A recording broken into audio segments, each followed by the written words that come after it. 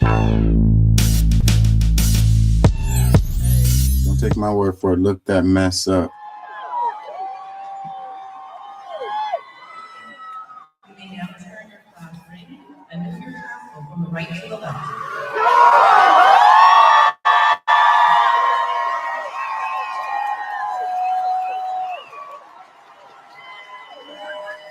Hey, how y'all doing out there? How y'all feel? Remember, an educated public cannot be controlled. Learn to be active.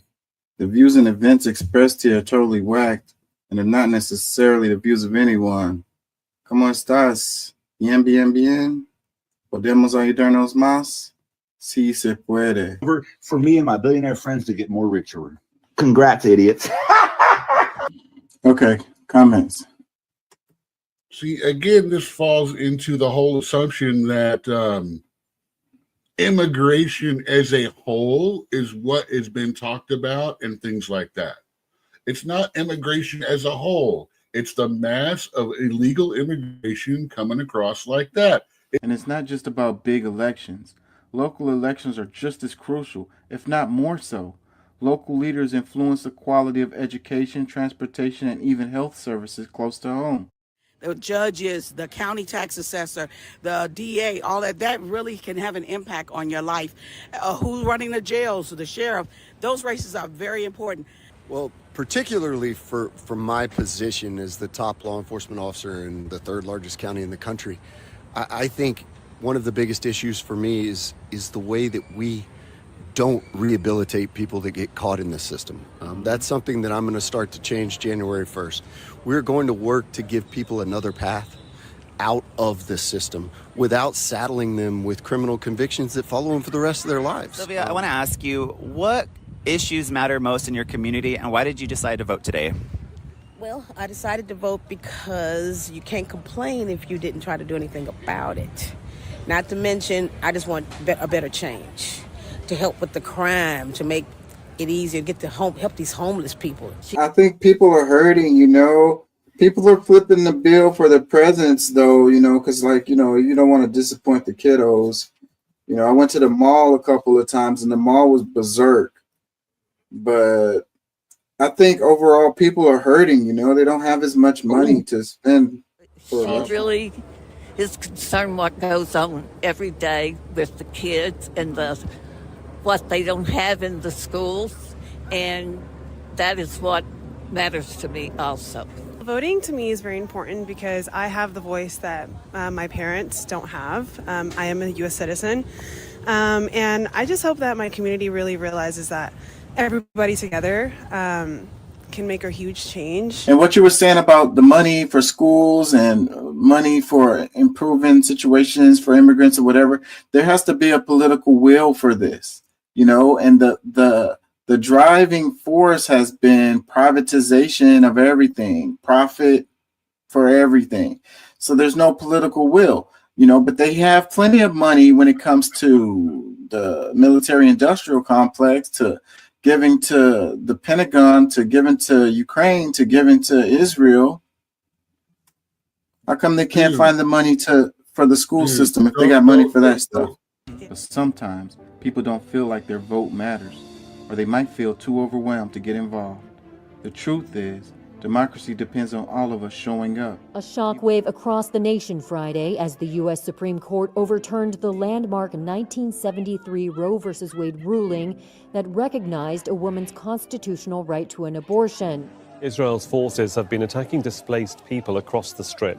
The Israeli strikes have killed more Palestinians and targeted several cities in central Gaza and in the besieged north.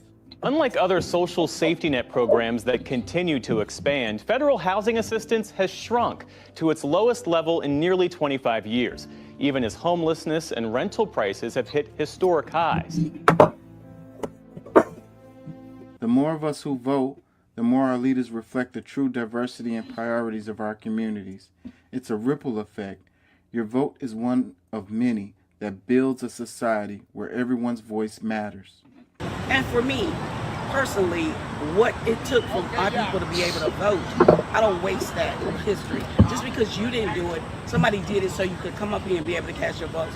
And I think you should take advantage of that. Students especially, never in the history of the United States has a president ever came out who said that he would forgive college debt, because I do believe it's a racket. I had it when I graduated. And I don't think people should be stuck with debt that will exceed any job they will make in the first 10 years that they come out. So you need to make sure you vote for somebody who absolutely cares about you.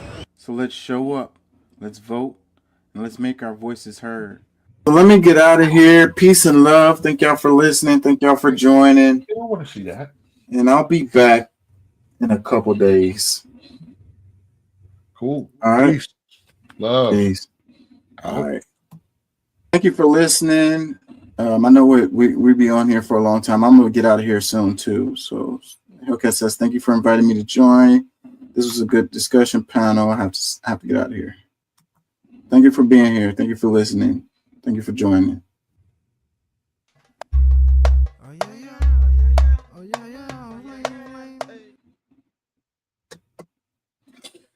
Hey, how y'all doing out there? Anybody out there, let me know how the sound is. I've been struggling with that since I took a little break and came back. It seems like my sound hasn't been right now. And I can't tell, so that sucks. But anyways, peace and love. How y'all feeling? Don't take my word for it. Look that mess up. You know, 2025, man, it's starting out pretty rough, huh? We got a lot going on in the world. Let me just kind of try to warm up. Hold on, let me think. I think I want to do some random scrolling just to warm up some.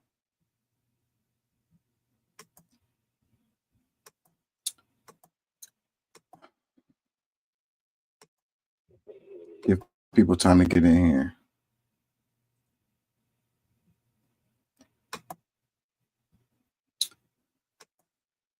Check this out. It says Harris County taxpayers have so far reimbursed $1.5 million worth of legal fees for local office officials who were investigated by former District Attorney Kim Og, but never charged with crimes. Seems like some wasteful spending right there. It says the latest payment, $493,000 in legal bills for former election administrator Cliff Tatum.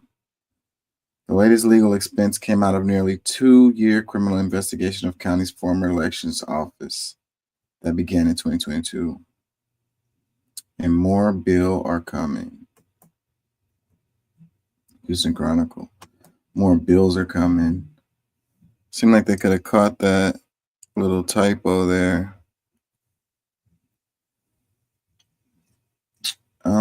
I'm a little out of it. I am not gonna lie to y'all.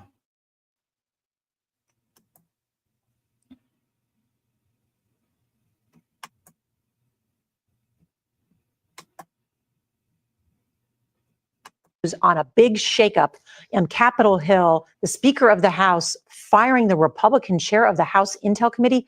Why? What does this mean?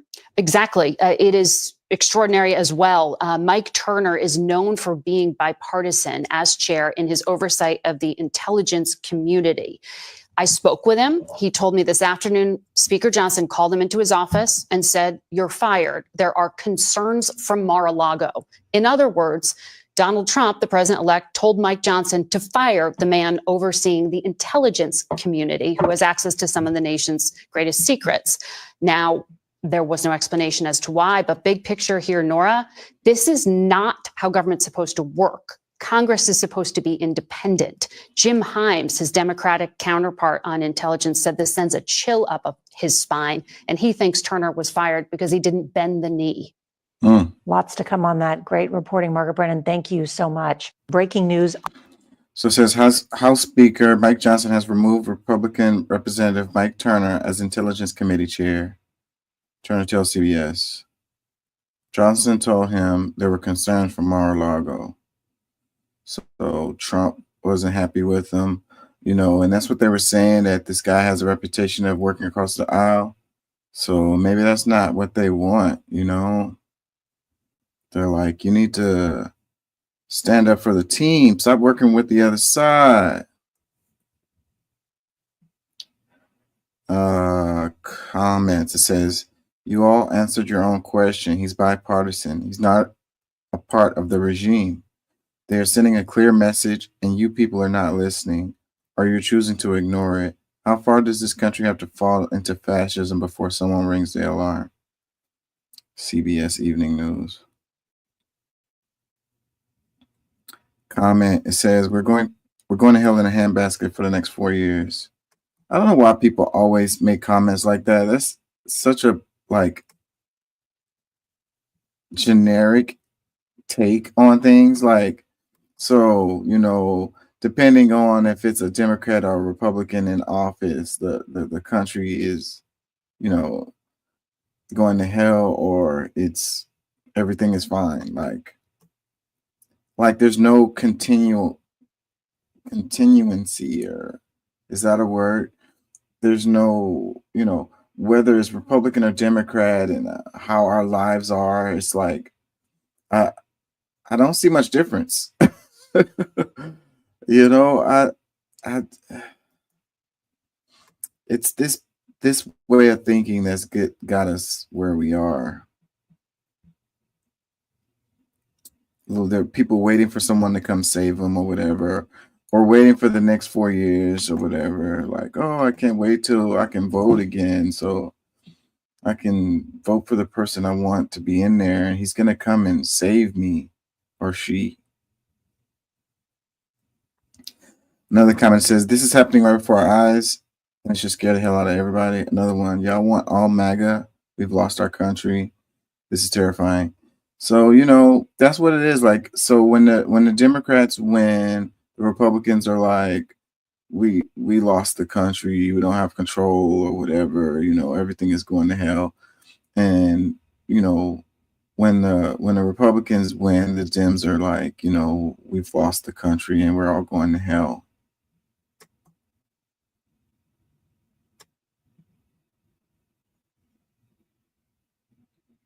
Is there a chance that both of them could be true at the same time? The ceasefire is to go into effect Sunday. In the meantime, the bombs will continue to fall and the massacres will continue to mount.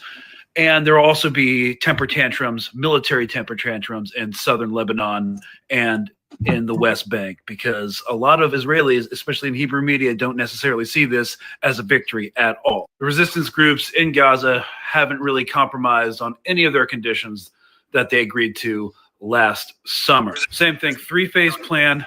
Is the ceasefire viable? Is it going to be violated? This is still a developing story, but one thing that's important to understand is that Trump most likely, overwhelmingly likely, facilitated this, and he's a quid pro quo deals guy. You give me a ceasefire in Gaza so I can seem like the anti-war candidate, which I am not, and that I can get stuff done before I can even get into office, and then I will give you West Bank. I will provide political cover for you to intensify colonization efforts in the West Bank. Because again, I did get $100 million in campaign donations from Miriam Adelson, the arch colonizer of West Bank. I think what matters most right now, obviously, is that the Gazans are going to get a break starting on Sunday. There are a lot of complicated things going on now in Gaza, not just with Gaza and the West Bank, but also with Lebanon, the presidential elections, and with the incoming Trump administration's Iran foreign policy. So check out our new Colonial Outcasts episode that just dropped right now. It's on YouTube, Spotify, Apple Podcasts, for a deep dive. Well, a shooting from the hip deep dive, because this is breaking news right now. Yeah, so, you know, you still got to give it to Donald Trump, you know, if he did pull that off. Breaking news right now. Oh, hold on. Yeah, so, you still got to give it to Trump, you know. I mean, quid pro quo or not, whatever he gave up, you know, he got the job done as far as getting a ceasefire. People are for a ceasefire for the longest time now. and it hasn't happened. And then you've got what, a day, 2 days, or whatever it is before Trump comes in there, and he's got the job done. He got the job done. You got to give him that. Whether whatever he gave up to get it done, he got it done. And that's what matters at the end of the day. So we got to give him some respect on that. So we got to give him some props on that.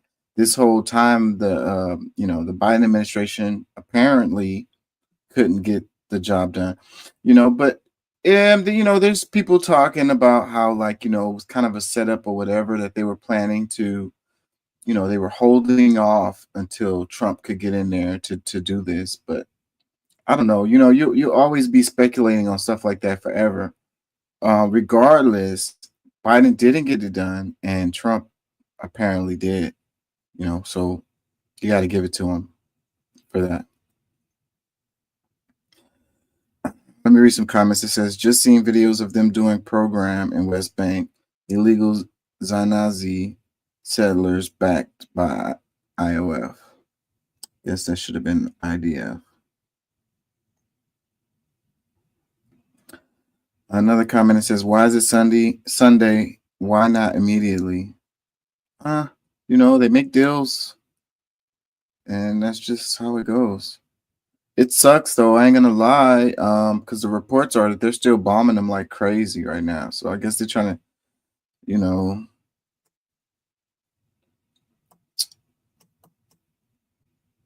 get as much bombing done as they can until the ceasefire happens. It's amazing, though, that it has happened. What was it? What was it? What was the pressures that needed to be applied to get the job done? That's one thing I wonder, and why couldn't Biden do it?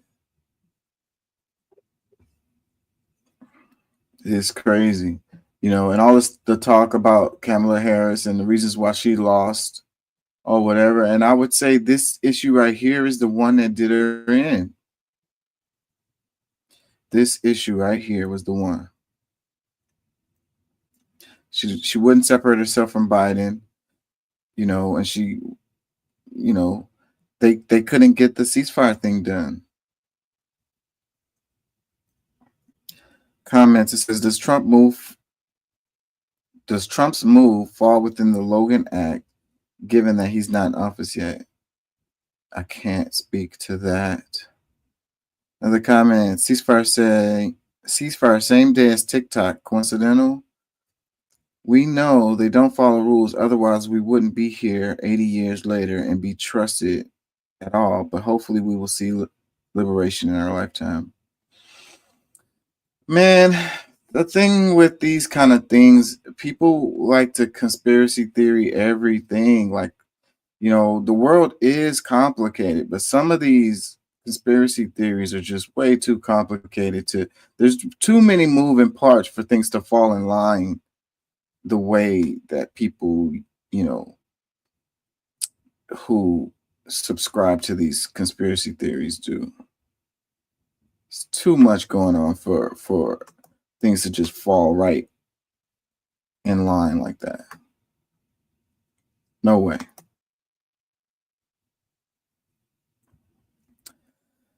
Comment, it says, Greg Stoker, you're a hero.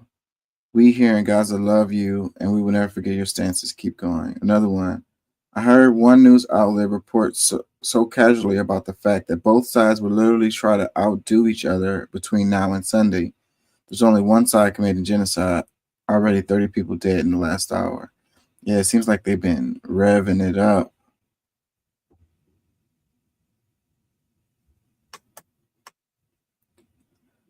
Another comment, it says, they've already unleashed more hell on Gaza. Level 3 buildings the past hour alone, 30 people dead. Try to get as much destruction out the way as possible until the ceasefire hits.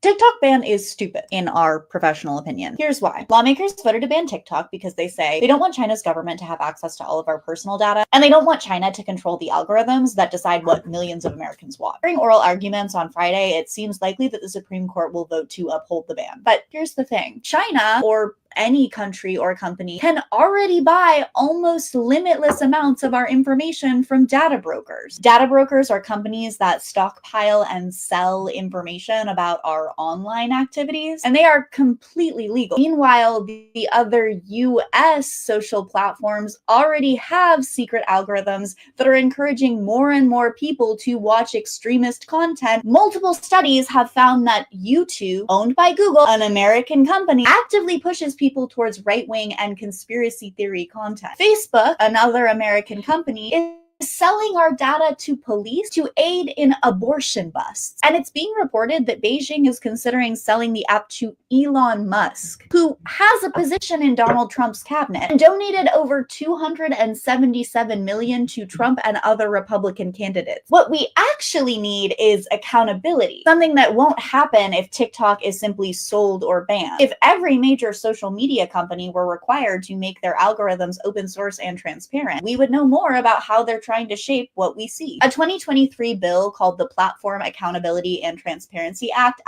the TikTok ban is stupid, in our profession.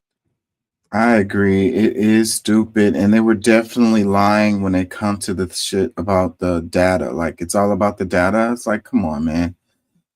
You know, that can't be true. They're getting the data all different kinds of ways, you know.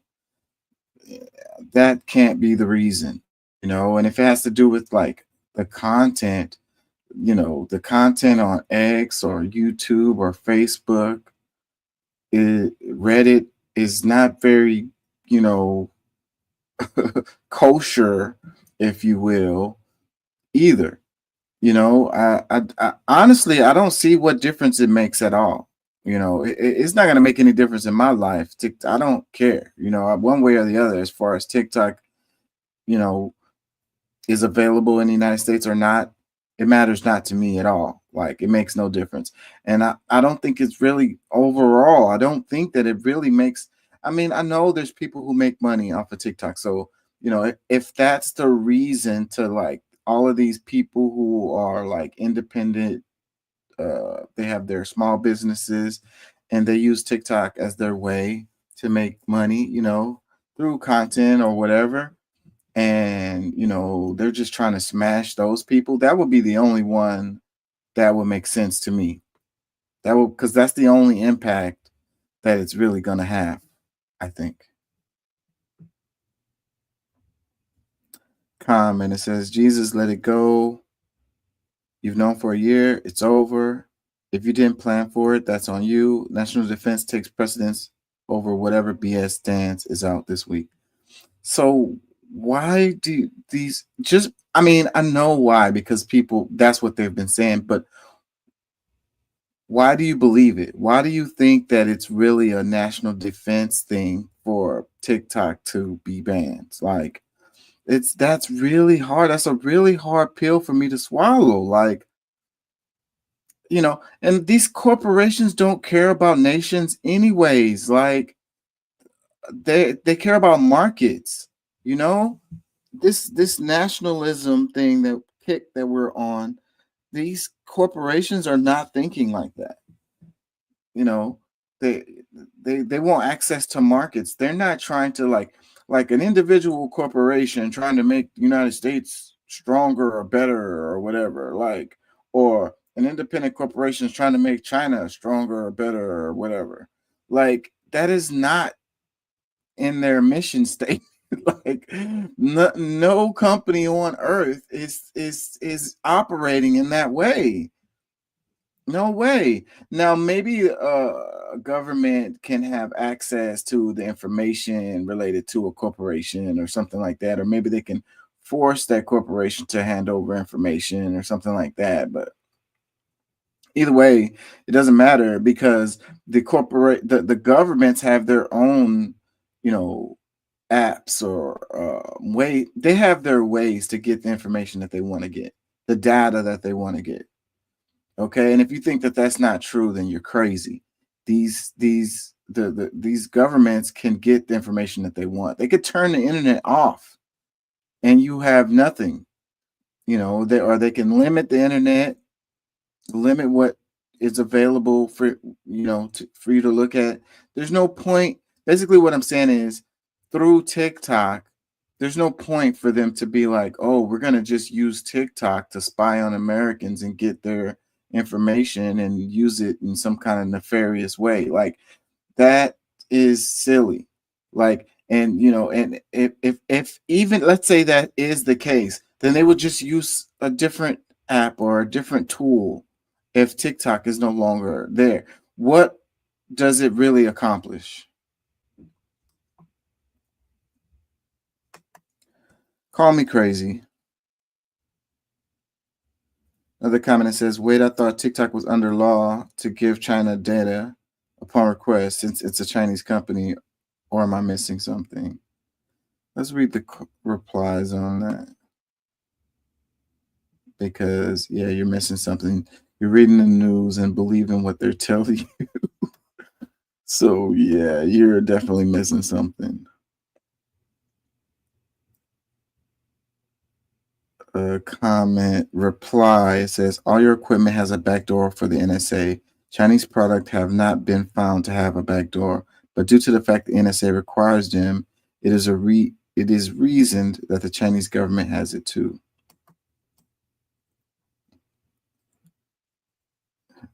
So, like it says, NSA has a backdoor, so that's them getting into it. They have it. Another comment that says, you want national security threat? How about Trump having 130 trademarks with China, making money every day, which is also a conflict of interest? Come time to set trade tariffs and sanctions. Another reply. It says, it's not because as this video addressed, Meta directly sells all our info to China. So if they won't ban Meta, this excuse about China's security threat is absolutely a false flag. Like, it's dumb. It's those things that they do all the time. They're always like, look over here, look at this thing right here. Like, like the magician, right? The magician, he's doing magic, but the magic is not real. It's an illusion. They pull the illusion off by getting you to look away from when they're doing the illusion thing, when they're doing the trick. They do something to draw your attention. They know your natural reactions. They know what grabs your eye. They know that, and it only takes a second. So, like, they only need a second of your distraction so they can pull off their little trick. And you're like, oh my God, I can't believe it. How did they do that? It's amazing. It's magic. Yeah. The magic trick is you are falling for the okie doke and believing what they telling you. How many times do they have to lie to you before you realize that they're lying to you? Like, what's crazy is in recent history is, how do you say it's, controversial. Recent history is considered controversial, and it's like, why the hell is recent history controversial? That's some crazy shit. And then it's like 10 years or 20 years down the line, you find out what the hell happened or whatever, usually too far after the fact to have to make a difference or hold anybody accountable for it or whatever. And it comes out that they were lying about whatever it was. And then I don't know, I guess it's people's short memory, short attention span or whatever. And then this time we're not lying. Yeah, we lied to you about this that time, but this time we're not lying to you, I swear.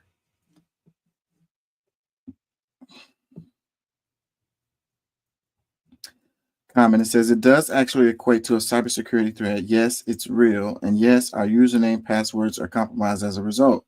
While it doesn't hurt you directly, does anyone in your family share an account that uses a shared password that could have led to a giant breach larger than you would expect? It's real, it has happened, and it's worse than you realize. So what are they going to do with your username and password? I don't know. What are they going to do with that? You use the same username and password combination to get into your bank or something. They're going to get into all of your social media accounts and post pictures and stuff. Like, what are they going to do with that, bro? What are they going to do with your username and password? Help me understand. Maybe it's something I'm not seeing, but help me understand.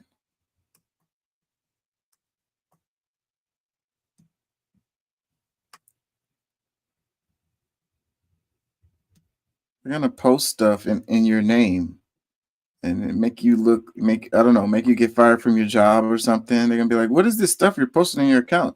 I didn't post that. Somebody must have hacked me, man. We need to get dark money. That's that hidden funding behind too many campaigns contributions. We need to get it out of our politics. We need to enact an 18-year term limit, time and term, for the strongest ethics and the strongest ethics reforms for our Supreme Court. He's like, we need to ban members of Congress. He's like, I messed that up. Wait, hold on. Let me clean that up a little bit. Time and term. we need to have time limits, time and term limits. From trading stock while they're in the Congress. We need to amend. Isn't he reading a teleprompter? Why is he struggling so hard with this? The Constitution to make clear that no president is immune from crimes that he or she commits while in office. We need to get dark money. We do need to get the dark money out of politics. So I agree with that part. Where is the clip? Let me see. I think I got that full clip. So it's like, no, I don't have it. I guess I was thinking I didn't really care to share it. Or maybe I do have it somewhere else, but I don't see it. Yeah, so it's Trump's Biden's farewell message or whatever. He's all like, I gotta tell the American people some really important stuff, Since I'm leaving out of here, I'm going to go ahead and lay it down for y'all. His little speech. Let me play this clip right here. Thank you. Folks, credit for this, Mr. President, you or Trump? Is that a joke? Oh, thank you. Is that a joke? No, it's not a joke. It's a straight up question. From what everybody's saying, it was what Trump did. And you're on your way out of here. You freaking couldn't get done the whole time you're out. You're telling me that these negotiations that you've been having this whole 4 years, you finally was able to pull it off your last day in office. Thank you. Folks, credit for this, Mr. President, you or Trump? Is that a joke? The way he turns around and smiles, it's like one of those commercials or something, or the end of one of the sitcoms or something like that, like, hey. Look at Kamala's face. She turned around like, what? What you gonna do, Biden? What you gonna say about that? Like, you questioning him? She gave him the evil eye. Evil eye. Look at Blinken. He had the same kind of look too. Him and Kamala, they both had the same kind of look. Like, why did they turn back around? He didn't have to answer. He could have just kept on walking. He turns around with the half smile, the sitcom ending. But Kamala and Blinken, they both have kind of somber looks in their face, like, ooh, ee. He's like, hey. They're like, Thank you. Folks, credit for this, Mr. President, you or Trump? Is that a joke? Oh, thank you. Thank you. Is that a joke? That's the best you could come up. That's the best reply. That's the best thing you could do. Is that a joke? Oh, and walk off. The old man walk off. I don't know, man. A lot of this stuff is pretty entertaining to me. That's the reason why I be following a lot of this stuff. It's entertaining to me. It's it's a show. And I think if we look at it in that way, I think that you could get through your life a lot better. You could sleep a lot better. I mean, it's even though it's real stuff happening, that really affects people's lives, it's pretty damn serious, but at the same time, knowing that a lot of these people, they don't really have that much power, I mean, they do have power, but it's not like what we think it is. Like what's going on, what's happening is not what we think it is. It's systems. And that's what I say over and over again. People manage systems go. So if you want to fix things, then you fix the systems. The people that are in place don't make much difference unless they're managing the systems, unless they're changing the systems. Systems manage people. Do I want to play this Andrew Tate clip? It's pretty funny too.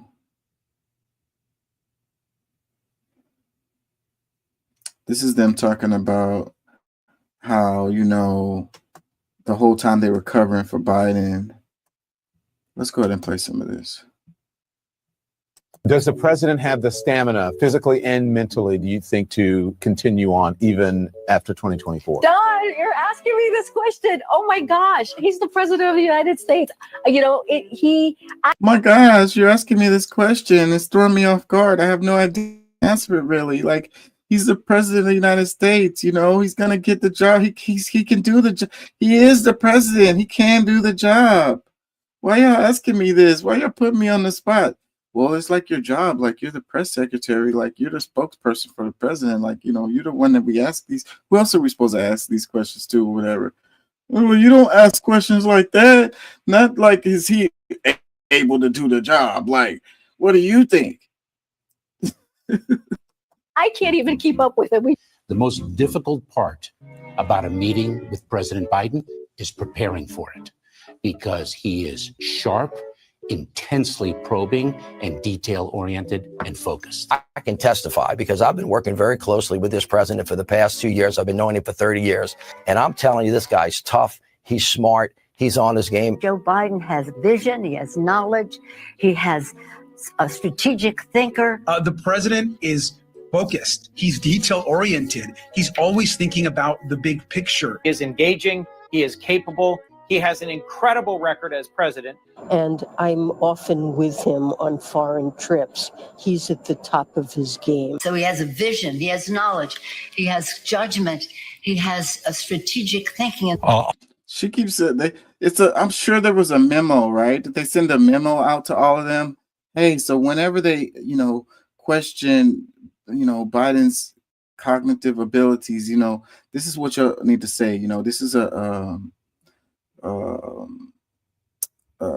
Democratic wide email.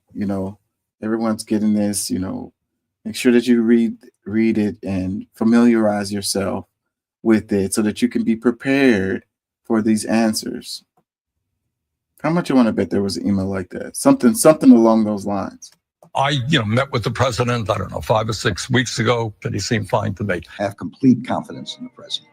I have watched him expertly guide meetings of staff and cabinet members. I could not have more confidence in the president. I would just tell you that I meet frequently with the president, and every single time I meet with him, he is just fine. But he is. He is. He's just fine. Yeah. Yeah. Again, knowledgeable, wise, incredibly knowledgeable, wise. He has, judgment. What this tells me, though, seriously, this tells me that the presidents aren't really running the show, bro. Like, there's no way. There is no way, And I understand. I mean, you're theoretically, you put people around you who can, take care of business or whatever. Like, the people who are specialists, the people that know things, and you defer to them. So like theoretically that's it. But at the end of the day, the president is supposed to have the last say in the last word and be like, well, we're gonna go with this, so or whatever, you know. But you can't tell me, you know, that this country is really ran by the president when the president is not even all there. And this ain't the first time. This isn't the first president that we've had that was in office and not all there. You know what I mean? So how does things work when the person that's in charge is not all there? Sharp, incredibly probing, incredible command of the details. He is sharp. He is on top of things. There is nothing to these challenges, these suggestions that somehow he's not sharp and he's not capable. We see Joe Biden up close. We know how attuned he is to the issue. And you're going to see how smart he is and the experience he has. I say his age is an asset. Aha! He's wise. Yes, he's wise. He has wisdom. He has experience. And his experience, because of his age and his wisdom, has been invaluable to this country. A lot of countries, people who've been in office a longer period of time are praised for their wisdom. I have seen a lot of 72-year-olds not as capable as this 80-year-old. It is hard for us to keep up with this president. His mental acuity is great. It's fine. It's as good as it's been over the years. He's fine. All this right-wing propaganda that his mental acuity has declined is wrong. And this kind of sense that he's not ready for this job is just a bucket of BS that's so deep, your boots will get stuck in. Yeah. Well, how'd that work out for them? You know, and it's some of those same people from those videos were the ones that completely turned on him, you know, and sold him out to dry, you know. It's crazy, man. Our politics is crazy in the United States. It's crazy. He should have never ran in the first place. Like, and I don't think that he ever really wanted to be president. You know, maybe earlier in his career, but for this time, I don't think that he really wanted it. I think they kind of pushed him in there. They was trying to make sure Bernie Sanders didn't get in there, and they was pulling out all the stops, and they put him in there, you know. The Democrats have a tendency to, you know, put up the worst candidates, you know. He was not a good candidate. Was not a good choice from the beginning. Terrible choice. It is what it is, man. Julian Assange, every war in the past 50 years is a result of media lies. So the video we just played was of people lying through their teeth. And, you know, at the end of the day, you can't really blame them, right? As far as, you know, they were doing their job, basically, you know. They were trying to mitigate damage or whatever, you know. And whatever, you know, they are asked to do, it's their job to do it because that's what they do. They're politicians, you know, their job is to, you know, get certain messages out to the people, you know, sometimes their job is to be the face of the problem or whatever, the scapegoat or whatever. Like, you know, it's a tough job at the end of the day, but you got to be okay with, you know, having like no spine, you know, having no integrity and all of that. The people that do have integrity and character and care about the truth or whatever aren't going to survive under those type of situations.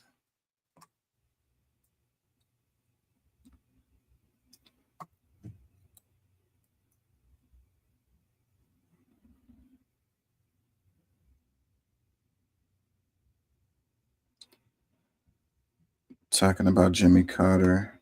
So Jimmy Carter has passed away, and they had the funeral recently, and all of the past presidents were there. I don't know if I really want to go into that.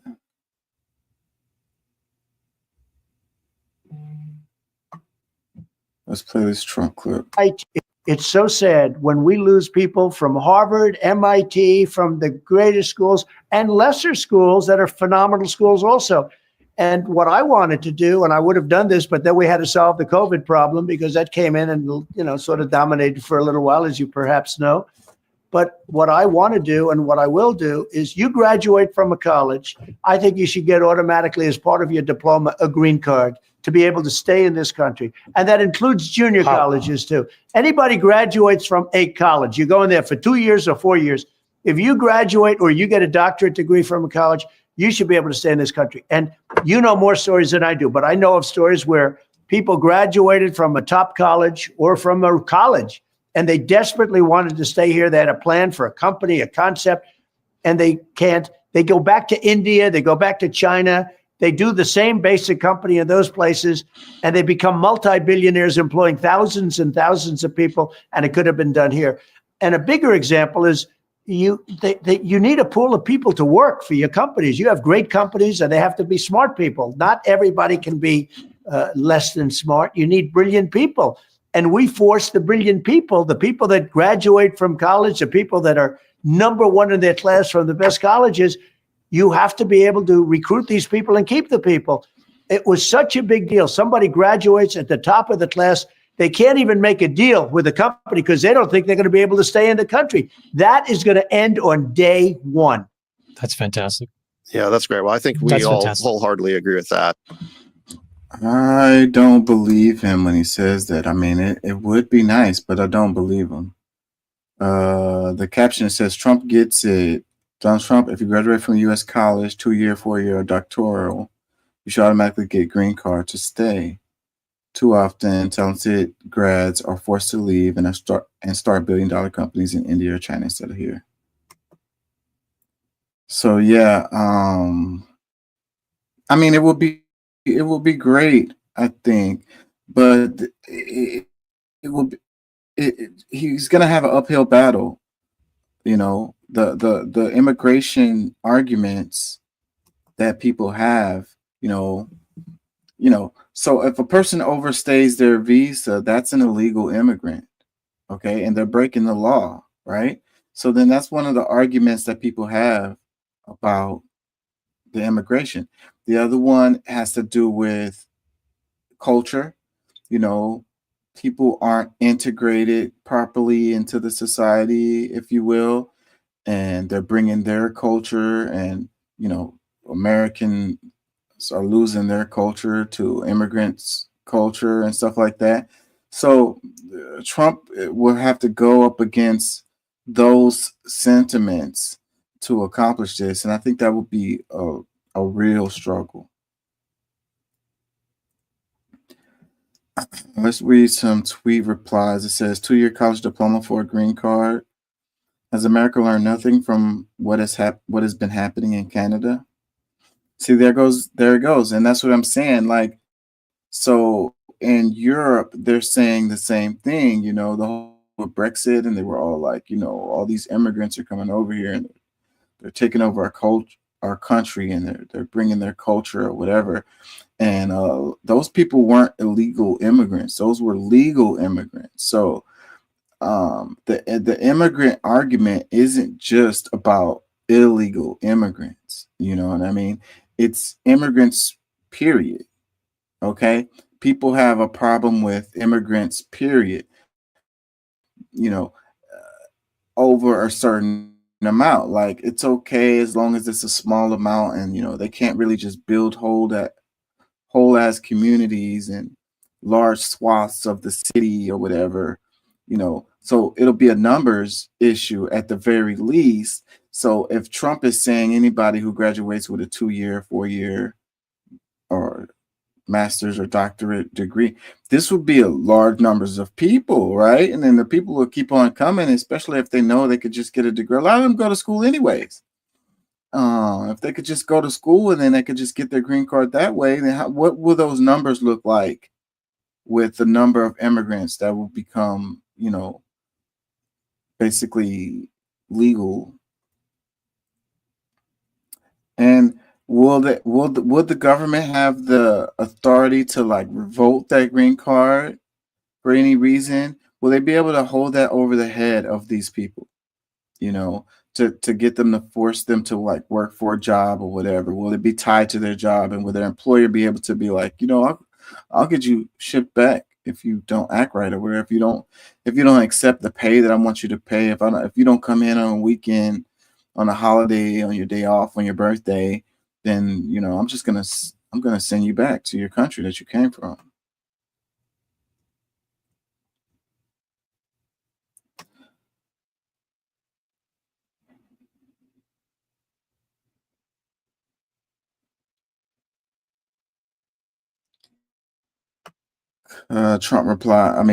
Tweet reply says, you know what will happen if these policies follow their natural progression? From my direct experience, applying for universities abroad from India, drum roll, the universities line up for you because they are getting higher tuition from foreign students than from the local population. There's a foreign education prep industry in India motivated by immense profits, not a bad thing, but see what happens down the line, which is an expert in getting mediocre but rich Indian kids in foreign universities. These prep companies write shining SOPs for these aspiring students, conjure field specific and volunteer community experience for the students, experiences which the students actually don't have, often by making them do nominal things and then presenting those nominal things as exemplary achievements with evidential certificates. Because of the sheer volume of population in India, the number of these students can be very high. And if you bring green card into the equation, all hell will break loose in India to get admission to 2, 4, or doctorate degrees in the U.S. And consequently, what the U.S. will get mostly will be mediocre caliber foreign students who will be qualified for a green card.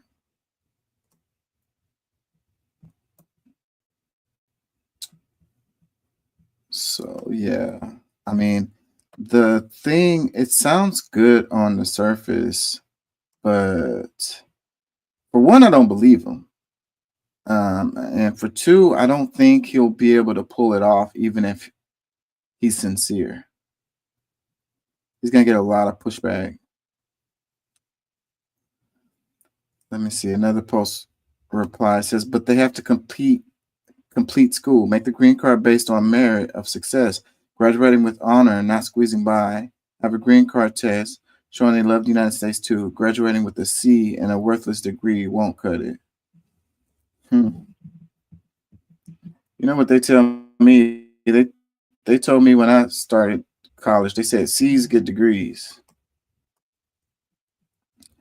Another text reply says, there will be hordes who will qualify after graduating with honor and yet have no real ingenuity. Ask Elon or Bill Gates, who did not rely on graduation degrees. I don't really get what that person is saying.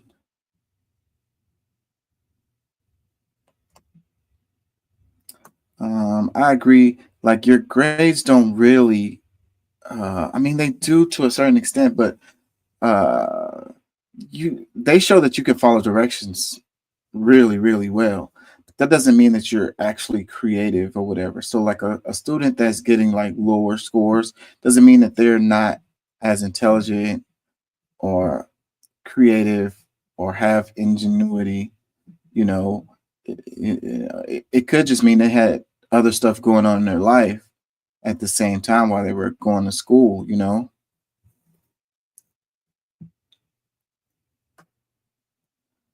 The world is more nuanced and complicated than just that, going by like a score and having that determine whether a person is, you know, has intelligence or whatever.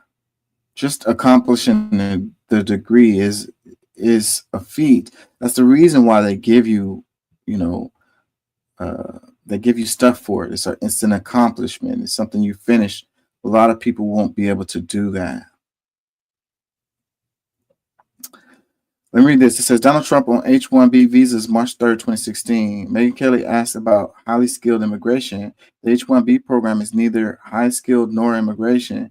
These are temporary foreign workers imported from abroad for explicit purposes of substituting for American workers at lower pay. I remain totally committed to eliminating rampant, widespread H-1B abuse and ending outrageous practices such as those that occurred in Disney and Florida when Americans were forced to train their foreign replacements. It will end forever the use of H-1B as a cheap labor program and institute an absolute requirement to hire American workers first for every visa and immigration program, no exceptions. So yeah, I believe that's 100% true. The thing about them, it's a way to exploit these people. Like the whole immigration argument overall is related to exploiting people's labor. Okay, so if they don't have legal status, then you can screw over them and they have no recourse, right? You can just call ICE. You can let them work the whole season. At the end of the season, they're trying to get paid, and you can just call ICE and get them deported. What are they going to do? You got that labor out of them. You know, the person came over on the H-1B visa to work for your company, and you're like, okay, you know, we pay other people this amount, but we're going to pay you this amount, which is substantially less than them. Because you're over here with an H-1B visa and it's tied to this job, and you know, if you don't want to take this money, then go screw yourself and go back to the country that you came from. You know, this type of thing, it has a downward pressure on wages for everyone. Okay, so that's the reason why workers should have solidarity with each other, regardless of, you know, their country's origin or whatever. Because if you can have an upward pressure on the wages of these immigrants, or you can get their status to the point where they have like they have some sort of autonomy or whatever, then the wages of American workers, United States workers will also rise. So, you know, keeping us divided, keeping us pointing fingers, you know, is how they are able to, that's how these people get these big bonuses. Okay, that's how they get their big salaries. That's how they're able to give their shareholders, you know, a dividend this quarter. You know, is stuff like this, and it goes across the board, and it's through all industries, small corporations to large ones.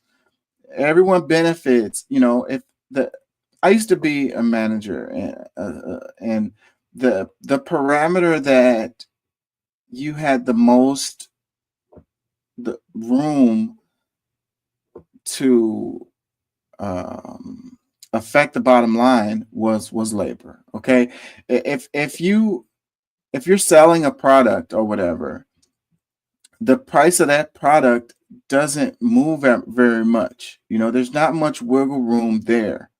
You know, I mean, you can increase prices, but there's not much room there either, because you're going to lose your clientele if you increase those prices too much.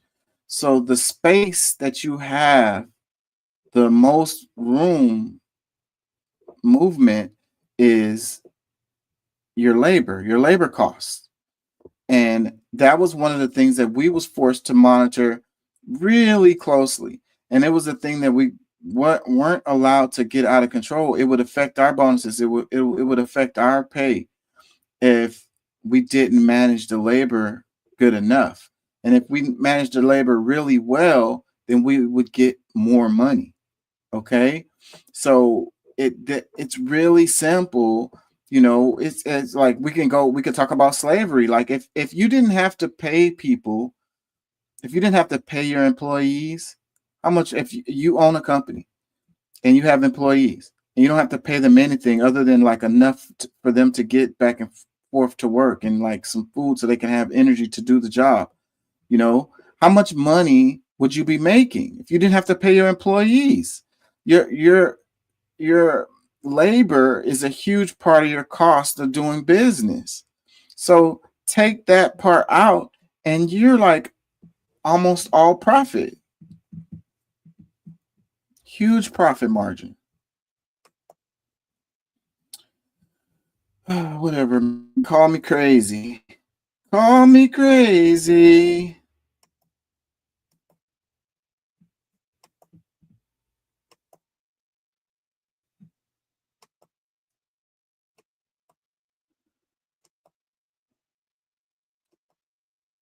Sort of generalized skepticism, generalized scrutiny over rich people, that they don't have the best interests at heart of the common folk? Yeah, no, it's a hyper-specific, evidence-based conclusion that the global economic system is deliberately structured in a way that funnels the wealth, power, and resources into the hands of a small group of people who then use that wealth and those resources to further centralize their power at the expense of death, war, starvation, disease, bigotry, and general human misery. So non-generalized, right? Specifically, people are angry that our system is structured in a way that promotes the interest of predators who profit from suffering. Look, I'll be clear. I don't care if billionaires have my best interest at heart. They're people. I'm a person. We don't know each other. They don't owe me any kind of special consideration. The point is, I shouldn't have to care. Human civilization should not be structured in a way where the vast majority of people have to rely on the mercy of blatant sociopaths to avoid suffering.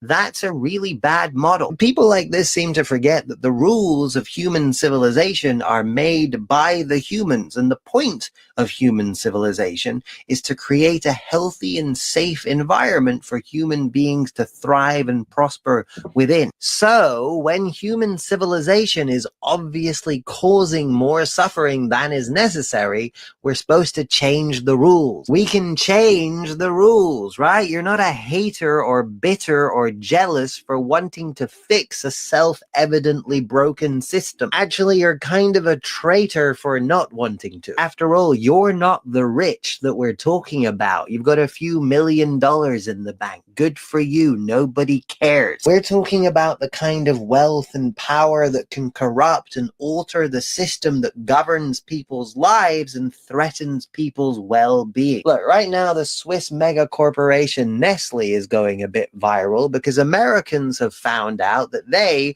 are lobbying the American government, so essentially bribing American politicians to prevent American mothers from receiving access to maternity leave. Because one of the many things that Nestle sells is baby formula, which means preventing American mothers from having the freedom to properly care for their infant children is profitable for the Nestle Corporation. Think about that for a sec. With all the fuss American politicians make about election fraud and voter fraud and foreign interests affecting their politics, this is a foreign financial interest paying American politicians to change the laws in a way that's harmful to American citizens and profitable for the foreign financial interest. This is what people mean when they say the rich, right? Not you. Calm down.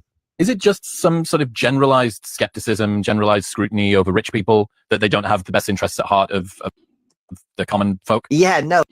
Yeah, so why would we assume that the billionaires do have our best interests at heart? You know, the billionaires, they're individuals. I mean, maybe some of them do, you know, absolutely some of them don't. You know, they're individuals. They're not a monolith, right?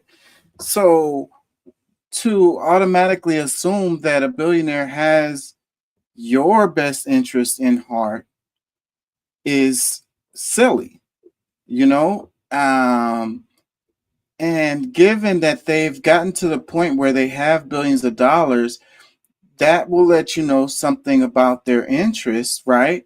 I mean, you can't blame people for wanting to protect their own interests. You know, they want to make money, you know, so they find ways to make money, and that's fine. But assuming that them making money is going to align with your best interests is is a crazy thing. It's more likely that it would go against your best interest. You know, I mean, like there's 10 cookies and there's 2 people, and you know, in a perfect world, you know, one person would get 5 cookies and the other one would get the other 5, right? But if, you know, one person has interest in, you know, maybe they feel like they're hungrier, maybe they weigh a little bit more or whatever, or it's been a while since they ate, or, you know, they have a sugar addiction or whatever, and they feel like they want to have the eight of the cookies and leave 2 for the other person, you know? I mean, their interests are their interests, and that's fine. Each person can have their interests, but if their interests are going to affect my results, then we are at odds with each other. Okay? And that is more likely to be the case in these situations than the billionaire, the person who has 8 cookies, and then he's like, you know, I see you only have 2 cookies over there. I'm gonna give you 3 of mine, and so then we can both have 5 cookies. Does that sound good to you? Yeah, that sounds great. Thank you so much. Good looking out, man. Like, is that a realistic scenario? Maybe there are some billionaires out there who would do that. But just the fact that they're billionaires would tell you that it's highly unlikely, because if they were with that mindset, then they wouldn't have become billionaires in the first place. Let's read some comments. It says, bureaucratic structures is inherent to government, institutions, and corporations because bureaucracy is central to avoid accountability for atrocity. So yeah, all the red tape, that makes me think about immigration. And if you really want to improve the situation related to immigration, then you improve and streamline the process of immigration. Okay. And this is a part of the conversation that is never talked about. Like all of the problems related to going through the process of, you know, becoming a citizen. We're not talking about that. You know, we talk about the illegal immigrants, the ones who crossed over the border and they superseded the process. Okay, well, let's talk about the process. And then why is it so convoluted and full of red tape? You know, is there a reason why it's that way? You know, when you deal with the government, you deal with the DMV or whatever department of the government for you to get your driver's license or your passport or any kind of official documents that you have to get, you know, and then you have all of these problems and red tape and time that it takes. And like in Harris County and Houston, we only have a couple of those locations where you can do certain things. And it's the population here is like, I don't know how many people here. It's like 1 million people here. If you ask me, it's a lot of people here. And why do they only have a couple of locations? So whenever you go there, then you're going to have to wait in long ass lines, and you get my drift. What I'm saying is, what this comment is saying, you know, the bureaucracy is a way to avoid accountability. You know, so it's a way to hold up the line, you know. It's the middleman. It's like the insurance companies where you have to go through the insurance company to get your care from your doctor. Like, why is there that extra step there? Where did that come from? Another comment, it says, I'll never understand non-billionaires taking it personal. That part is really weird to me too. Like how people are like, oh, they have to make money. They have to make profits. I mean, you know, you want to take money out of my pocket. You want to force them to have to pay their employees a fair wage and all of this. Like, you know, like, why are you defending them, bro? Like, I can understand them defending them. Why are you defending them, bro? Like, you're not in the same tax bracket with them. Like, they don't care about you. They don't know who you are. They're gonna screw over your wages too. Why are you freaking trying to defend them? Like, come on, man. Recognize who's on what side, bruh. Another comment that says, this is due to the banking system. Free market is a good thing when it's not corrupted by government. Well, I mean, in theory, free market would be good, but we don't have a free market. And I don't know when we ever had one. You know, if you let things fall the way they should, then we shouldn't have a Chase Bank. It should have went out of business in 2008. Right? If it's a free market, if they screwed up, they lost all their money. They placed bets on speculations that was wrong. They took on all this really bad debt and it fell through the bottom. Then they should go out of business. Right? That's a free market. And then the banks that actually did a good job, who kept good investments on their books, who took care of their customers, who didn't make wild speculative investments, you know, experimental as like high risk, you know, movements, then those banks should be the big banks now or whatever. They should be the ones who's running the show, the ones who did the right thing. But that's not what we have. And that, you know, the banking sector is not the only one that you can look at in that way. You know, they step in all the time. It's not a free market. It's not a free market.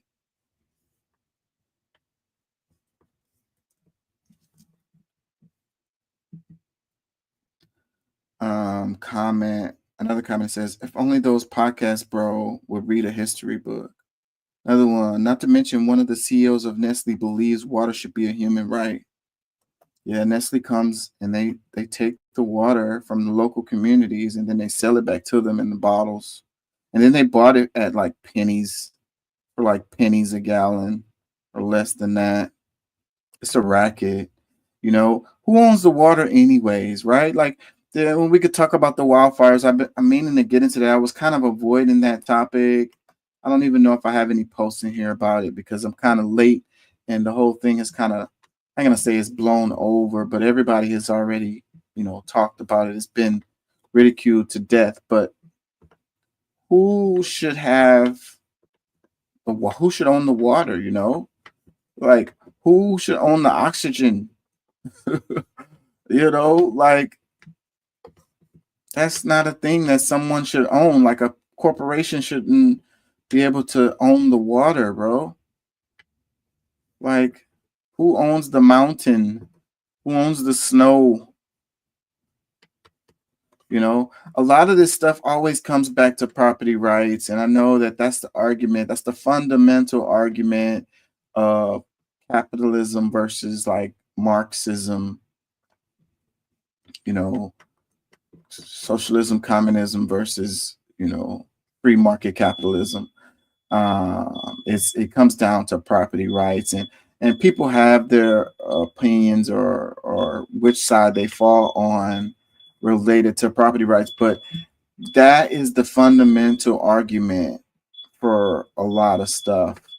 And we should be having that argument instead of putting all this other stuff in the way of it and pretending that we're talking about something else when really we're talking about property rights. You know, the billionaires, they understand this argument related to property rights, and they're going to defend that to no end, you know, and you can't blame them for that. That's in their best interest to do that. You know, people that don't have a lot of property, I don't understand their arguments for it. I mean, again, it's kind of the same thing that we were saying earlier, but another comment, it says, these wannabes forgot $5 million is a lot closer to 100K than 1 billion. So they defend billionaires instead of the working class. Yeah, man. Most of us are closer to these homeless people, and that's I was thinking about the fires and all the actors, the wealthy people, you know, and I feel bad for these people who have lost everything, but I wonder if they can sympathize with the homeless people in LA and in California, you know, that they deal with that every day of their life of like, you know, not having anything and the little that they have, that being taken away and thrown in the trash, stolen, looted, you know. I just think that we should have some compassion for each other. You know, if you're so individualistic that you want somebody to sympathize with your pain for losing your $1 million home or whatever, but at the same time you don't see these homeless people out here who don't have anything, you know, they're struggling. You know, I didn't see any videos about sympathy for the homeless people during these fires. I'm sure that the homeless people were impacted also, you know, and you can't compare as far as saying, oh, well, they had millions of dollars that they lost and the other person had like a tent and they lost their tent. And you're like, well, you know, they lost $1 million. They only lost a tent. Well, it was everything they had, right? The other person lost everything they had and this person lost everything they had. So,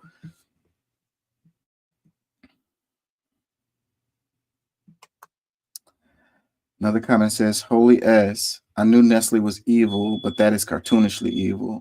Yeah, talking about, you know, forcing the women back to work so that they can't breastfeed their kids, so that they'll have to pay for formula, so that it, you know, affects their bottom line in a positive way. That's pretty damn hardcore intense right there. Somebody was sitting around in a board meeting and was talking about that stuff and made that decision.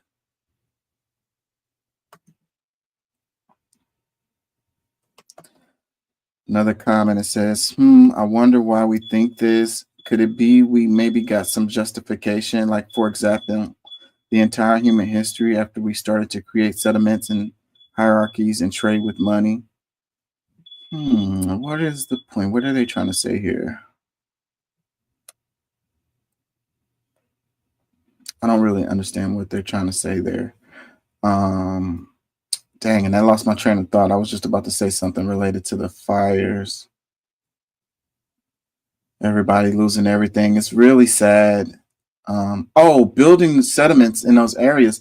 So like historically, you know, there's certain areas of California that historically, you know, have wildfires. And if there was nobody there, they would still have these fires. So trying to point fingers on, like, you know, who sparked the fire or whatever, I mean, it was inevitable to happen. You know, I saw a story about, they were talking about Siberia and a wildfire erupted there and burned like, I don't know how many, you know, acres of land, like huge area. And nobody was there, so it doesn't make a story. Nobody really lost any property or whatever. But it made me think about, you know, some of these areas in California, you know, that probably shouldn't be neighborhoods there. You know, if you build your $1 million house in an area that's prone to wildfires, and then you're surprised when your house burns down, and then you built your house made of combustible materials when it didn't have to be built out of these combustible materials. I mean, how many things can you do wrong? We don't, you know, humans, we think that we're so superior, that we're so great, like, you know, we can defy nature. Like, that's not how things work. And we get a reminder of that from time to time, and then we forget again. But, you know, some of those neighborhoods, they, you know, they really just shouldn't exist. They shouldn't have houses out there, period. It's going to continue to be a problem. It's always been fires there. You know, trying to talk about mismanagement of funds and talk about the DEI and talking about who started the fires. All of that is kind of beside the point. It really is. You know, build the houses somewhere else, man. The weather is beautiful, so I get it. You know, you want to live in an area that has beautiful weather all year round. It's wonderful, like 68 degrees all year. And so, but something comes along with that. And what is it? Is it you get earthquakes and you get wildfires. I mean, you have to pay the piper, bro.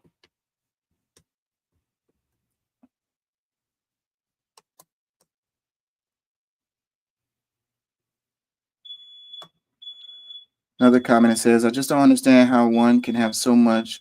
I still want more. If I had a couple $1 million in the bank, I'd be giving money away left and right, and probably more than I should. It just doesn't make sense to me. After reaching a certain amount of money, there's no value in it anymore. Yeah, once you reach a certain level, I mean, how does your life, what is the difference between your life between $1 billion and $2 billion? What's the difference in your life between $1 billion and $10 billion? You know? What's the real difference? And how much is enough? How much is enough for you to live a good life? You know, once it gets to the point where you have more money than you could possibly spend in your lifetime, your grandkids couldn't spend all of this money. You know, so, you know, what are you doing? What is the point? Like, what is going on? But meanwhile, as a result of your activities, you're like destroying the planet. You're making countless people suffer, so that you can have more money than you could ever that your grandkids could ever spend. I don't get it. It's really kind of crazy. It's really kind of crazy. It's like hoarding money. It's really kind of insane. Like it's utterly pointless. But our society, you know, we put these people on a pedestal because they hoard money. They're so much better than you. He's so much successful than you, you know? He flies private jets every day. Like, he has like 4 houses and a ranch and a farm.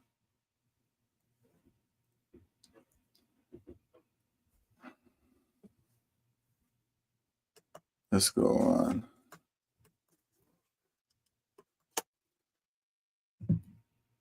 Perhaps the sobering aspect of the ceasefire deal agreed between Israel and Hamas comes in the opening paragraph. It says the parties and the mediators' objective is to achieve a final consensus to implement the May 27, 2024 agreement. It means 8 months ago, the same agreement was on the table, but back then, the Israelis particularly didn't want to sign it. What's changed now, it seems, is increased pressure, the Qataris say, that's come over the last couple of months. Worth pointing out a couple of aspects of the deal to show how challenging it's going to be to make it stick, particularly with regards to the Philadelphia corridor. That's on the border between Rafah and Egypt. It says that Israeli forces will gradually reduce their presence there, and there'll be a complete withdrawal no later than day 50 after the last captive was released by day 42. That's an indication of how important oversight is going to be and why it is so important that American oversight particularly was guaranteed. Qatar and Egypt, yes, are mediators, but it's the Americans and their renewed commitment with this incoming Trump administration that they will make sure Israel particularly sticks to its side of the bargain. Perhaps the most... Yeah, I hope this ceasefire deal sticks, and I hope that, you know, the tensions kind of cool down in that region. You know, I think that as we move into this global world, you know, these kinds of conflicts, you know, don't benefit anybody, you know. Everybody wants to make money. Everybody wants to have stable communities, stable governments, stable countries, so they can trade, you know, so they can take airplanes, so they can visit other parts of the world, so they can order stuff online, get their Amazon packages, you know. That's what people want. And conflicts like this get in the way of it. You know, it doesn't see the power of the military industrial complex. So this is where you have issues that some sectors, you know, bump heads with other sectors because, like, for the military industrial complex, they make money off of these conflicts. So these conflicts are good for business for them, but it's bad for business for, say, like the agricultural industry, or, you know, or the hospitality sector, you know. So these different factions have they have their lobbyists or whatever, they have their representatives or whatever lobbying for their interests. You have the IMF and you have the World Bank and all of this. But see, what people want to understand, like for example, the United States doesn't really manufacture much, you know, other than stuff that's related to the military industrial complex, you know. So if you have your economy, your GDP tied up in getting profits from conflicts, then it behooves you to keep these conflicts going. But as we move forward in this global economy, you know, and then they start realizing there's large money in other places, you know, like the tech sector, like the data sector, if you will, certain other ways to make large amounts of money, and you have economies moving in that direction. You know, the pressure comes from these corporations. So that's again, you know, like these politicians aren't running the show. It's really these corporations, and they're looking out for their interests. So I think that is what's having an impact on these conflicts. These corporations are like, you know, man, we just want to make money, bro. We don't want the Houthis to be sinking our ships. You know, we want our ships to go through. If we got to pay to get our ships through, that's fine. We're okay with that. We want the stability. We want to be able to be, you know, sure that we can tell our shareholders and our customers that we're going to be able to, you know, get their products to them on time. We're going to meet next quarter's expectations or whatever. We don't like this uncertainty. It's not good for business. Stability is good for business. So, and then when you have the rise of the BRICS, and these people are going around the dollar, and, you know, going around U.S. sanctions, you know, going around the influence of, quote unquote, the West, you know, and these corporations can see the future, and they can see, you know, stability on that side, and they'll jump ship. And that's what I'm saying. Like, people got to understand that these corporations are not nationalistic. They do not care about the United States. Shit, they don't care about the UK. They don't care about China. They don't care about Russia. They don't care about the EU. They don't care about the Congo, Nigeria, South Africa. They care about their interests, you know. They care about their markets. They care about making money. They care about next quarter, you know. And if jumping ship, as we can see what has happened in this neoliberal last 40 years, and the outsourcing of the jobs to overseas, and, you know, you had that whole Made in America campaign that happened, and, you know, it had a certain amount of impact or whatever, but then they trick you, and you find out that it was assembled in America, you know, but all of the parts was made somewhere else. So, you know, and we rely on these global supply chains more and more and more. Everything is really, really complex, and it relies on all of these moving parts. So, you know, the idea of this nationalism is really, you know, it's becoming old school. It's becoming archaic, you know. And, you know, on the other side of that, people's class solidarity or people's like struggles with oppression or struggles with colonialism, people are becoming more and more aware that that is not nationalistic either.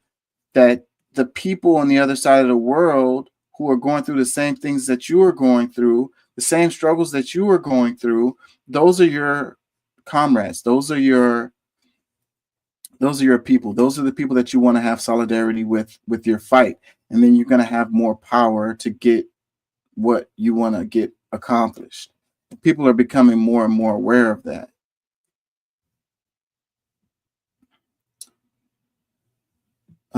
Comments, it says, so the agreement could have been made 8 months ago. Yeah, but certain people didn't want to agree. And apparently Biden wasn't willing to apply the proper pressure. And apparently Trump was. 8 months ago, they didn't know if Trump was going to be the president or not. The Democrats could have won and things could have went in a different direction. But now they know Trump is coming in, and Trump is like, hey, I don't want these problems.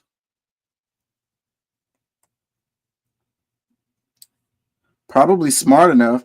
The advisors probably smart enough to know that, even the Republicans would, the Gaza thing, it wouldn't look, it's not going to look good. You know what I mean? Whoever is the president at the time that, they're basically funding a genocide, it's not going to look good for them historically. It's not going to look good for them politically.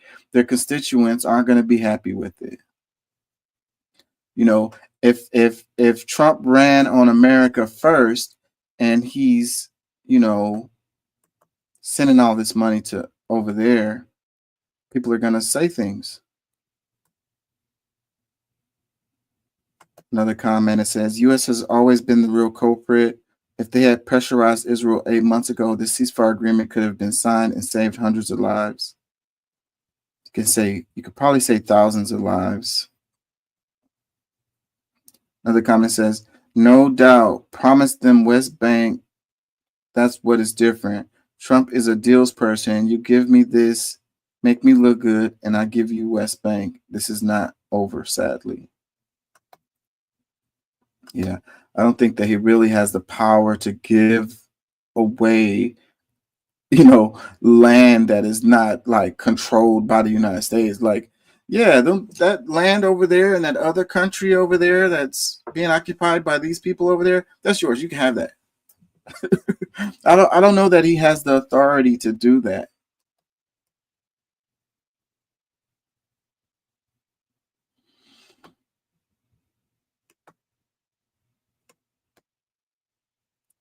Crazy world we live in. Let's look at this. It says Mali seized 3 tons of gold worth $245 million from Canadian company amid revenue dispute. Mali seizes gold from Canadian mining company. Mali seized 3 tons of gold worth 180 to 245 million from Barrick Gold, transporting it to a state-owned bank. The move follows a legal dispute over 370 million in unpaid taxes, part of Mali's push for more mining revenue under its new 2023 code. Barrick Gold has suspended operations as 2 of its mines are claimed to owe 5.5 billion to Bamako. So yeah, so you guys haven't been paying your taxes or whatever. So yeah, we'll just confiscate this gold right here, and it'll go towards your outstanding debt. What these corporations do is they exploit the resources of these other countries, and they don't respect them, and they don't, so they're like, oh, you're gonna tax us, whatever, man. F your taxes, we're not paying that shit. Oh, you're not paying it? Oh, okay, cool. Swiper, no swiping.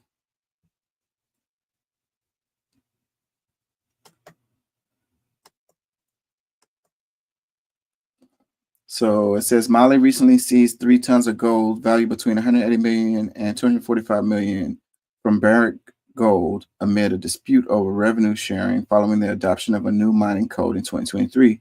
The government is demanding an additional $370 million in unpaid taxes. Barrick, which owns 80% of the Lolu Gonkotu complex, has suspended operations and initiated international arbitration. This move reflects Mali's push to increase its share of mining revenues. What do you think?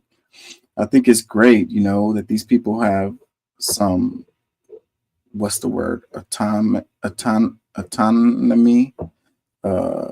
I'm trying to think of a better word, like agency, you know, over their own stuff, you know, and it's really cool because you got the Burkina Faso, the Niger, and so they're along with Mali, and they are going to have each other's back. Historically, if you do something like this, then the missiles come. But if they do pull moves like that, they're going to have to fight Niger and Burkina Faso. So they're going to have a tough battle instead of just something that would just be real quick and easy. So then they have to think twice about it, you know.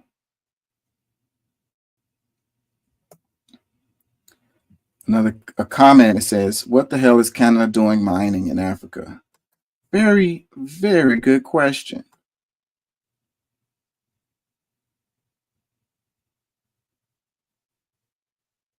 Another one says, Africa is finally rising. The revolution won't be televised.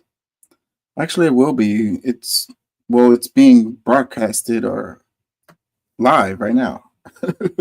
Podcasted. Another comment, it says, well done, be careful of USA now. Another comment, Wave has time to have more royalties for the countries that Canadian mining companies have been pillaging for decades.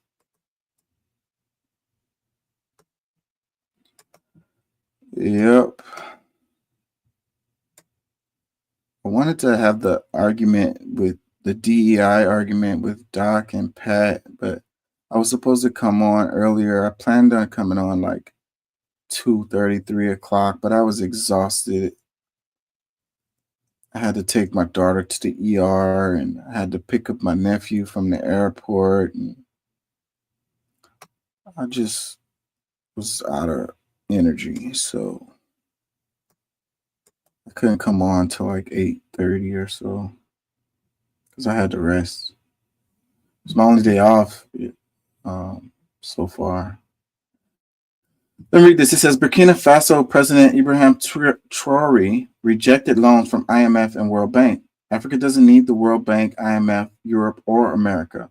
We have what it takes to grow our economy without loans and refuse to be financial slaves, Ibrahim Traoré. This is huge right here because, when, you have colonialism and then you have post-colonialism, right? And then, so like a country is like, hey, we're no longer a colony of y'all. We're our own thing. Okay, that's fine or whatever. But, you got to still speak in the language that we gave y'all and use our currency and allow our private industry to come over there and continue to do business. You also, if you need money, then you need to go through the IMF and the World Bank or whatever.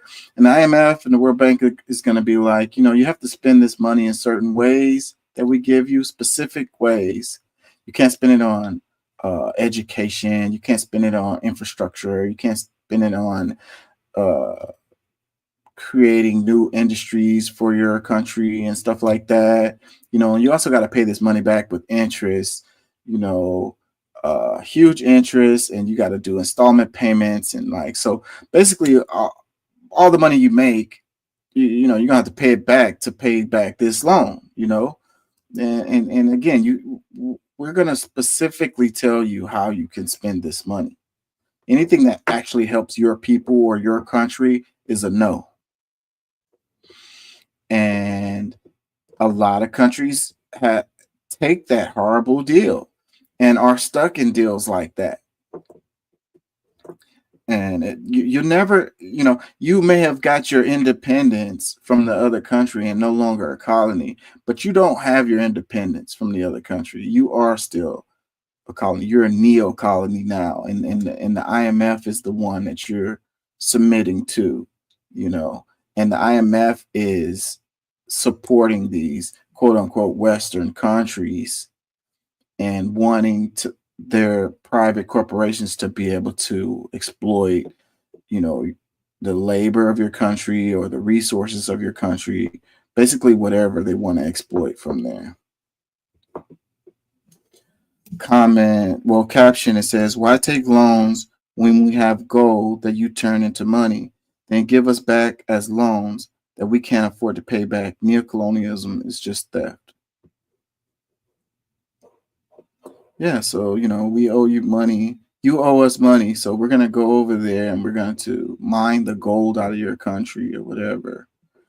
And, you know, you're going to pay us to do that.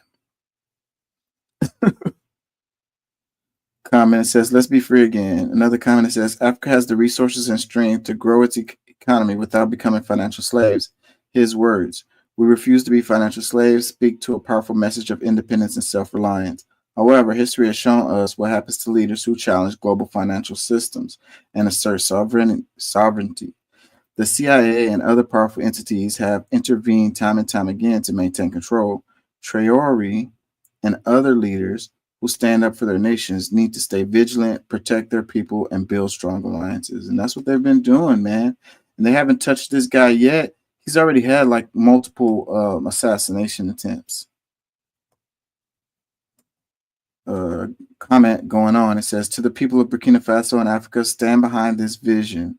Protect your leaders and support their efforts to break free from the cycle of debt and exploitation. Change is possible, but it requires unity, resilience, and constant vigilance. Yep. Yeah, I'm happy to see it. I really am. It's great. And like I said earlier, it's like the global South coming together, the diaspora coming together. You know, they divide and conquer. It has been their playbook and it has been working. So the rebuke to that is coming together.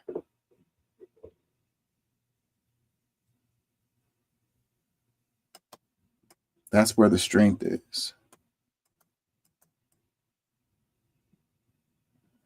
Comment, it says, the more I read about the brother, the more I realize that his leadership should be the blueprint.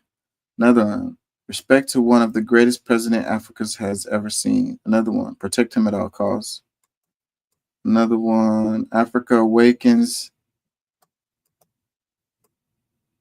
This is happening in our lifetime. Awesome. Another one, let the light stay on him, because the moment that it doesn't, the darkness will come to take him away. Yeah, man. Protect that dude. Don't let them get him.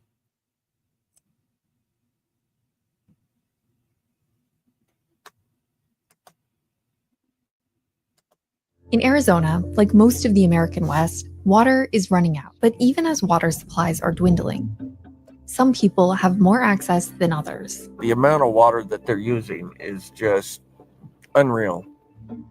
It's corrupt. It's just corrupt and another tactic of war. I don't know how they have the heart to do it.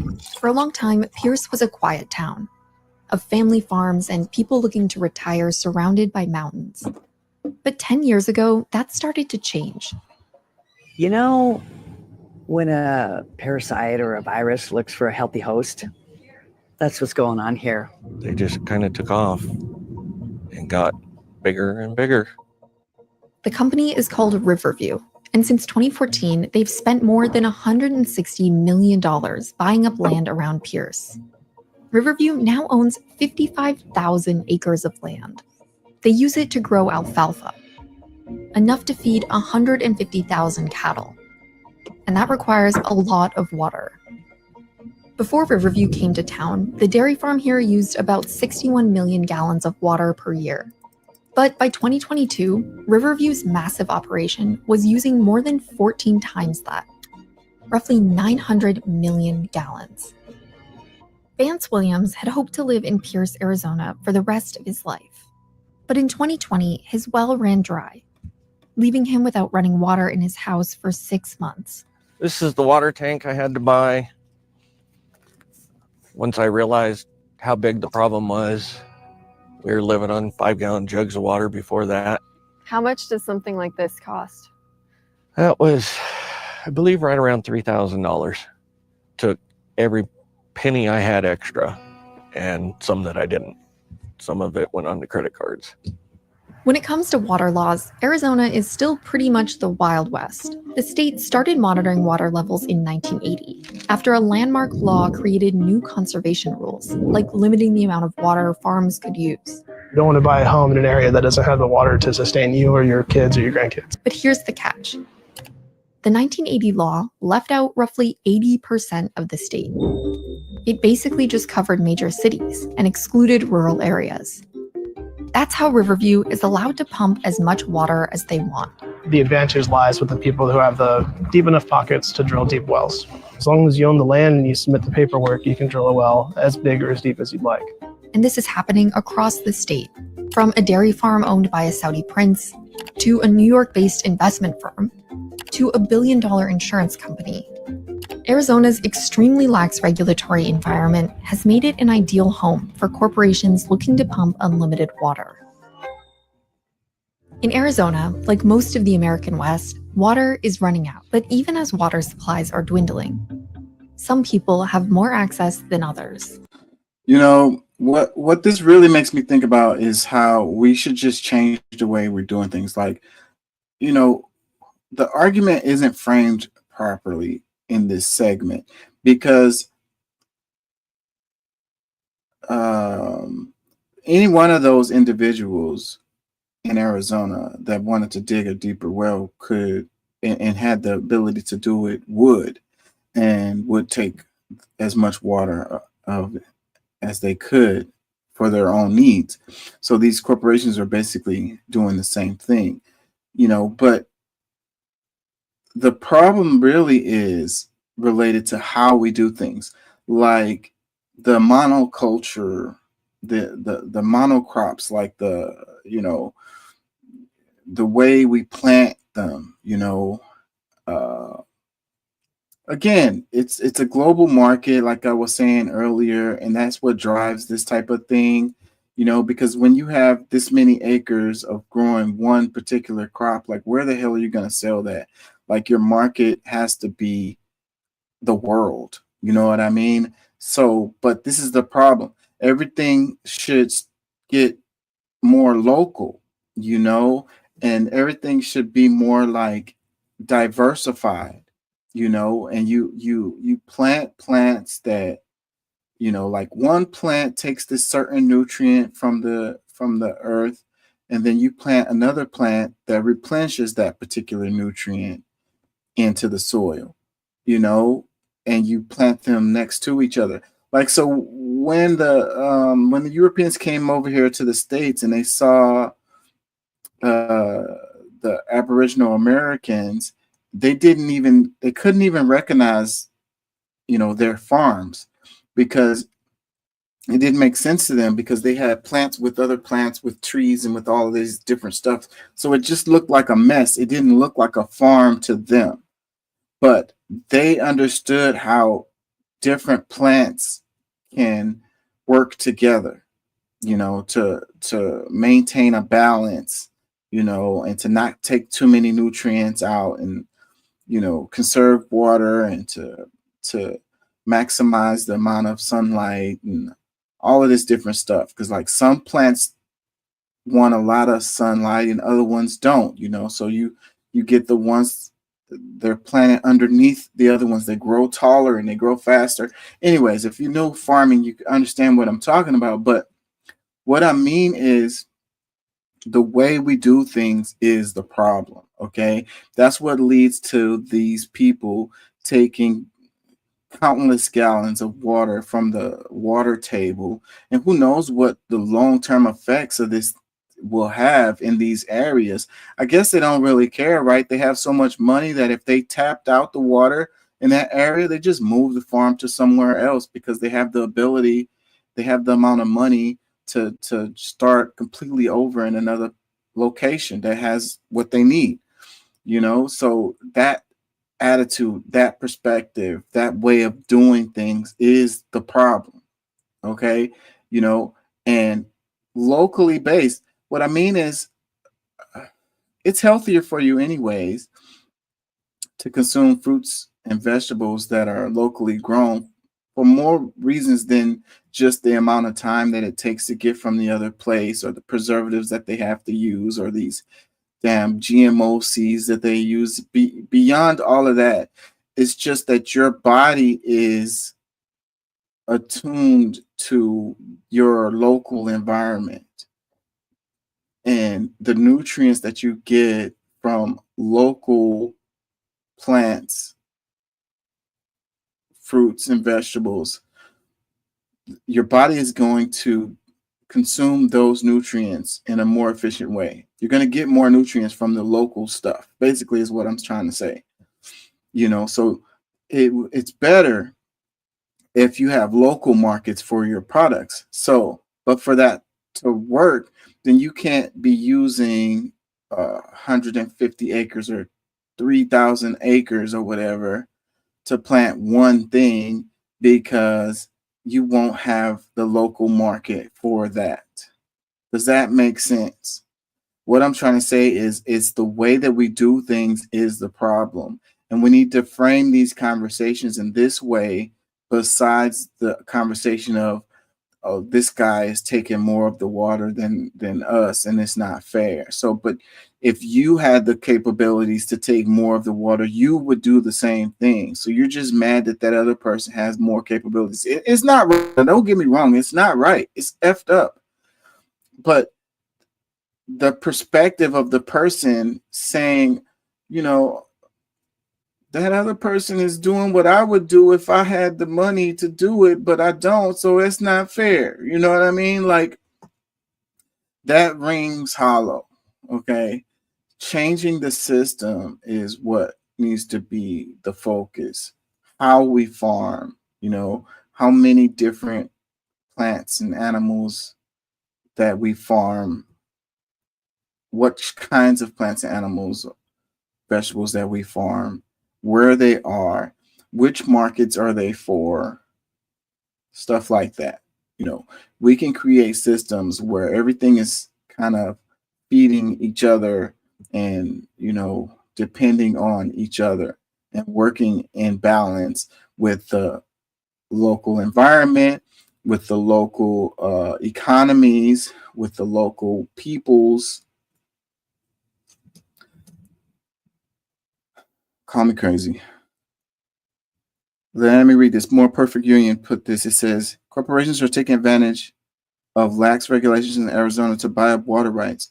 One industrial farm in Pierce, Arizona, pumps nearly 900 million gallons of water each year. Meanwhile, neighboring residents' wells are running dry. Last month, the Arizona Department of Water Resources implemented new regulations in this part of the state to ban the irrigation of new land, preventing corporations from buying up more property solely for the purpose of extracting water.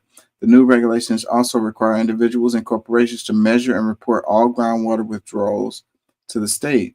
Still, the vastly majority of Arizona remains unregulated and vulnerable to abuse by corporations looking to capitalize on cheap water at any cost. You know, and maybe there shouldn't be farms out there in the middle of the desert. You know? Again, kind of like the houses in certain parts of Los Angeles. You know? Just because we can do something doesn't mean that we should. And whatever the consequences are going to be to those actions, though that's what it's going to be. We don't have control over everything. Like, and we also don't know what the cost of what we're doing is going to be in the long term. Comments, it says, how is this even happening? How can it even be allowed at the expense of residents who need the water? Another comment, why are letting people own water? Another one, do Americans hold anyone accountable for anything? Another one, it would be a shame if their farming equipment got damaged, don't you think? Another one, it says, follow the money, The alfalfa grown is not for Americans. U.S. sold its soul, and many foreign companies own American land and products. So even if the farm was owned by another country, somebody in another country, it wouldn't matter if the products of that farm is for another country anyways. You know, it's still not benefiting people in the States. But then again, how can the people of the America benefit from 1,000 acres of alfalfa? Is there a market here for that? Another comment says, you should look to the politicians that gave people like Resnick's control of water. It's not just the rich, it's the people that back for office. They back for office. Yeah, but I mean, you're meddling with the margins, you know? It's not going to change. They'll just get some other person in there that's going to do something that's similar. The motivations of them, you know, are their personal benefits. So if, you know, if they're getting lobbied, you know, or if someone is paying donations for them to get into office, it's just a revolving door. It's not going to change. The system has to be what you focus on. And these are the conversations that people don't want to have, you know? It's too big. It's too complex. They want to simplify it and be like, oh, it's because you have a bad senator. Okay. So we get a good senator in there, and then what's this kind of situation is going to be? Another comment, it says, Bill Gates has purchased thousands of acres of farmland all across the U.S. that are all located above natural water wells. Think about this for a moment. Yeah, I think that, you know, it's already an atrocity that someone can have like $1 trillion. Like, that's too much power. No man should have so much power. Comment says, just stopped eating meat manufactured by foreign corporations. There are plenty of local ranchers raising beef. You know, that is a strategy right there. But that takes endless diligence. And when your budget is tight and you can't do that, which is going to be the case for a lot of people, and maybe that's the reason why they keep things the way that they keep things. Because like McDonald's can, you know, they're not going anywhere no time soon, like ever. You can say you're boycotting them or whatever, but it's not going to make any difference whatsoever to McDonald's, because the people that go to McDonald's go there because they only have like $2 and they want to get something to eat that's fast. Like, there's no competition for McDonald's. Okay. So as far as getting a cheap something to eat for like $2, that's fast. You don't have to prepare for yourself, you know? So, as long as the system keeps on having this downward pressure on wages or whatever, and as long as there's plenty of people who are struggling, who don't have time to go find their local ranch to buy their beef from, you know, who don't have deep freezers to buy their beef in bulk that'll be, you know, at a price point that would work for them, that, you know, then the local grocery stores are going to win, and they're going to continue to win. As long as you have people who are living check to check, week to week, just making ends meet, then, you know, if you're wealthy enough and comfortable enough to go ahead and get be diligent enough to check the labels and everything, and be able to go to your local farmers markets or whatever, more power to you. But that's not going to have impact overall, because people are not going to be in the position to be able to do that. Comment, it says, the thing is, they may want to pump unlimited water all they want, but it's a finite resource. Sooner or later, these corporations have to realize they only hurt themselves by hurting the environment. Of course, by the time they realize it would be too late, and they would have hurt everyone and everything in their way. I mean, like I said earlier, they don't care. They can just move to another location. Yes, it's a finite resource in this location. You know, we live on a water planet. We're never going to run out of water. Like, it's just going to be water wars because of certain locations that have water issues. We live on a water world, bro. We got basically unlimited water. Now, you can make the argument about fresh water, but the water system constantly is refreshing the water. You know, they have this, the scientists think that there's a huge amount of water that's like under the ground, like, you know, you got the Earth's crust and then you got like the mantle, and they think it's a whole bunch of water like below the Earth's crust too.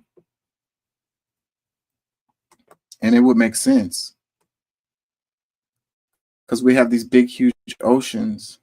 So you know that water seeps down. God knows how much water is on this planet. Fresh water. Another comment says, you know, when a parasite looks for a healthy host, that's what's going on here. Another comment, Saudi Arabia is the foreign interest growing alfalfa agreed to by Republicans. Another comment, it says, Saudi Arabia owns the company and ships the alfalfa back to their country. It's illegal to grow alfalfa in Saudi Arabia because it consumes too much water to grow. So in their country, they're like, y'all can't grow this, man. It takes too much damn water, bro. So the corporation's like, well, you just go to America, man. I thought I'll lobby the politicians enough. They'll let me do it. So we'll just go over there and do it. Screw their water.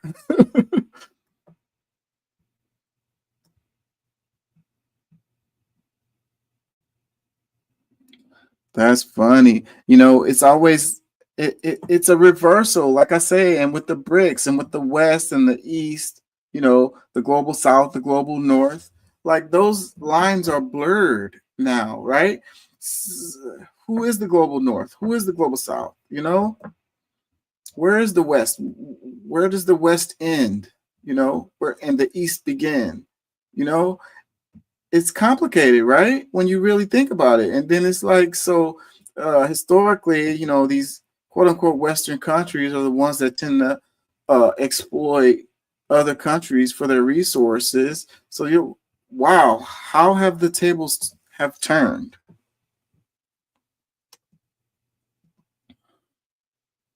People would never admit that. They'll never admit that. They're full like, you know, the West is all powerful. They rule the world or whatever. Like, you know, nobody exploits us. It's like, meanwhile, it's actually happening. Then they look away and pretend that it's not. America, United States is the greatest country in the world. The greatest country in the history of the world. The greatest country ever. Will never be exploited. It takes one spark to light a fire, but here are 10 sparks that terrify the 1% because they actually work. Number one, ditch your bank for a local credit union. Banks exist to make profits for their shareholders. Local credit unions do not. They are nonprofit. Man, I have a local credit union and they suck. The service sucks. There's so many problems with them. The convenience is not there. I also have Chase, and Chase is convenient as hell. So what this guy is saying is true and right. It's just that people aren't going to choose that because it's not going to work as good. And I think it's set up that way, you know, to drive you into these major corporations. You know, it's there goes the system, you know, the smaller banks and the credit unions, you know, are the ones that, you know, you can support and try to build those up. But then what happens if they become big enough, you know, to actually compete with a bank like Chase? Then they probably start behaving just like Chase. They have lower rates and lower fees too. Number two, join your. They don't have lower fee. I pay more fees at the credit union than I pay at Chase, and the interest rates are higher. I have a credit card with them. They just raised recently. I just got an email that said they raised the interest rate on my credit card. Your local mutual aid network, or start one if there isn't one where you live. Real change starts with neighbors. Plus, building your local network is going to be crucial over these next few years. Number 3, use your library like it's a second home. It's a building literally full of free resources that they want us to pay for elsewhere. Plus, librarians are low-key revolutionaries. Talk to them. Number 4, if applicable. Local is the answer to everything. And I also agree that libraries are a great resource. And that's the reason why they're defunding them, trying to get them up out of there. It's very sad. Take advantage of the libraries while you can, because it looks like they're on their way out.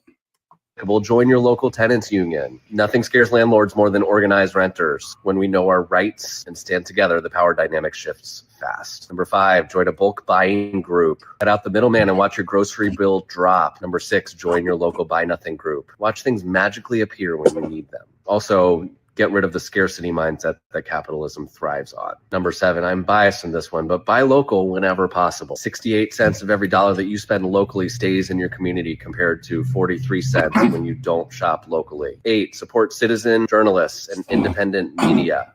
Somebody else is not paying the bills for these people. Number 9, start a freedom school. Weekend education programs teach financial literacy, labor history, community organizing. Informed communities are dangerous communities. For the 1%. Number 10, boycott the big guys, boycott Amazon and Walmart. These places do nothing for your local economy. It only takes one spark to light a fire, but here are... Yeah, man, these were good takes right here. I just don't see people stop ordering from from Amazon. Like they're addicted to it. They're not willing to let that go. Like, when we talk about climate change and we talk about other stuff, and it's like, people are personally going to have to change their lifestyle. They're going to have to change their habits. And I just think that most people don't want to have those conversations. I want to go through his little thing again and make comments on each one, because some of them was really good. Hold on. Let's play this again. 10 sparks that terrify the 1% because they actually work. Number 1, ditch your bank for a local credit union. Banks exist to make profits for their shareholders. Local credit unions do not. They are nonprofit. They've low. And another thing, the banks are still going to make money regardless. They have their investments or whatever. And we live in a capitalist culture, and it's all about capital. And who has capital? Freaking banks. As long as they have capital, they're going to keep on winning, whether we put our money in their banks or not. Lower rates and lower fees too. Number 2, join your local mutual aid network, or start one if there isn't one where you live. Real change starts with neighbors. Plus, building your... The mutual aid thing is so cool, man. And people have been talking about that more and more. I would like to find out more stuff about that. I wonder if there is something like that in my area, Like, I know we have like food banks and stuff like that. But what if people could do that themselves, like within like an apartment complex, like smaller little food bank that is in your apartment complex, and everybody in your apartments can use it whenever they need it, and everybody in your apartments are the ones who donate to it when they have excess. And it's like, that would be so cool, man. Other kinds of deals like that related to paying the light bill or paying your rent or whatever. Have like a pool of money, like have little fundraisers, and different people within the apartment complex can do the fundraiser and, raise money and put the money in the pool, and it'll be for everybody. But everybody has to participate in raising money, stuff like that. Like, and if, each apartment complex did that, and each like neighborhood and each city and each state and stuff like that, like,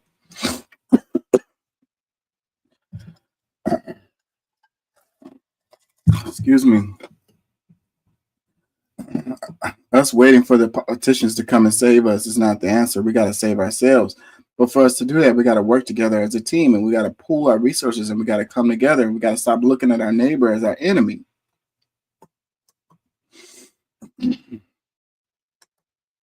Your local network is going to be crucial over these next few years. Number 3, use your library like it's a second home. It's a building literally full of free resources that they want us to pay for elsewhere. Man, libraries are so good, man. It's so sad. Whenever I move to a new area, I always look and try to find where the closest libraries are because I use them. And when my kids were smaller, I used to go to them all the time. It's a good place to go where you don't have to spend money, and it's fun, and it gives them something to do and a way to pass the time. And if it's really hot outside, like we're in Houston, it's the summer, and you need to go to somewhere that's cool, then you don't have much money to spend. The library is a really cool place to go and do that, and you can use the resources. You can print stuff. You can look up stuff on the internet. You can apply for jobs, or just simply read books and learn stuff and, research stuff, something that you need to learn something about, maybe to further your career or to further yourself personally or whatever. Really, really, really cool stuff, man. The library is one of the coolest things that we have. And I don't see it. I don't see it making it very much longer. They're defunding them like crazy. They're closing them down. They're stripping them of resources. They're stripping them of books, and it's really sad. It's really, really, really sad. I mean, the library is kind of like the fire department. It's like everybody can use it. It's for everyone. And it's a public good, and it's not for profit or whatever. And but the push has been this neoliberal style of things, which leads to privatization of everything. And they say, the private sector can do it better or whatever. So, that's one of the arguments that people was making related to the freaking fires in LA. So now you're going to have people saying, well, we privatize the fire department because they're not doing the job good enough or whatever. And the private sector will do a better job. And the libraries, they're not serving a real purpose. We spending all this money on that or whatever. People could just go to the bookstore or whatever. Your local schools too, like your community colleges, they all have libraries in them too, and they have other resources that you can use. And I use them all the time. I'm telling you, all the time. I recently went to the community college. I had to print something, and I went there for that. And it was really cheap for me to print. Did I pay? I ended up printing for free. Yeah, I didn't even have to pay. And and I was applying for a job or something. I don't remember. I had issue because I couldn't do it here. It was I needed to print something, and it was something else. I couldn't do it at the house. I don't know. And I went to the community college. It's not that far away from here, and I used it. And I used to go to community college. That's why I know it's there. So that's the thing about knowing about resources too. Like, people don't know that everybody can go to these resources like a community college. You don't have to be an active student or a past student to use these facilities. They have stuff there that's for everyone, community stuff. But the hood don't know anything about that. Plus, librarians are low-key revolutionaries. Talk to them. Number 4, if applicable, join your local tenants union. Nothing scares landlords more than organized renters. When we know our rights and stand together, the power dynamic shifts. I didn't even know they had like a tenants union existed. Maybe it's because I live in Texas. Texas is like anti-union state. So I don't know. They probably would bust that up. They probably would take us to jail if we tried to do something like that. Fast. Number 5, join a bulk buying group. Cut out the middleman and watch your grocery bill drop. Number 6, join your local buy nothing. Bulk buying group. That's really, really interesting, man. Really, really interesting. I mean, I wonder how that actually works. You put your money together and y'all buy like the same stuff, and then y'all buy it in bulk, and then you save money. Like, you go to Sam's Club or whatever to get toilet paper and detergent. I need to buy some detergent right now. Detergent, dishwashing liquid, stuff like that.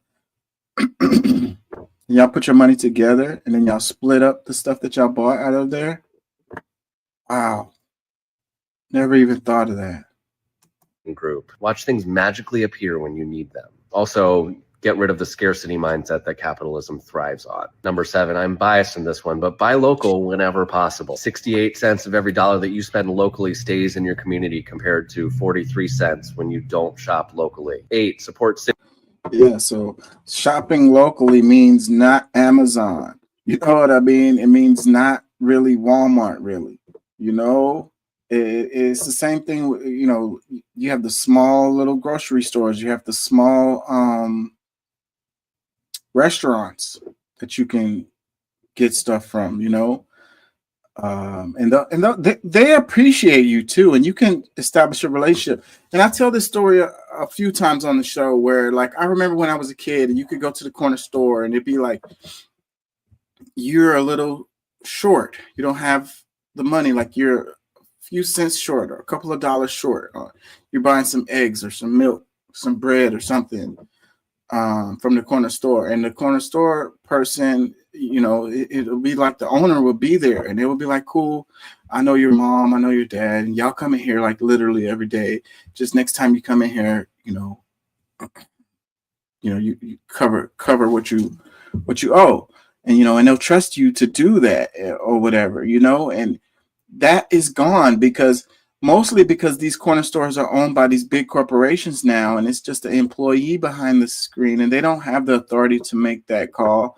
And it's this separation that has happened between these companies and their customers. So there goes that middleman, that bureaucracy again, the little buffer zone, to separate the owners from their customers, and the customer service slips as a result of that. They know you, they've developed a relationship with you, and you frequent them because of how they treat you. You know what I mean? I have stores that I drive past because I don't like the way that they are in the store, and I go to the store that I feel better in, like the way that they treat me or whatever, the way they deal with me. But as far as going to the level of being able to be short, that's nowhere. That is dead, but that was true when I was a kid. It was a real thing, and I saw it, and it happened for real in real life. Like, it's like an old man's tale now. The kids probably couldn't imagine going to the store and being short and them being okay with it and being like, you can come back tomorrow and pay, the couple of dollars that you were short. It does not happen anymore. So that's the advantages of local, and you keep them alive. You keep them going by supporting them. Like, it really makes a difference to them. The Walmart doesn't care. You going into Walmart doesn't make any difference to them. They're going to be fine. McDonald's don't care. Amazon does not care. It doesn't matter. That's the reason why their customer service sucks, because they don't care. It's going to always be another person that's going to come in there and buy their stuff. So if you support the local places, it keeps them going. It keeps them alive. It keeps them in business. And they care. It makes a difference in their life. Some of these places, mom and pop places, it was a little restaurant I used to go to. It was a older man and an older woman that ran that place. And they knew my name. They knew my kids. They would recognize when I haven't been there in a while and like ask about it and stuff like that. Like, you don't get that at no freaking Amazon, bro. Citizen journalists and independent media. Somebody else is not paying the bills for these people. Number 9. Yeah, support independent media like me. Start a freedom school. Weekend education programs teach financial literacy, labor history, community organizing. Informed communities are dangerous communities. And that's like my motto right there, an informed public cannot be controlled. And that's why they teach us what they want to teach us. And then the focus is on STEM. And STEM is cool, but STEM doesn't help you understand the world. Okay? The arts help you understand the world. That's what makes you a whole person, you know. And not to say that STEM is bad, but if you just have these analytical minds who are good with numbers, then you're missing a whole other part of what it is to be human. You're missing the whole rest of the world, the whole rest of how things actually work. You know, like, and these people really don't understand stuff outside of those numbers, you know? And so, but these are the perfect people to give orders to because they don't understand the implications of the stuff that they're doing. They don't think about it, or they just don't care. So these are the people that they want to hire in these corporations, somebody who has a STEM background, who doesn't really understand how all the parts fit together. You know, they don't understand what's really beautiful, you know? So that's why the system, the school system, you know, it's miseducating us, because it's just educating us on STEM, you know, and they're making that what's important. So how much money you're going to make, or you're going to make a good job, you know, you want to do STEM, you want to do engineering or whatever, you know.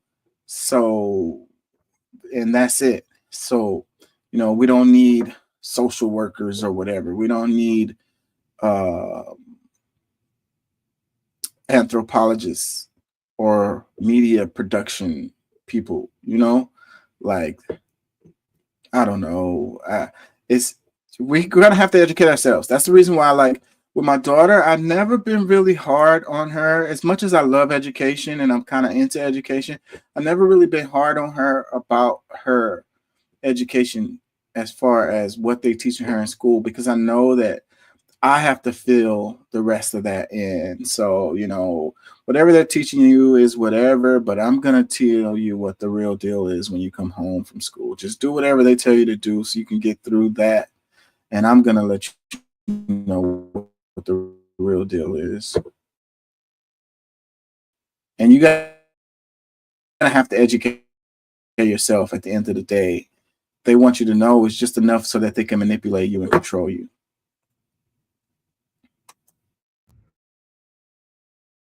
For the 1%. Number 10, boycott the big guys, boycott Amazon and Walmart. These places do nothing for your local economy. It only takes one spark to light a fire, but Yep, I cannot remember the last time I've been into a Walmart. I don't have an Amazon account. I've never ordered something from Amazon. And I'm not saying that I'm better than anybody else. And maybe I'm just behind the curve and old school and missing out, which could be the case. Sometimes I feel that way when it comes to Amazon. But I know I'm not missing anything with Walmart. The people that go there, like, it'd be a bad experience every time. Like, I'll completely pass on Walmart, and I feel like I'm not missing a thing with that. I might be missing something with Amazon, because then I go to the mall or whatever, and I go buy something, and I'm probably paying double the price, like, that I could probably get the same exact thing at a better price from Amazon. But, you know, life goes on. Sometimes I think maybe it's better to live in the past on certain things. Let me read this. It says, these aren't just lifestyle changes, pressure points in the system. Each one creates small cracks in corporate power that can spread when we do them together. Your bank account isn't just your money, it's a vote. Your shopping habits aren't just personal choice, they're economic leverage.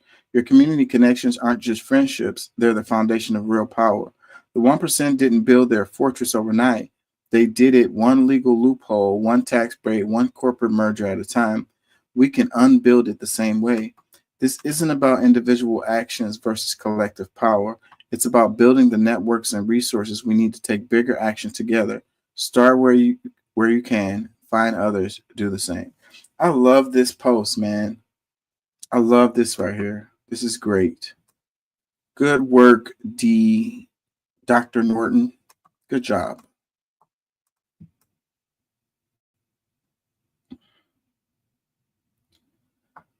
Comment, it says, also read Lenin. All this is the beginning of building a community, but capitalists will make an example of you. Another one, why didn't you include firearm ownership? Come on, man.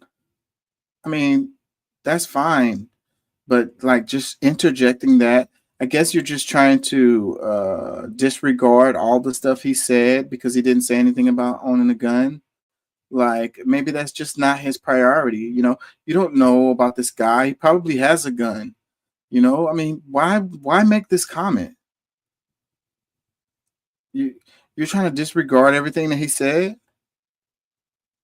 Another comment says, my local credit union owned by Bank of America. I think this is actually very common, and there are very few independent banks. I'm telling you, man. Yeah, this comment about why didn't you include firearm is bothering me, because it's like, what are you trying to say? Like, we're talking about community. We're talking about coming together. It's like, I mean, okay, having a firearm is okay or whatever, but we're talking about community here right now. Like, having a firearm is like, my neighbor is trying to rob my house, and I want to make sure that I have my protection of my property so I can shoot my neighbor in the head if he comes over here and tries to steal my stuff or whatever. Like, that's not the same conversation that we're having, bro. Like, that's divisive.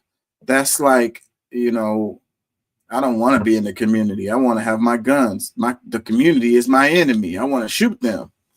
Like, I mean, that might not be where this person is coming from, but that's the feeling I get. That's the vibe of leaving that comment underneath this particular post. Like, you came to this post and listened to this person talk about community and boycotting the big corporations and using libraries, and then you put, why didn't you include firearm ownership? For what? To shoot who? And like, I get it. Like the stuff about like a tyrannical government, you need to have firearms. I agree with that particular argument. You know, that the point is to have a well-armed militia in case you have a tyrannical government and you need to protect yourself from that government. And I agree with that. But your little firearm that you have in your house is not going to work against the government. They're going to come in and lay you out. You're not going to win that fight. You can't fight them that way. No, you can't. No, you can't. Stop thinking you can. No, you can't. You're like, oh, we got a group of guys, you know, and we practice on the weekends and all of this, and we got cases of bullets, and, you know, we have all these different weapons and stuff, and they're locked away and all of this. You know, if something happens, and the guys are going to get together and, you know, we're going to fight. Okay, bro. Like, they got tanks. They got freaking choppers. They got helicopters. They got freaking missiles, bro. Like, you don't have that, bro. You're going to lose, bro. You can't fight them in that way. Stop thinking like that. Oh, I'm a badass. I'll shoot the helicopter down. Okay, bro. Okay, Rambo. Good luck with that. Let me know how that goes for you.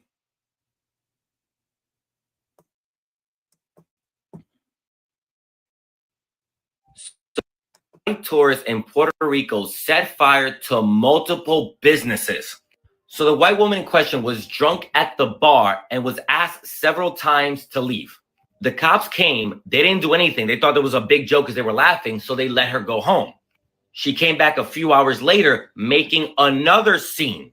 And after the businesses closed, she came back about an hour later with a can of gas.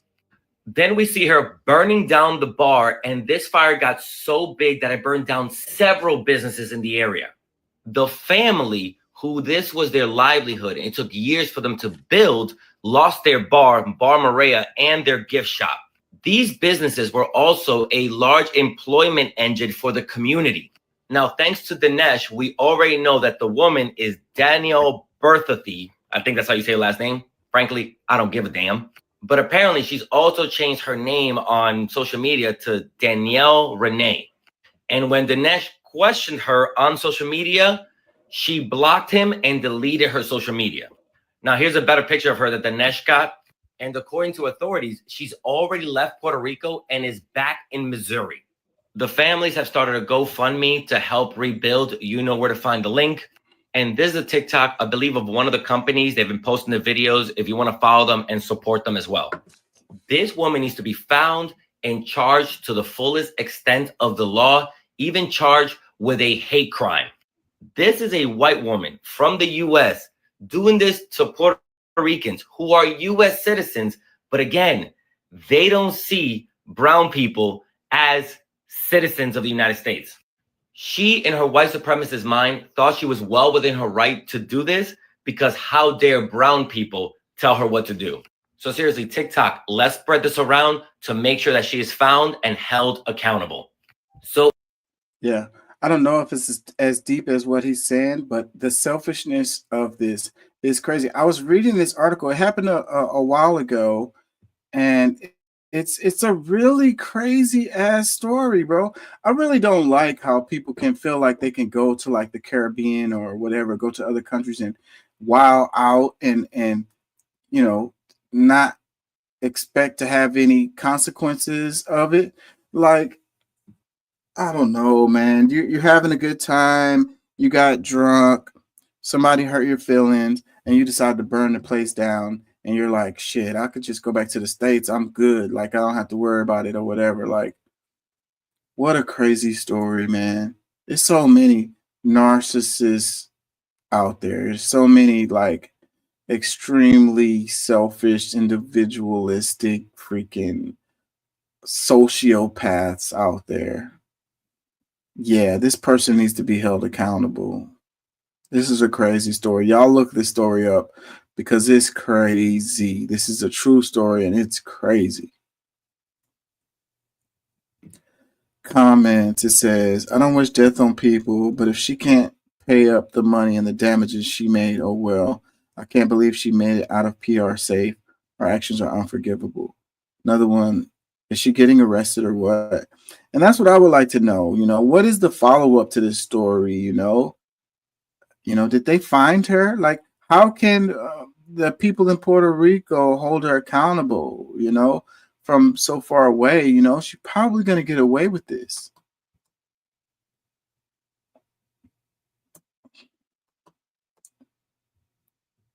I hate it, man. I read a book about, I have it. If I had time, I'd go look for it and pull it out. But it's about how, you know, the West exploits like places like the Caribbean, and they treat it like their toilet bowl. Like they use the people and they use the environment. It's colonialism that has continued, and people don't really realize it. And this book was kind of trying to get people to understand, you know, like their actions might seem like it's not a big deal, but it really is a big deal. Like, you know how like people go and they, you know, we talk about sex trafficking and underage sex trafficking and all of that kind of stuff, but that's really common for a person to come from the United States and go to somewhere like Cuba or Puerto Rico, you know, to have sex with possibly underage people or whatever, or economically disadvantaged people. And it's like these people don't have a lot of ways to make money, and someone coming from the States willing to pay them more than they would make in a week or 2 weeks at a local job to do something terrible. It's like how you have these women who go to like Dubai. I don't know if you've heard these stories about the women who go and there's a fetish that these people, they like to poop. They like to poop on the women. And, you know, they get off on that. And, you know, so these women, they're getting paid. These really rich folks, super rich, with this weird ass fetish. And they go over there and they you know, they get pooped on and they get paid like a lot of money. I don't even know what point. I've lost my point now. Like the image of that has really just made my mind go blank. But, you know, economically disadvantaged folks being taken advantage of, being used, being degraded is basically what I'm trying to say. And it's the same way as like like Trump saying Puerto Rico is a trash. What did they say? Was it Trump? I don't even know if it was Trump who said it. What did they say? Trump, Puerto Rico is a floating garbage island or something like that. And it's like, that's the perspective, that's the attitude that these people have. And it's really, really, really sad. It's really horrible. It's ugly. And it's left over from this colonialism mindset, you know. Comments. It says, why isn't the FBI involved? She resides in the States and crossed the national border. Yeah, I don't see the FBI getting involved in this, because then what would they, you know, what motivation would they have to solve this? Another comment, it says, I live in the town next to this monster. Do you mind if I tag the local news so maybe they can cover this? I'm deeply sorry for the families that lost their livelihood, and pay the GoFundMe leads to a new chapter in their life. Pray the GoFundMe leads to a new chapter in their life. What a terrible story. Another comment, it says, small victory. She was already fired from her job. Now let's hope she's held accountable and arrested. Another comment, it says, I just saw they found her, but the police in Missouri won't do anything. Another one, why was she even allowed to leave Puerto Rico? Yeah, I wonder what it would feel like to be in a Puerto Rican prison. Another comment says, don't forget 45% of Hispanic men voted for Trump. You get what you vote for. I don't know how that's related. Another comment, if she's not MAGA, I will be shocked. Another comment, PR is part of the U.S., so Missouri State Patrol, PD, should cooperate and help find, convict, and extradite her. Yeah, but they are territory, U.S. territory. So that's the same reason why I don't see why I don't see how, you know, the FBI probably doesn't have jurisdiction. Like, it's going to be different because of this distinction of Puerto Rico being a U.S. territory. And see, that's another thing, what I mean, like, about the exploitation of these people, you know, their votes don't matter, you know, like they don't have no real representation, like, because they don't have the status of being a state.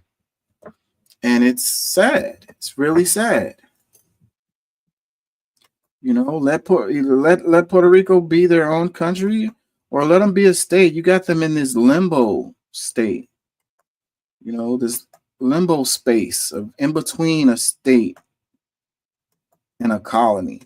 Like, which is it? Another comment says, honestly, I blame the police and PR. She should have been arrested. Stop playing like these people don't mean harm. I know she was out there threatening folks at the bar, being a super Karen. Yeah, super Karen. I'm sure that's what it is. International Karen.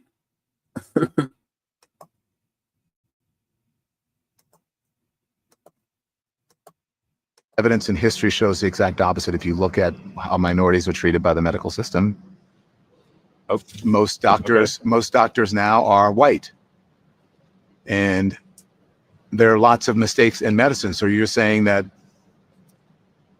white doctors have bad medical care? I'm trying to understand your logic here when it comes to DEI, because there's no actual evidence of what you're saying. No, I said, so if the standards, like let's say, I think that particular thing was referring to surgeons. Let's say a surgeon is asked to, a surgeon in training is asked to do a series of operations under the supervision of a senior surgeon, and they get a bunch of those operations wrong. If that happens, and if they are still approved to be a surgeon, the probability that someone will die, I think, at some point is high. Okay, I understand that, but that's a hypothetical. That doesn't mean it's happening. I didn't say it's happening. You didn't say it was happening. I said it will. I said if we lower status, people will die. But why respond to something or put something out there that has not happened? Because I could say, Because I don't want it to happen. I think we don't want to lowest standards. okay, if you look at the history of the medical industry, especially when it comes to Black Americans, it shows the exact opposite. If you look at Yeah, so how come, valuing diversity automatically leads to a lowering of standards? How come, if you have more women or people of color in these positions of authority or positions of power, or then automatically you assume that the standards have been lowered? You think that these people didn't meet the criteria to be able to have those jobs. Like, they didn't go to school, they didn't learn what they had to learn, they didn't do their internships, they didn't do their dissertation or whatever. Like, they didn't go through all of the processes that it takes to be in that position because they're a woman or they're a person of color or whatever. Like, I don't know how it gets to that. Let me read a comment. It says, I'm a physician. He has no idea how medical education works.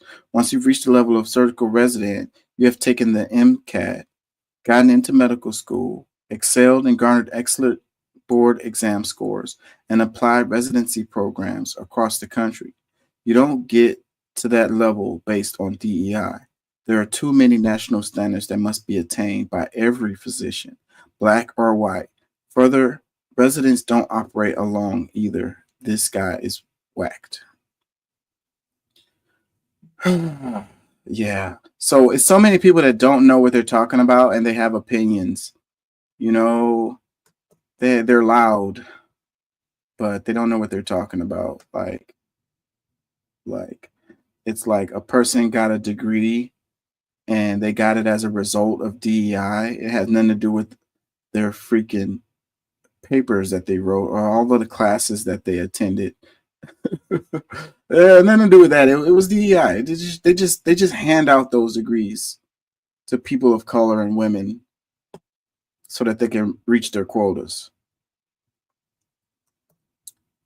I need a break. I don't want to end it. So I'm going to play some of this. It's on the topic. I wanted to have the DEI argument, but I don't have anybody in here to argue with. Let me see if I can find it. It's like somewhere up in here. On October 7th. And yet here he is. Here he is, an absolute political survivor. She's talking about how Trump. A lot of debate, inside of the country previously. Some of that has been squashed now because of the ongoing war. But now that the war is effectively over, it's when we want it to be. It's actually stunning to see it be used again. I've been waiting for this for a long time. As you said, this is not the one I'm looking for, but they was talking about how Trump basically it's humiliating to Biden because he's been in there for 4 years and Trump not even in office yet, and he's already brokered the ceasefire deal. You got to give him credit on that. Here it is. This is the one I'm looking for. Am I sharing? Find that really, look, you might be right, but I have to say what. Hold on. Saagar made some good points here. And I usually don't agree with Saagar, but he did make some good points. And immediately making a judgment. I am saying through both experience, through observation, that. Hold on. I just think that a lot of the arguments, the DEI arguments, are coming from a place of hatred, racism. Instead, I would say, look, I don't care who you are. Can you do the job? Are we? These people didn't. They like the comment I just read. Like, you can't become a surgeon because they was trying to reach a quota. You're gonna have to pass all the exams. You're gonna have to show that you can do the job. Like the person they were talking about who was the fire chief, the woman, and DEI and all of this. Do you think that that lady got that position and not know what the hell she's doing? Cover up of the the reality of climate change is ongoing. That cover up is on. Hold on. But now. here's The other only thing, way it would is Sagar, some sort of that Manhattan that's Project the reason level, which why, again is not going to happen. That's the So- reason why people on the right, rather than acknowledging that the climate change has fueled these extreme catastrophes, which could help to mount They're arguing about climate change. Hold on, I'm looking for the spot. I'm sorry. when the bigger picture here is quite Right, clear. but here's the problem: is that by denying the fact that there's these articles from the LA Times, like the LAFD is too white, seems like a bit of an issue. It seems Okay, it's right up in here. to this particular situation, but also, help fuel the devastating hurricanes that flooded and, were a total disaster for Western North Carolina and other regions that have made Florida effectively uninsurable. Like, all of these things fit together, but instead it's DEI, it's wokeism, it's the fire department getting cut, whatever, when the bigger picture here is right. quite clear. But here's the problem: is that by denying the fact that there's these articles from the LA Times, like the LAFD is too white, seems like a bit of an issue. It seems like a pure competence problem for me. I don't care what color or That what lady gender. seemed pretty competent to me. What's up? That lady who's running the fire department seems pretty I'm competent. not talking to about me. her specifically. I'm talking about the fact that, that at a time in 2021, there literally were articles about DEI in the LA Fire Department. I think that's a problem. I think competency itself is the core for what all functions of life-saving organizations should be. I mean, I'm not going to get into specifically parsing, like, why are all these lesbians in the fire department, which appears to be like a vogue thing online. Instead, I would say, look, I don't care who you are. Can you do the job? Are we making sure the standards are there? And so that is, in my opinion, the problem is that nothing is ever comes to mitigation. And nothing What ever evidence even do you looks- have that any of them are not competent? Oh, I'm not talking about that. I'm saying a culture around ensuring that we have more Black or lesbian firefighters does not seem to me to comport with a culture But of you have no competency evidence. itself. You have no evidence. Well, what am I supposed that to do? has Go do had a systematic study? Yeah, I mean, yes, I I expect there to be evidence if you make a claim. Okay, then what evidence do you have that a pure white fire department can't do the best job? I mean, that's what I'm saying. DEI itself is a nonsensical thing that prioritizes equity for the sake It's of itself. such a distraction, though. Like, Why is it a clearly- distraction? How? Okay. Yeah. You think that if you had a man in charge of the fire department, they didn't could have say stopped the fires? I Like, didn't you say have that. no evidence for that. You just assume that because it's a woman, No, I didn't say she's that. not good at the job, or because she's a lesbian, she's not good at the job. What I'm This is saying is that there has been such a priority. distraction from the core problem here, which is that you have a 1,200-year drought. You have the temperature, average temperature in Calvert is 5 degrees hotter. The Santa Ana winds are nothing new. The reason it is so devastating are because of those two factors. And that has nothing to do whether there's a Black person or a lesbian or a white lady or a white dude at the head of the fire department. Nothing to do with that. What I am saying is that it is clear there was a culture in the state of California and in the LA Fire Department specifically to look at quote unquote equity over the last 3 to 4 year period. Do I think on average across all organizations, corporate, fire department, police, military, that culture competes with competency? Absolutely. Yes, I do. I am not personally indicting any of the people who are at the top of this or looking at their appearance and immediately making a judgment. I am saying through both experience, through observation, that DEI itself is something that is generally the enemy of competence. It is on the people who are going to racially discriminate against others to prove that racial discrimination And or what do you sexual think is the- discrimination is better for What do you competency, think is the which more is the core important function. problem here? That's not What what do I'm you talking think- about, though. But I'm saying but that this is- why focus on it then if it's not that important? Because it obviously is important. What is the number one factor here causing these fires in Europe What is the number one that factor? led to the devastation Yeah, of these? drought conditions and wind. Of Okay, course. Okay, I'm so not let's stupid. talk about it. Huh? Let's No, talk. Then we just did a whole you thing just about it. dodge. Yeah. Oh, well, Yeah. climate change, whatever. Why are these lefties so obsessed with climate change? Well, because their it's the solution- number but one their thing driving solution this is the one that has devastation, been driving the electorally Western North rejected now Carolina over and devastation. over. That is not true. No, That it is is. just simply not true. Go look at how popular the Paris Climate Accords were. Well, when Go Trump look pulled at how out of it, I don't popular remember it being investments some in big green. problem.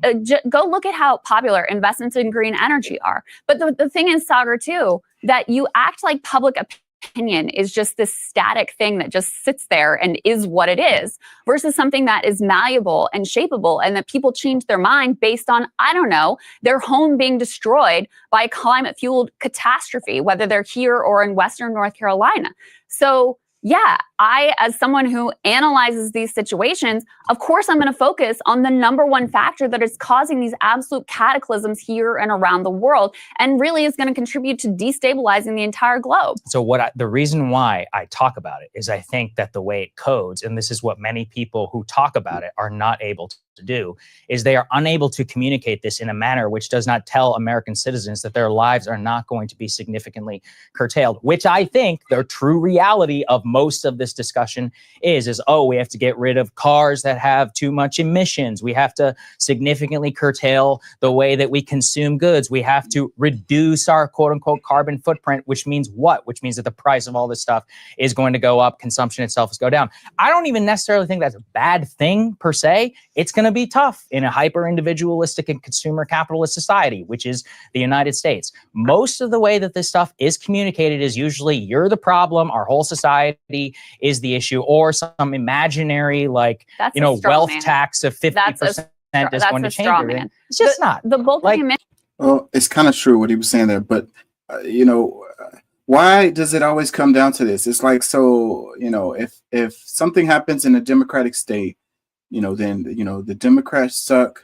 The reason why it happened, it was DEI, it was immigrants or whatever. So, but when something happens in a Republican controlled state, then they don't use those same arguments. I mean, the Democrats will attack them and say that it's poor leadership or whatever, it's MAGA or whatever. But that's what I mean, though. So like everything always boils down to these same arguments instead of like digging through the nuance and the complexities of the situation of what's happening. People want to boil things down to real simple concepts for them. And, so they don't have to think about it. They'll just say, well, it's a DI hire. And that's the reason why, things happened the way that they happened, or it's a Democrat run state. And that's the reason why, things happened or whatever, or the other side, they're MAGAs and they're white supremacists and they're ultra nationalists or whatever. And that's the reason why these things happened, instead of actually digging through it and looking at because it's harder to do that. It's harder to do that. And people don't want to take the time, and, it's lazy thinking is what it is, sometimes both of the things can be true, or they can both be wrong, or it can have nothing to do with those things at all whatsoever.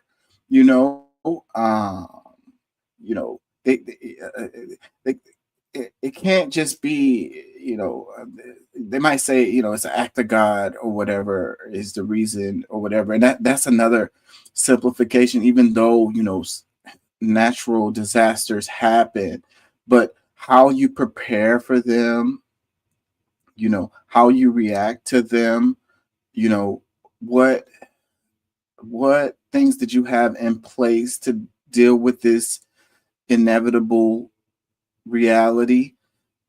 These are things that we do control. Okay.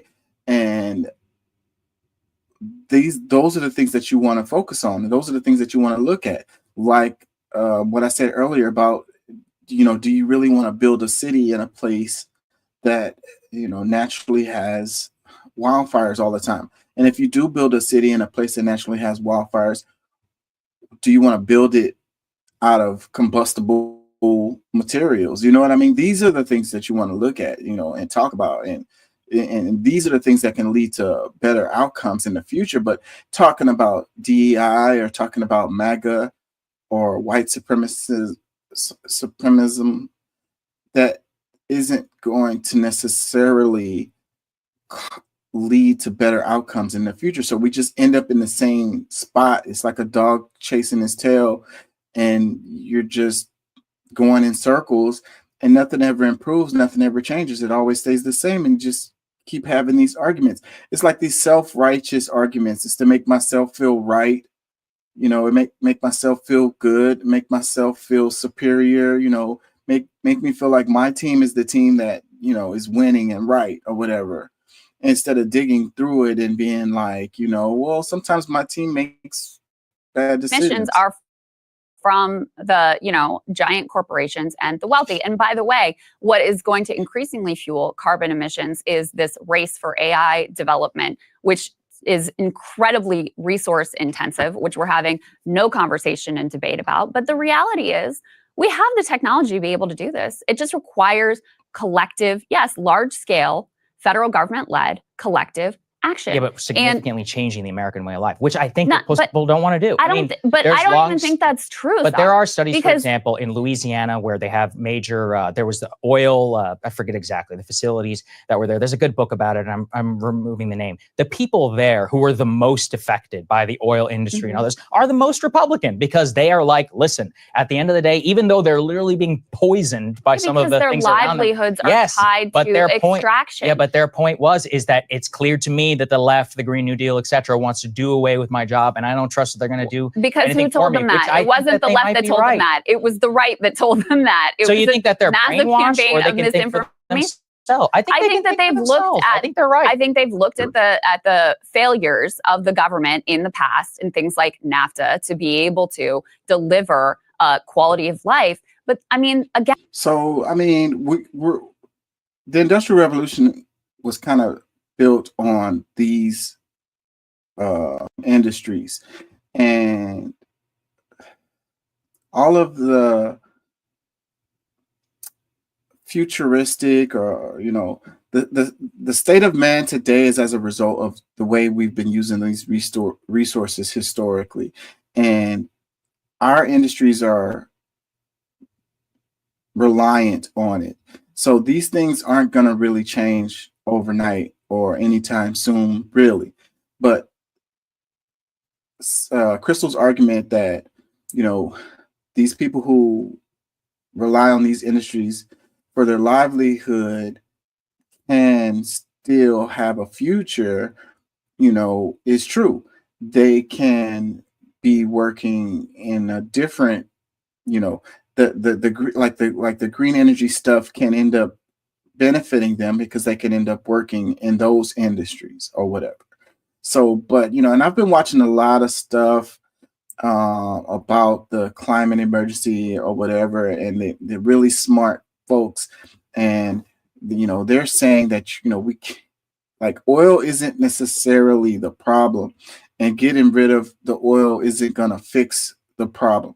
So it's just more complicated than that. It's another one of those things that we want to simplify, and because the wind is not the answer, the nuclear is not the answer, there's all kinds of problems with solar at this point. Maybe that technology can improve in the future, but it's really the way that we do things that needs to change, and that is the argument that we don't want to have. That's the conversation that we don't really want to have, so, but again, those people who are worried about losing their jobs because they work in the oil and gas or whatever, it's a fair thing for them to be worried about.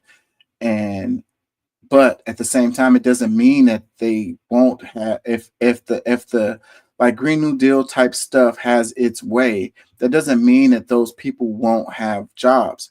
It'll just not be the same ones that they had historically, and it may end up working out in their benefit in the long run, related to, like, instead of working in a coal mine, you're working in a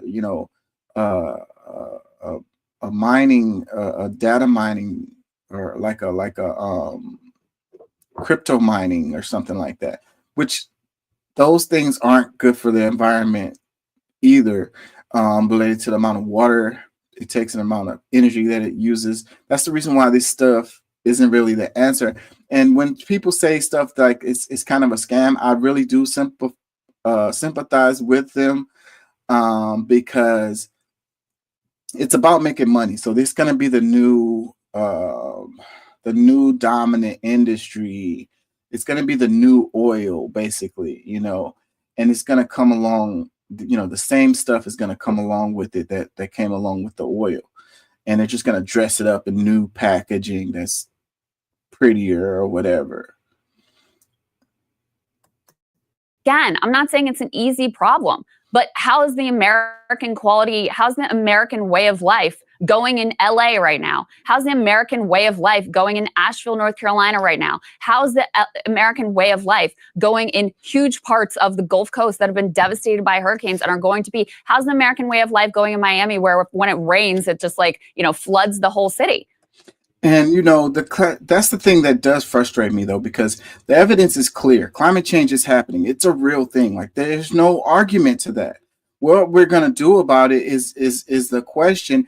And there you can make an argument. Is it really the activities of humans, or is it more related to the cycle?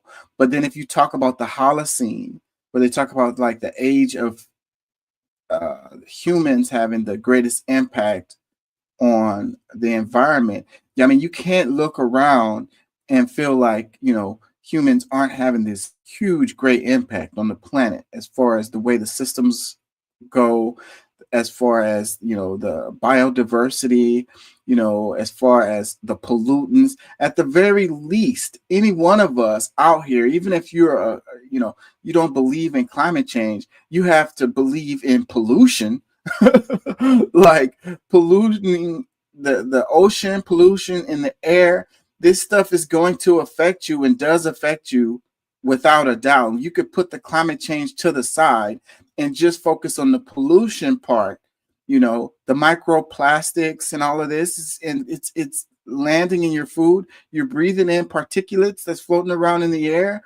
The animals are eating the trash, and then you're eating the animals. It's affecting you, okay?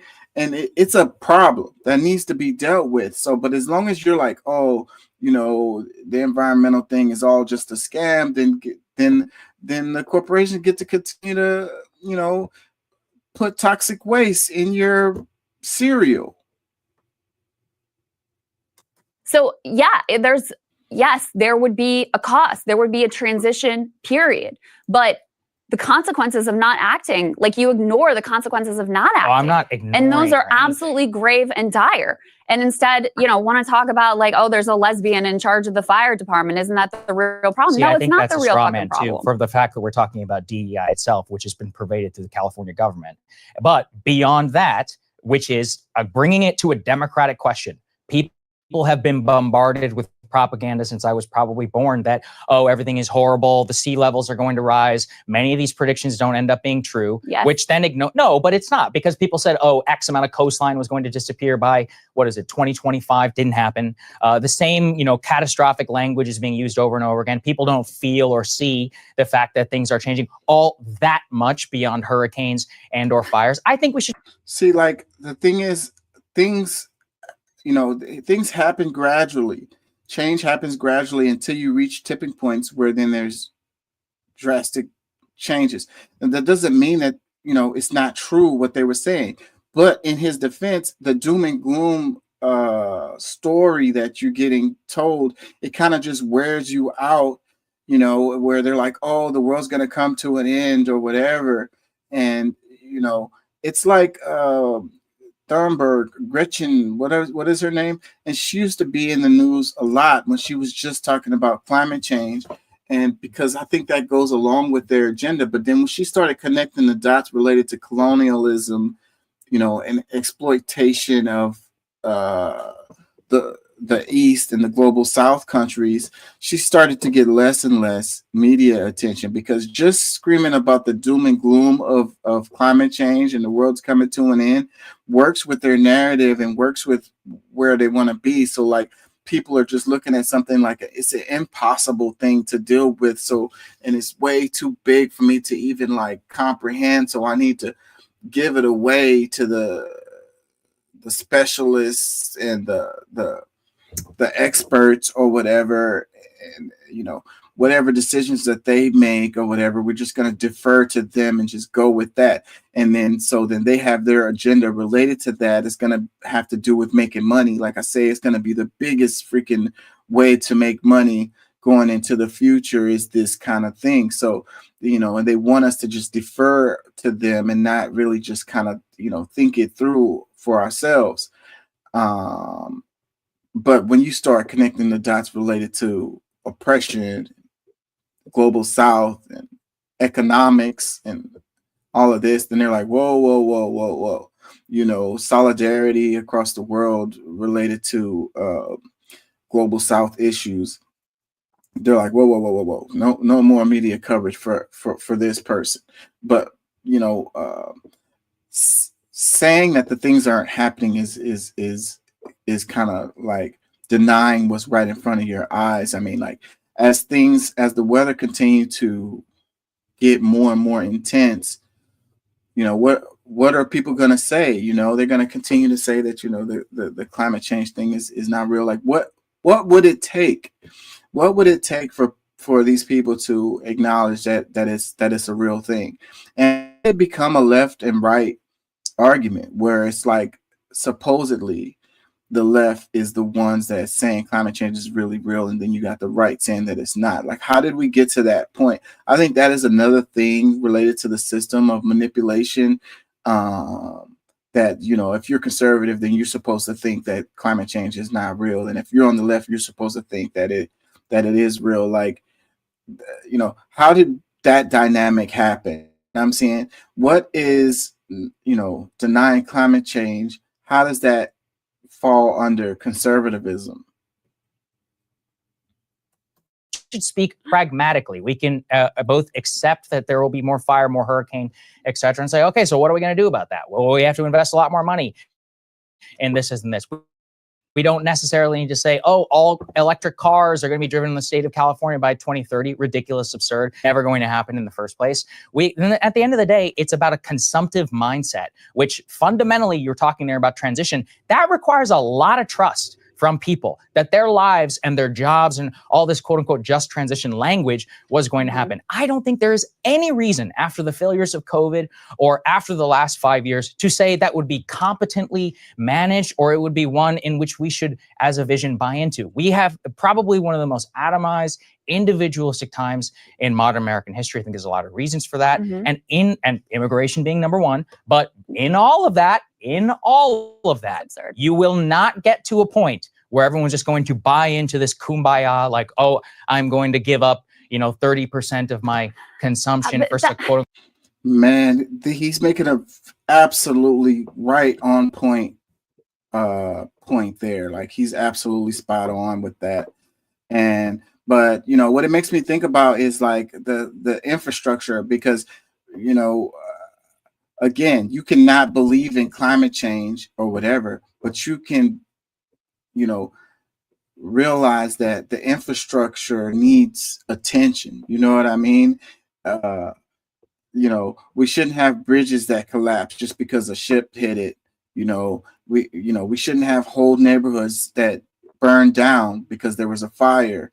You know, we shouldn't have water systems that haven't been updated in my lifetime. You know what I mean? They still have pipes, you know, that have materials that are toxic, were made out of toxic materials, you know, these kinds of things. So like, at the very least, we need to focus on, you know, improving the infrastructure and lots of money, you know, approving lots of money to go in that direction, you know, and if they have to put it under the label of climate change or the Green New Deal or whatever, but the result is improvement of the infrastructures, then whether you believe in it or not, you should be able to be like, boom, we need this infrastructure, funding for infrastructure. We need to go with that instead of being like full stop because they're talking about the Green New Deal or whatever. And I'm against that because I think it's a scam. But what Saagar is saying about people having to buy into this and then trust the government and then being able, you know, wanting to change their lifestyles dramatically as a result, it's something that's going to be a real tough sell. That's going to be I don't think it's possible for the majority of people. Like, and there goes that word force again, because how else are you going to get people to do it? And then people are going to push back even more if you're trying to force them to adjust their lifestyle. It would have to be that they volunteer to adjust their lifestyles, dramatically for the sake of the planet, but we have to sell this to people as it's an advantage to them. Like they're going to benefit from it, even though like their life will change, their life will be better. And then the lives of their children and grandchildren is going to be better. The health of the ecosystem, the health of the planet, you know what I mean, will be better, but as far as like, the weather having more intense storms and more intense, weather events is going to continue to happen. So then they're going to be like, well, look, I changed my lifestyle and, I'm living this minimalist lifestyle and I'm still having to deal with wildfires and extreme hurricanes and floods and droughts and shit. And then you have the people that's going to argue and say that, well, we've had these droughts and hurricanes and floods, throughout time. And, so when people ask, you ask someone, they're like, oh, it was really hot this past summer. They're like, I remember back in 1982 and it was much hotter than da da da da da. But then it's like, okay, bro, we got like the data. The data is not anecdotal like your perceived experience of how hot it was, and because it's hot in a local place or cool in a local place, doesn't dispute the data of this constant increasing of surface temperature and ocean surface temperature and, amount of carbon in the atmosphere and stuff like that. Like you can't argue with that data. You're just like making that up. No, I'm not. You because are. Donald Trump just You won the popular completely vote. are. But Who is Sagar, against electric vehicle mandates? Sagar, Like, but what I'm or saying against you're the Paris making climate up is accords. the 30. You're going to have to reduce your consumption 30%. Blah blah blah. Well, I think maybe Michael if you're like one of an Elon Musk of the world, maybe that might require some sacrifice.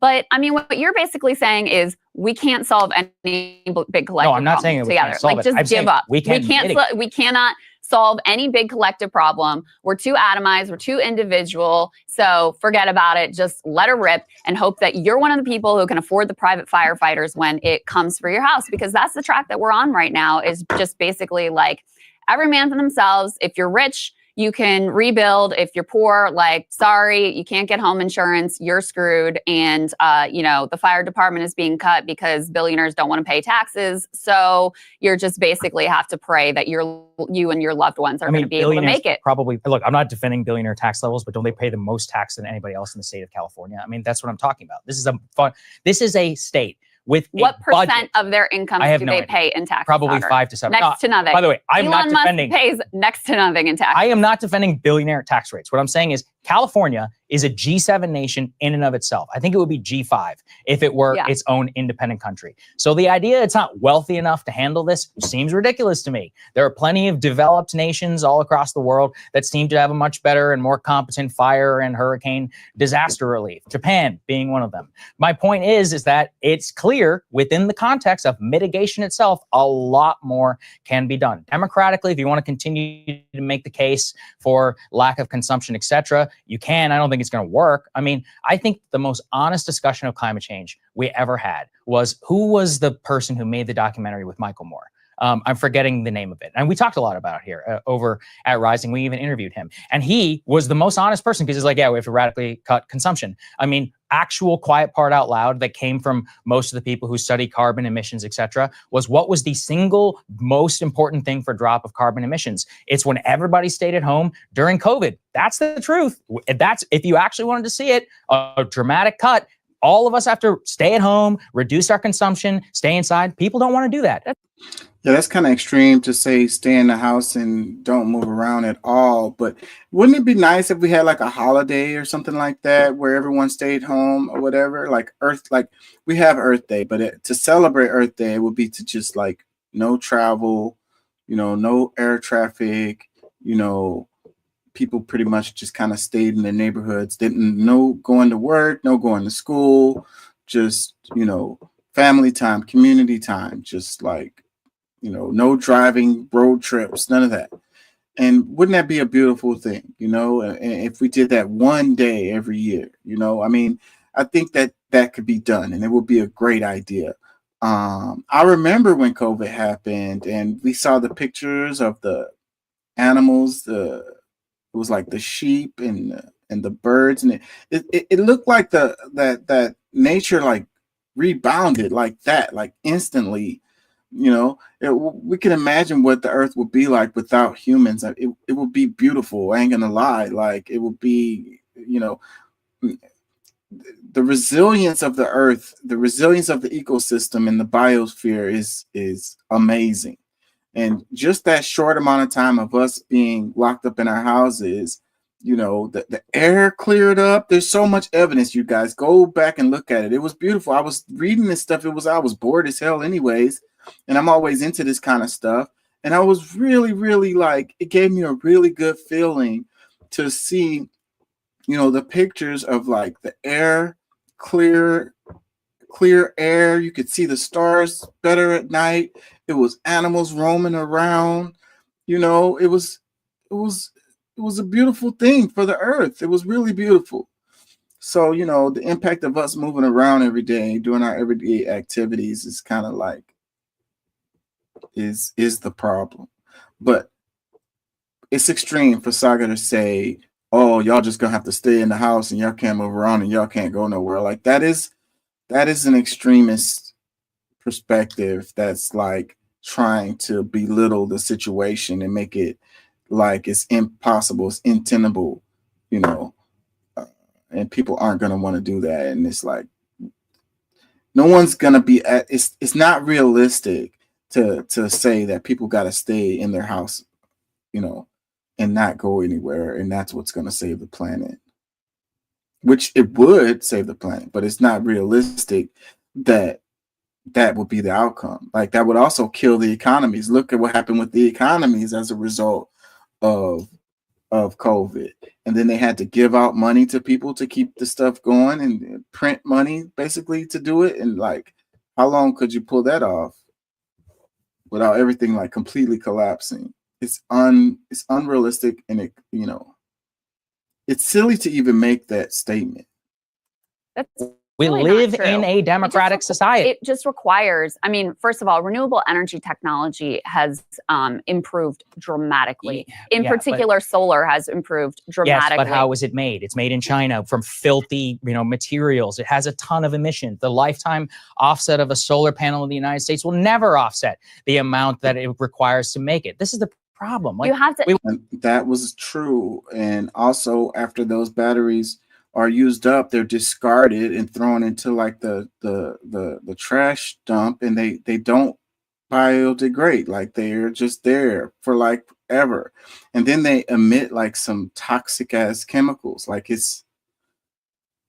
solar isn't the answer as far as the present technology for it is. We want to make these windmills, which again are not efficient. They have 10 to 25% carrying. The most efficient power that we have is called nuclear power. Nobody wants to build it. Everyone's too afraid. That's not true either. No, that's actually true. Though, and those windmills have to be maintained, and they create a lot of trash, and they don't have as much output either. And the nuclear, no, I don't want a nuclear power plant next to my house either. You know what I'm saying? I don't. And so like, that's a problem. But see, there's other innovations. Like I've seen some stuff where they have the things next to the freeways where it just kind of harnesses the wind pressure that's getting pushed by the cars going by, and it turns a turbine and it creates electricity. Like, again, that's not that much, but that could be scaled up, and that kind of way of thinking is what you want. Even though I don't like the cars at all, they should be extremely limited, period. The electric cars are not the answer. Building all of these freeways is not the answer. The mass transit is the answer. With that, we can have fast moving trains, and that'll compete with the traffic like the airplanes and be more efficient than the airplanes, at least within a continent, you know. So the flights should only be international flights, and then the locally you should be able to take trains, and that would be the answer with that. I mean, even the climate left has embraced nuclear. Like Greta has Great. When's the embraced next reactor coming nuclear. online? It's not going to happen. Again, Right. Sagar, like, okay, so the way things are is just how they're going to be. That's your position. No, and I find that really, look, you might be right, but I have to say what I think would make a better situation where we don't have to constantly be, you know, watching people tearfully talk about how all their possessions are lost and they've had to flee the home that they've lived in for decades and decades, and where parts of the country are just increasingly uninhabitable, and where Well, they built those houses out of wood. I have some clips, I might share it, of homes that were still standing after the fire because they were built with different materials. Like, we don't have to build with the materials that we build. And again, some places there should be no cities. where you can't be insured, and where, you know, the only people who have a prayer of like surviving in a reasonable fashion are the wealthy who can pay for the private firefighters and, you know, rebuild even if they don't have homeowners insurance. Like, you might be right that we're too far gone to be able to deal with it. We certainly have not dealt with it to this point. But it's just not true that the technology doesn't exist. The technology does exist. What doesn't exist is the will to actually have the collective action required to try to tackle this problem in a serious way, which, you're right, at this point require a lot of mitigation, but also, you know, rather than just letting it rip and see what happens when it's 2 degrees Celsius and when it's 5 degrees Celsius, to actually try to, you know, get the trends under control, because we do have the technology now to Look, be able I to think we achieve do. that. We've had the technology since 1970s called nuclear. Yeah. Let's read some comments. I think that they did a good job of arguing the topics, and that's why I like this show, because, you know, you got Crystal pretty much coming from the left, and you got Sagar pretty much coming from the right. And these conversations are really how we move anything forward, because people have to be able to come from, you know, their perspective and be honest or whatever. And then we have to actually talk about it. I really believe that these conversations, you know, lead to revolutions, like lead to real solutions. Like, if we can't have the conversation, then we'll never be able to, you know, move forward. Comments, it says, over the past few months, Crystal and Saga have been giving me the same feelings I felt in months leading up to my parents' divorce. You know, but that's really, I mean, it got pretty heated on this one, their exchanges. But that's also what they built the show off of. They built it off of their, you know, the conflict between the two of them, which you don't really get, which is really good, because most of the media is always from one perspective, from one side. And, you know, that's all you get, you know, so it becomes that echo chamber, and people just watch the news for them to tell them what they already believe. Like, and you don't come away from it knowing any more, or learning anything, or having your perspectives challenged at all. I think every news media outlet should have, you know, different perspectives, somebody from the left and somebody from the right. They all should have it, but it's not like that. It doesn't work out that way. Whenever they do bring somebody from the other side or whatever, they just bash them. And it's always like a gang too. It'll be 4 against 1, 5 against 1. And it just becomes like a yelling match. Another comment, it says, you're not fixing the climate before the next fire season. Might want to figure something out. I'm saying. Another comment, no, it's timestamp 24/17. No, Crystal, it's not about putting white men in charge. Sagar is saying the best person needs to have the job, period. DEI has no place when lives are at stake. See, I hate that, you know, something terrible happens, and then we start saying DEI, it is the problem. Like somebody's gonna die because y'all are putting value in diversity, equity, and inclusion. Like these people who got into these positions had to be qualified to get into those positions. So they are qualified to do the job. It's simple as that. There's no way, they're not going to hire people, that aren't qualified, bro. It doesn't happen like that.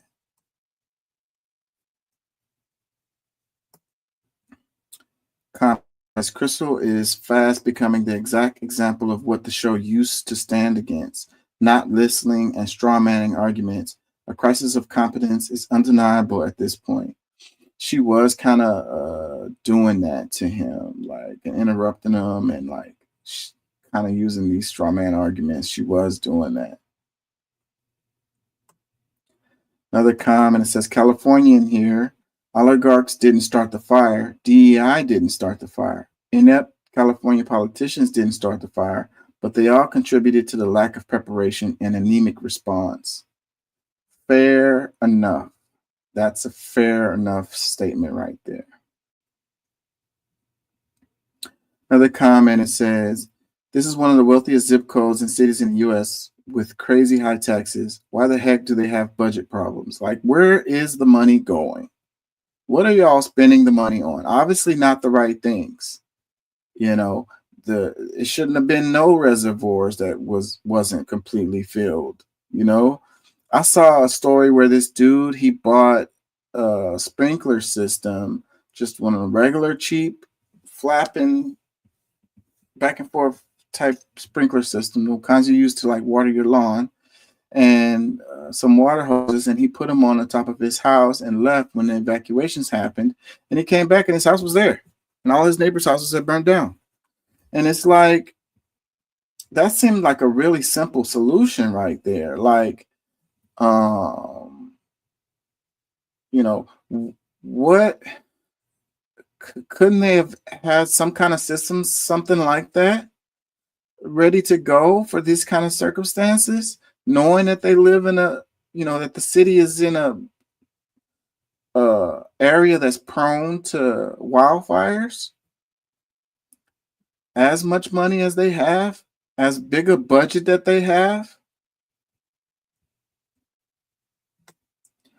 Another comment says, I can't believe Crystal just said there's only so much you can do, then gave a list of 10 simple things they could have done. Another comment says, Crystal's headstone will read, frequently wrong, never in doubt. Another comment, Crystal clearly hasn't seen the video of one of the heads of the LA Fire Department saying she shouldn't be expected to pull someone's husband out of the fire, and instead they should question why they are in that situation in the first place. I don't really know what that means. Another one, it says, Crystal was being terrible listener at 2410. Very unfortunate the way she is unfairly putting words into Sager's mouth here. Another comment, did Crystal not hear the lady accuse a man of being in the wrong place? If she has to save him, the mentality will cost lives. That mentality will cost lives. So is that related to the DEI thing? Is that what they're saying? I mean, I don't know. Another comment, Crystal whining that Sager points out things she doesn't like. What's new? Another one, 1856, Crystal is wrong. The Palisades Reservoir was empty and has been empty for a year because the government refuses to fix it. Yeah, in the video, I didn't play that part, but she mentioned all of the other reservoirs that had water, but she didn't mention the one that didn't.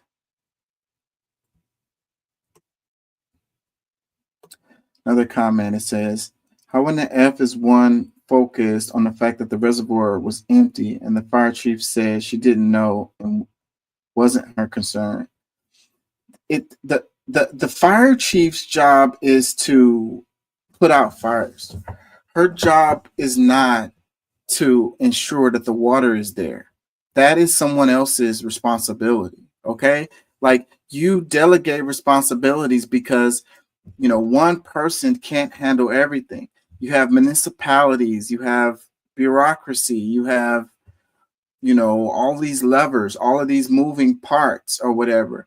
Her, as the fire chief, her job is to, you know, be in charge of the fire department, of the personnel, you know, of making sure that she has her equipment and everything is up to code and her firefighters are trained and they take care of business. Her job is not to make sure that the reservoir has water in it. That's not her job.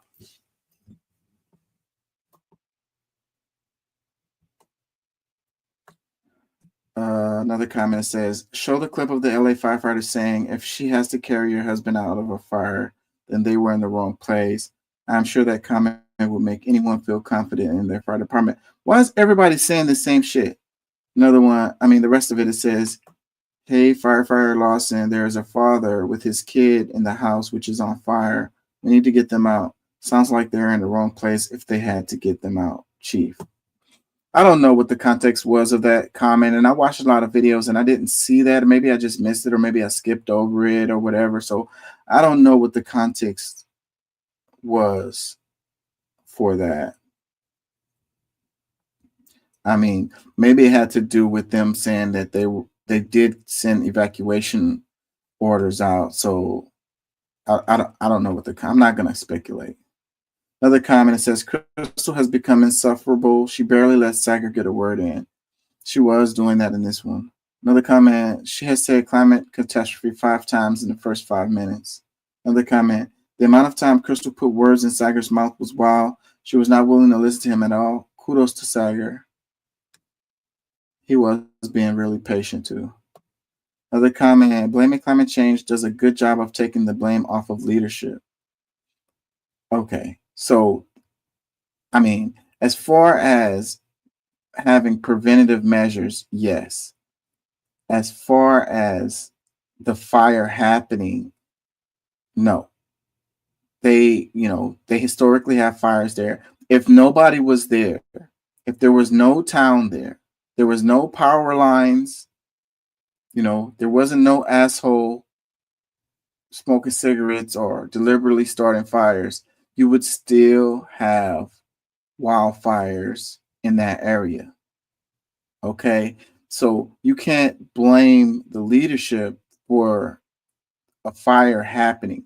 You can blame them for their response. You can blame them for their lack of preventative measures. You can blame them for the lack of infrastructures or things in place to deal with it. But the fire happened.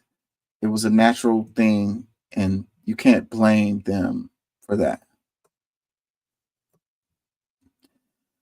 Comment says 2415 timestamp. I feel like these are non-sequitur issues.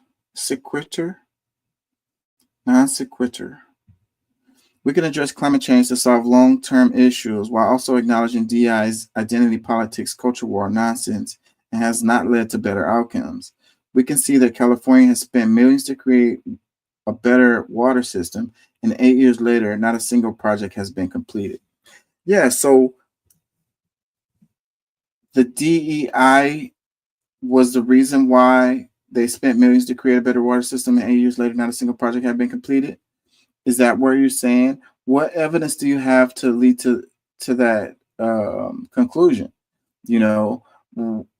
If there wasn't any diversity in their departments, do you think that their water systems would have been improved? Is that what you're saying? What evidence do you have to support that? Historically, has it been, no diversity in their departments and everything just went great? Another comment says, the insurance thing is being misstated. They tried working with the state so they could stay and insure people. They told the state about the brush building up that they were specifically seeing around their customers' homes. They said they needed to increase their rates to cover the risk, and they were not allowed through policy. They told the administrators that they were going to have to pull out of California. no policies were canceled. They chose to no longer offer policies in California. And as the policies expired, they didn't renew them. Yeah, I mean, they're trying to make money, so they're mitigating their risk to have to pay out settlements. And, you know, looking at it from their perspective, you can't really blame them for that. Again, you probably shouldn't build cities in places that have wildfires. But, you know, California was doing some things that wasn't wise, because the same people talking about climate change and the environment was pushing against those controlled burns and the cutting of the trees, the like brush removal, as far as like trimming the trees and stuff like that. That stuff would have went a long way to mitigating this fire and, you know, keeping it from being as crazy as it was. You know, the Aboriginal Americans that lived in that area prior, you know, to colonization, they did do, you know, they teach us all in elementary school about like slash and burn and all of that, and those kind of deals. And they were talking about it like it was some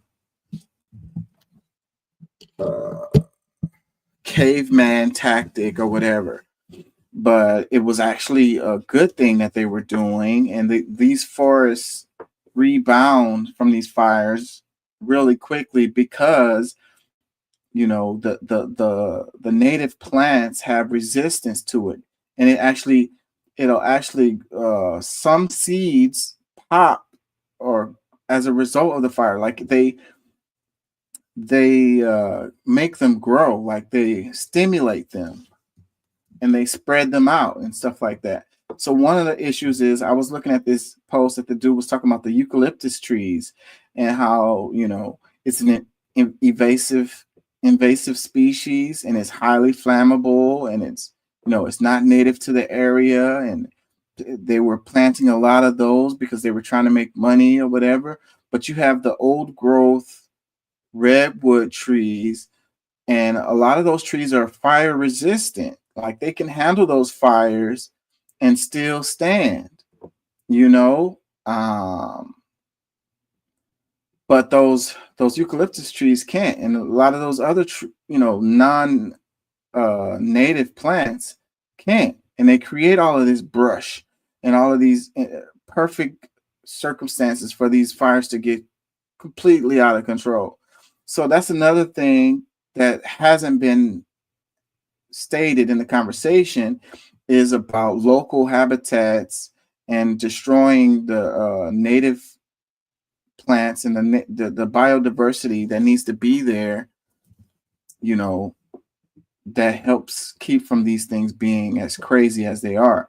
The fires are going to happen, but if you have these old growth redwood trees, they're so tall and they have really thick bark, they will break the wind, you know, they will keep the fire from spreading so quickly, you know.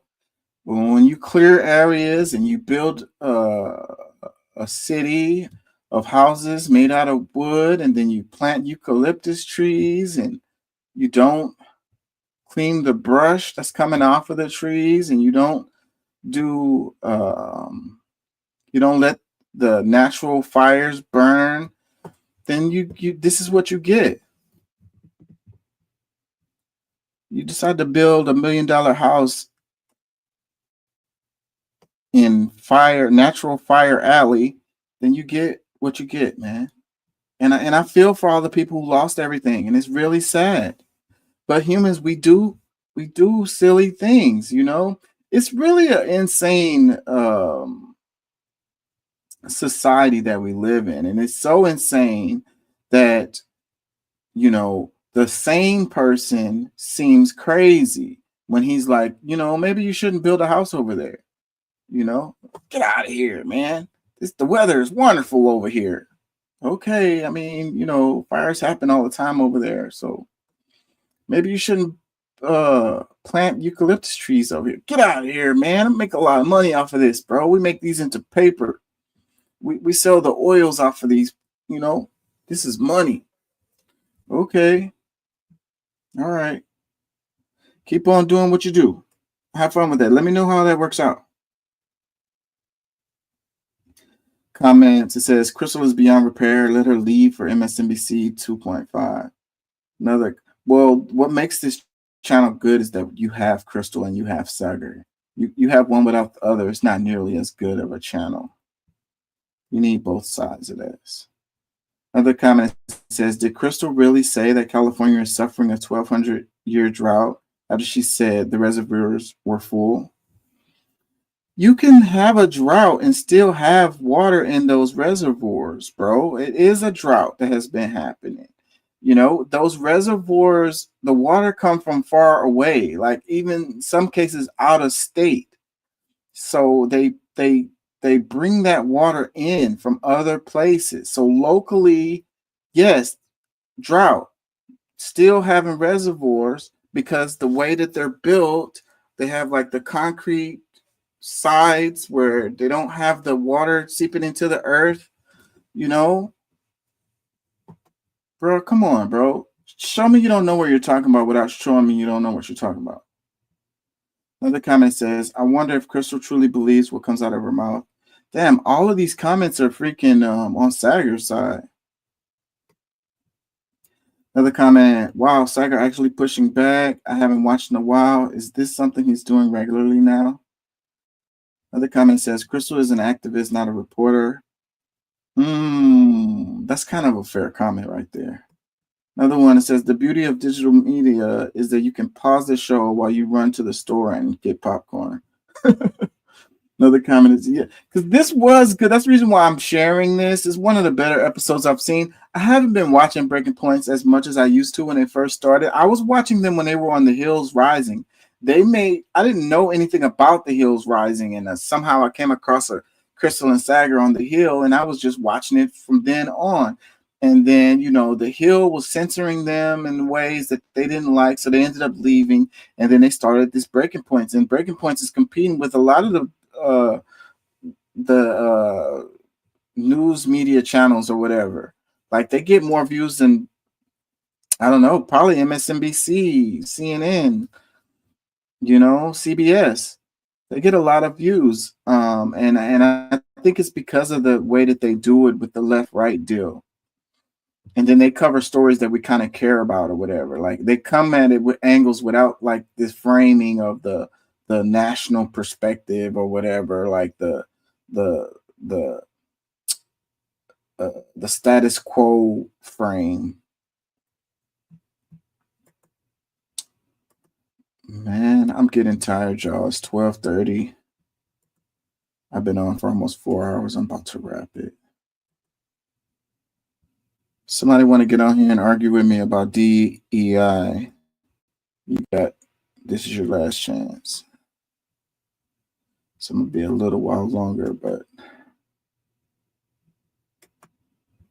how y'all feeling? What do y'all think about all of this? 2025 starting off pretty hot. So we got the inauguration of Donald Trump coming. We had the death of a president. We had the wildfires. We got the ceasefire coming for Gaza. We had Syria, Assad stepped down in Syria. You got the coming together of Mali, Niger, and Burkina Faso in Africa.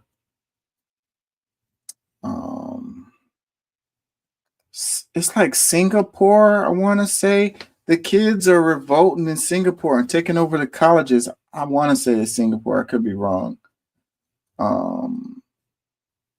There's another like major protest happening in another place in Africa, but I cannot think of it right now. You had the South Korea situation where the president was kicked out and then his successor, his right hand man or second in command, he got kicked out too. You got the no confidence vote for Germany, and France is having a similar issue. Macron is barely holding on to power. You got these right governments are taking over, but not everywhere. You got Sheinbaum in Mexico. She's a left. She's a Obrador. She took over for Obrador, and she's saying some cool stuff, man. I like her. First female president of Mexico.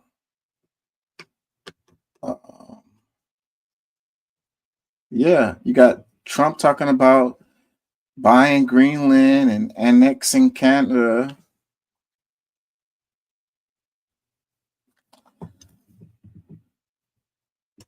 Crazy, crazy beginning of the year.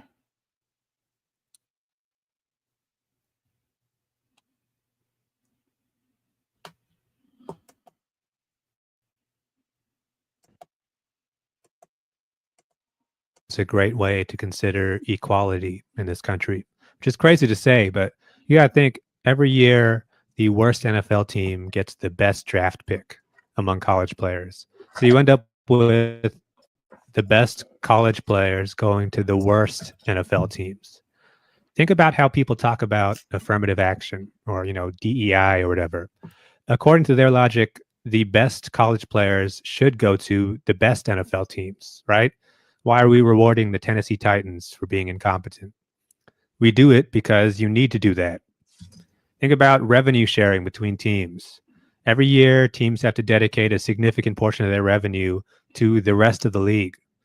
Literal wealth redistribution happens.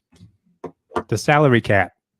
Teams are hard capped from spending too much money because we're trying to keep, wealth from being concentrated into a small number of teams. All of these things are completely necessary to having a functional NFL. If you take any of them away, what you end up with is everything else in American life. The NBA, and the Dallas Cowboys. The NFL. Burn at the end. Yeah, if you take those away, you end up with baseball. Yeah, that's the reason why the NFL is so viable. That's the reason why the competition is so high. So this kind of like redistribution of wealth, how the first draft picks go to the weaker teams, it makes the NFL stronger. So this is an argument for diversity,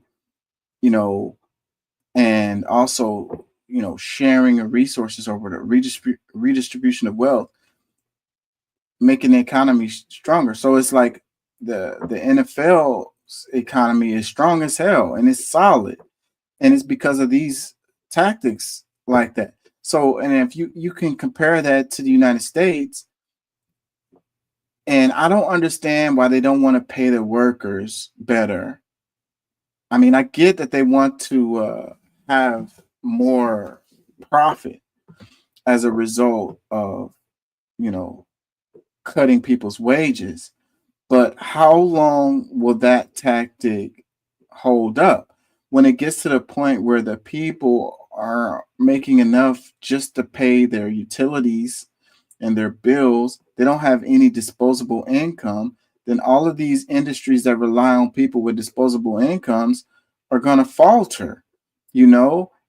Even those companies that are looking to make more profit in the long run will be more viable and make more money if they pay their employees more, because their employees are just going to spend it.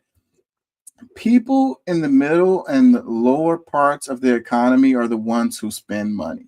Okay, they drive the economy. It's really simple. Wealthy folks don't spend money like that. They invest money.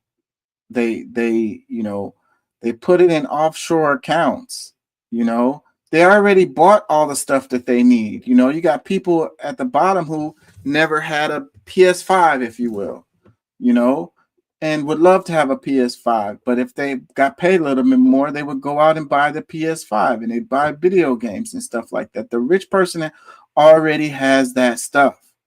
You know what I mean? What I'm saying is the economy is stronger if poorer people, you know, middle and lower folks have more money, more disposable income. They drive the economy. They're going to buy stuff, and it's going to be better for the companies that sell stuff, that if they have more people who have money to buy their stuff. It's really, really simple. It's like you're shooting yourself in the foot by not paying these people enough money so that they can have some disposable income so that they can partake of your products. It doesn't really make sense in the long run. The vitality and the strength of the NFL is as a result of its policies of drafting, you know, top players out of college and putting them on the teams, weaker teams, by spreading the wealth around the salary cap, or otherwise you're going to have the same NFL teams going to the playoffs every year, you know, because they have the money to get the best players, like the baseball. You know, it's always in baseball. It's always the same teams, pretty much always the same teams. You know, in the World Series or whatever. You know, and all of the best players always play on those same teams. You know, and also it's boring. It's boring as hell to watch baseball. You know, the NFL is a lot more exciting because this is what they say any given Sunday. You know, the competition is better. Anyways, comment says this is not a good comparison. Okay, so let's DEI the draft and go and see how the quality of the gameplay in NFL will go down. Only 4 black picks, 14% per mandatory, 6 Hispanics, 19% per round. The SEC is overrepresented and only 1 per round per conference. Also, half the picks have to be women, and each position and staff member must be represented in kind. So 16 women, QBs next year, at least 2 O-line must be women, 1 black, 1 Hispanic. You must have 1 Asian or Native American on the roster. Tell me this would produce the best possible football. This is not what he's saying.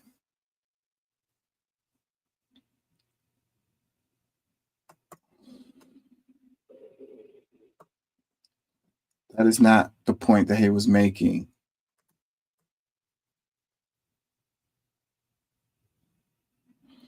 I think that the SEC is overrepresented. And I think a lot of that is because of the stuff that's the opposite of what the NFL that's in college, as far as the certain colleges have the best facilities and they end up with the best coaches because they have the most money. So then that's the reason why they end up being overrepresenting in the NFL draft, because they're producing, you know, what happens is a kid is in high school and he wants to go to the NFL. So his best chances to get in the NFL is go to a school that has the best facilities and the best sports doctors, the best coaches. And that's going to be a team that has a college that has the most money. It's simple as that. They go to a historical black college and they're never going to get seen. Their talent could be the same, but they won't be seen at the HBCU and they won't get drafted because that team ain't going to win. Just because it's one guy that's a badass on there, the team didn't win. They didn't go to any bowl games, so they didn't get no exposure. So he's not going to get drafted. He's not going to go to the NFL. His chances diminished dramatically. So he wants to go to a SEC school because he's more likely to get drafted from there. And that is a result of the inequality within the colleges.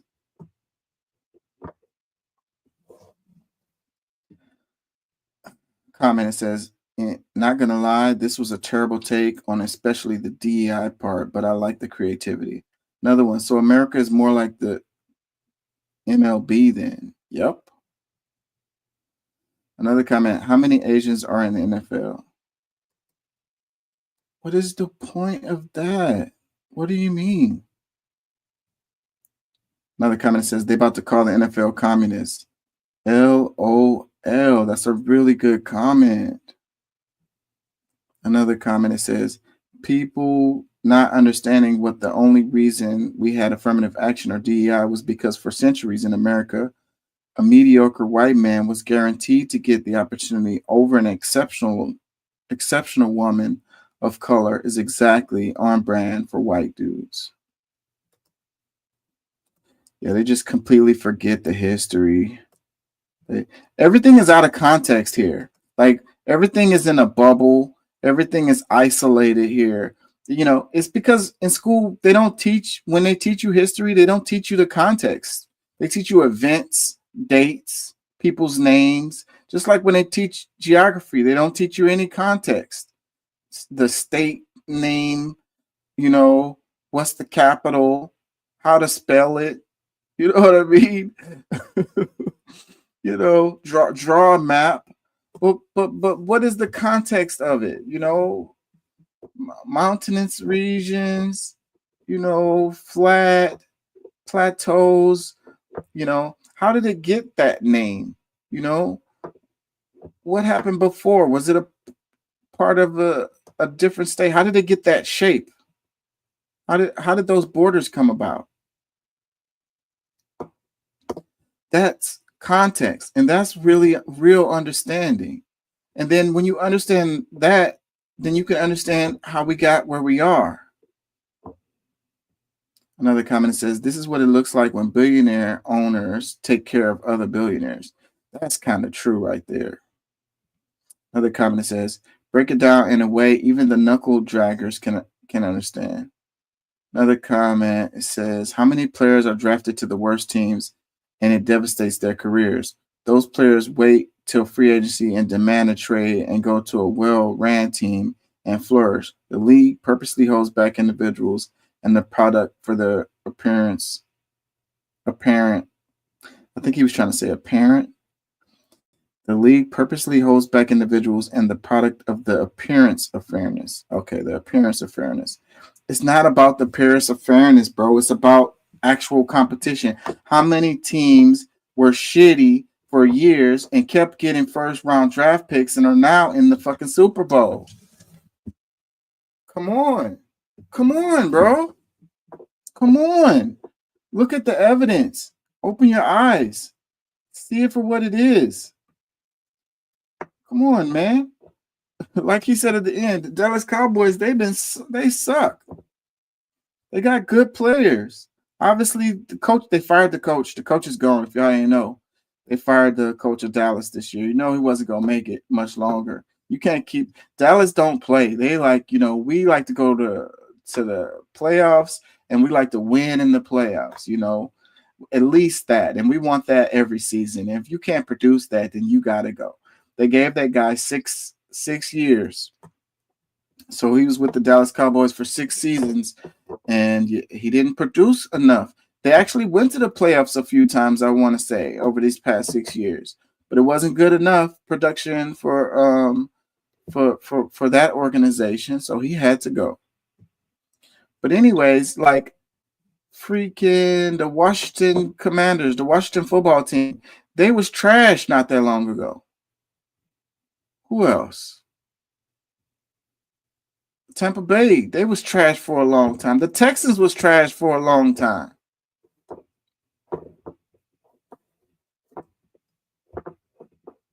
They got CJ Stroud.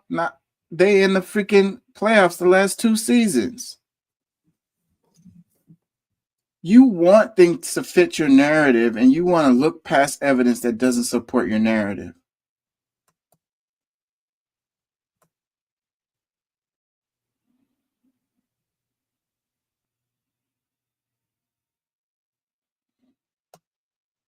This is interesting right here. So Biden administration to remove Cuba from the list of state-sponsored terrorism. This is a good move right here. Now, you know, Biden's cognitive ability notwithstanding, this is an excellent move right here. There's no reason why Cuba is on a list of state sponsors of terrorism. This is really good move right here. This will be good for Cuba, and this will be good for the United States. Really good move. Should have been done ages ago. Democracy Now! Posted this. It says the Biden administration said Tuesday it will remove Cuba from the list of state sponsors of terrorism, a move that could give a huge boost to the ailing Cuban economy unless it is overturned by the incoming Trump administration. Damn. Dun, dun, dun. In return for the policy change, the Cuban government is expected to free a number of prisoners as part of a deal brokered by the Catholic Church, which has long pressed for the rights of political prisoners on the island. The State Department's list of state sponsors of terrorism imposes severe economic sanctions. Companies even outside the U.S. often cut off business with the designated countries for fear of facing sanctions themselves, effectively isolating those countries from much of the global trade and finance. The first Trump administration designated Cuba as a state of sponsor of terrorism in January 2021. This latest shift in policy is highly unlikely to survive Trump's return to the White House. Marco Rubio, tapped for Secretary of State, has been one of the most outspoken opponents of the Cuban government in the U.S. since he has long favored harsher sanctions. Isn't he Cuban? Is he not Cuban? Marco Rubio? I know he's he's Hispanic.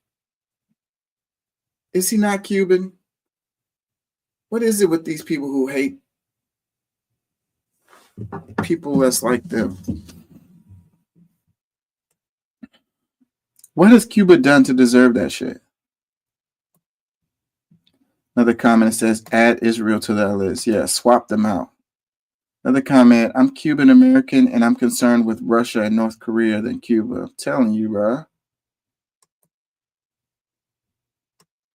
Another comment, it says, he's only doing this because he knows Trump will put them right back on it, so he gets to take credit of doing so while maintaining the U.S. position through proxy by Trump administration, exactly like Obama did with the travel visas months before Trump took office. It's off a show.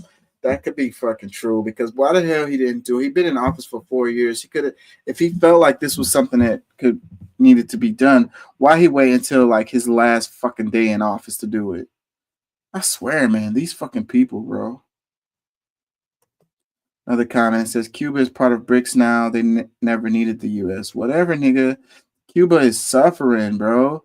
And it was just saying, like, the sanctions, that shit is having an impact. I saw something recently where Cuba was talking about how the sanctions are, man, they drive old-ass cars. They have a hard time getting regular-ass stuff because they can't get it through embargo. Their economy would blow up in a short amount of time if it wasn't for these sanctions and shit.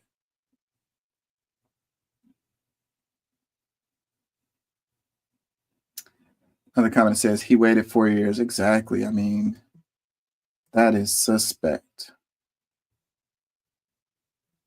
That is very suspect.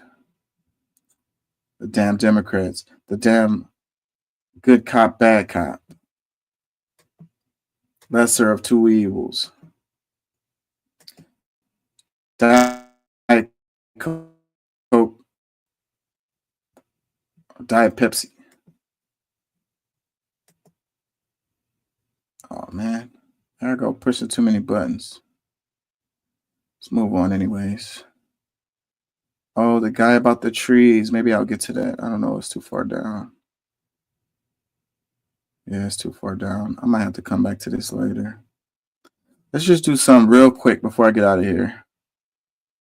What the Western media isn't showing you right now is that we are witnessing one of the largest led student movements in the area since 1968 in Serbia right now. 62 out of 80 universities have been shut down by their own students. 24-hour blockades have been taking place. Self-organizing resistance hubs and education hubs have been organized by the students themselves. Along with this, hundreds of people have been going, thousands on the streets all over Serbia, demanding for systems change and less corruption in their government. This shows that people-led movements will never be shown through Western media.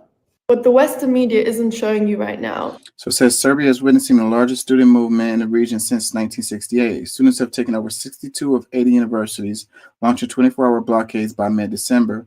This movement goes beyond demonstrations. Students have shut down classes, dismantled corrupt student bodies, and transformed universities into self-organized hubs of resistance, organizing themselves through the plenums and working groups.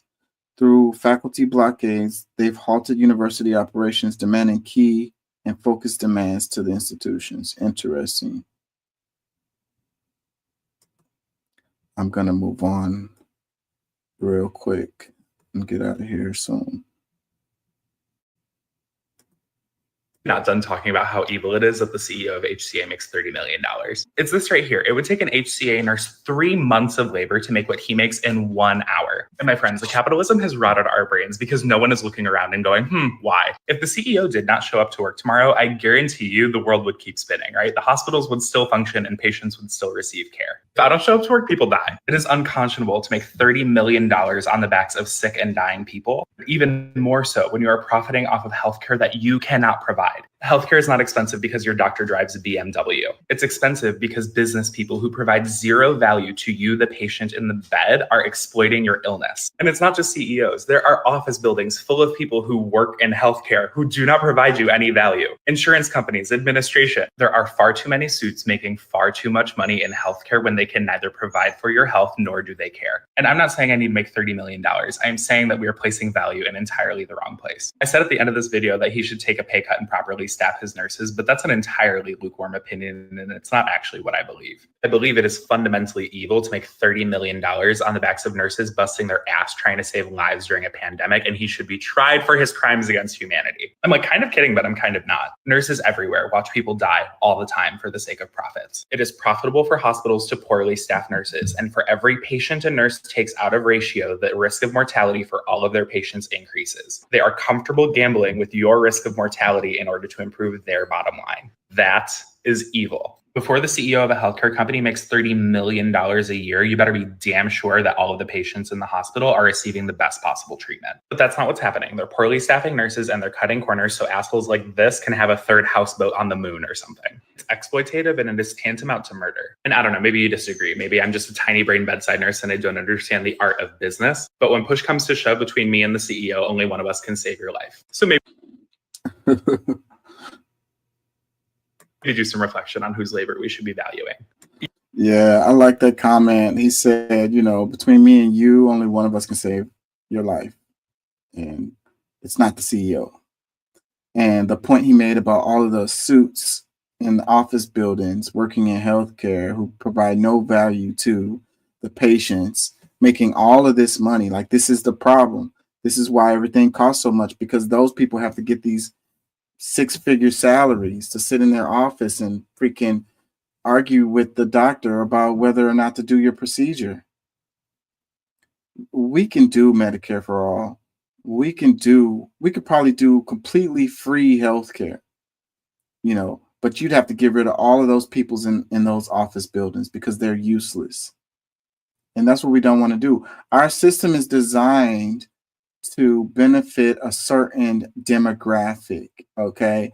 And the workers are not the demographic that our system is designed to benefit.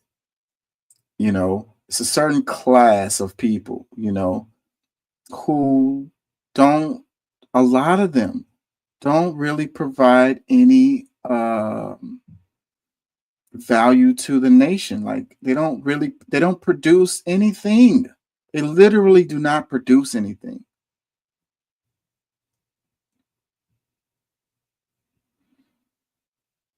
But they came from a upstanding family, you know.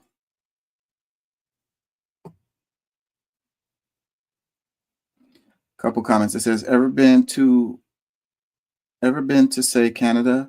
Somewhere with socialized healthcare? Yeah, it still sucks. Either a politician oligarch makes the money or the CEO does. Welcome to the middle class, kids. You're screwed either way.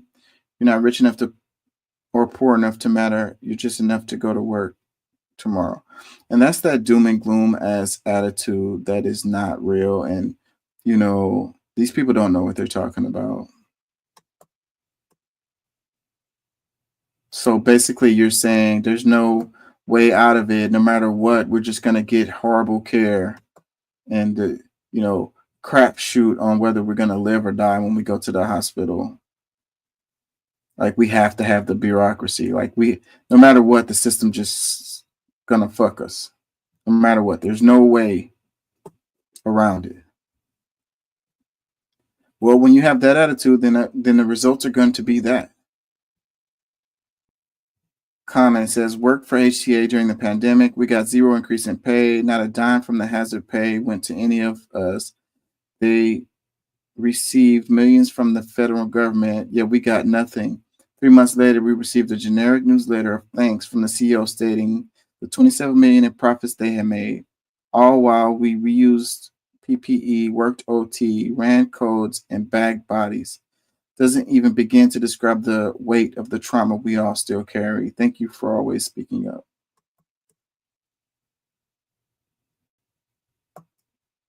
Other comments, this is why so many people love Luigi. Another one, CEOs can save our lives if we harvest their organs. Dang. Another one, literally no reason anyone should be making $30 million a year. No one. No position in the world is worth that much money. Another comment, we need a federal law that states in any organization, no employee of said organization can make more than 1,000 times the wage of the lowest paid employee. Another one, the USA does not have a healthcare system. It has a medical racketeering system. People defend this system that we have, and it's crazy.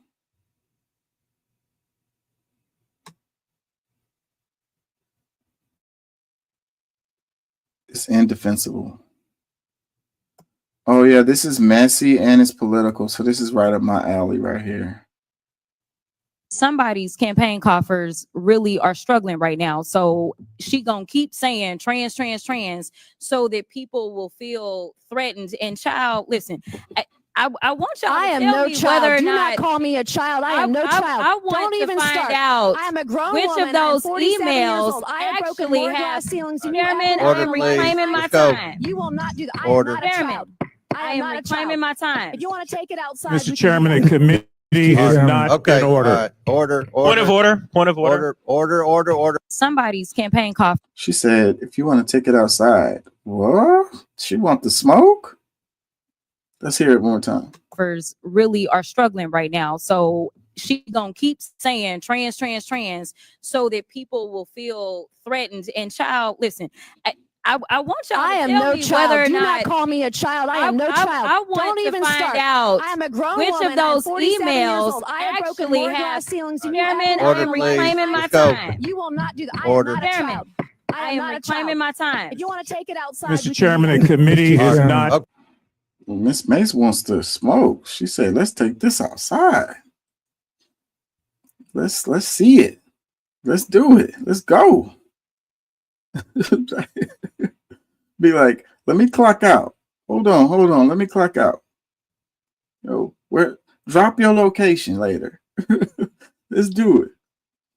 The Shade Room. Of course, the Shade Room is the ones that's posting this. They so freaking anyways, it says, catch me outside. Representative Nancy Mace invites Representative Jasmine Crockett to step out following heated debate.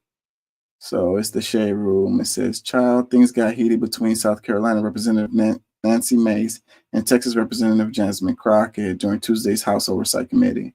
According to Newsweek, the heated discussion between the two ladies began as the House voted to ban transgender athletes from federally funded institutions.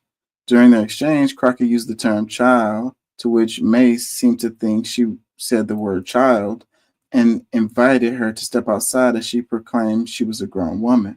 I'm a grown woman. Crockett took to X and reflected on the moment and said, if you want to see the difference between the House Dems and the House GOP, watch this.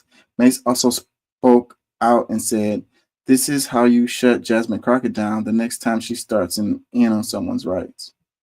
Well, that's how you shut her down, by saying, go outside? What if she would have took you up on that? Would you have been able to stand 10 toes down?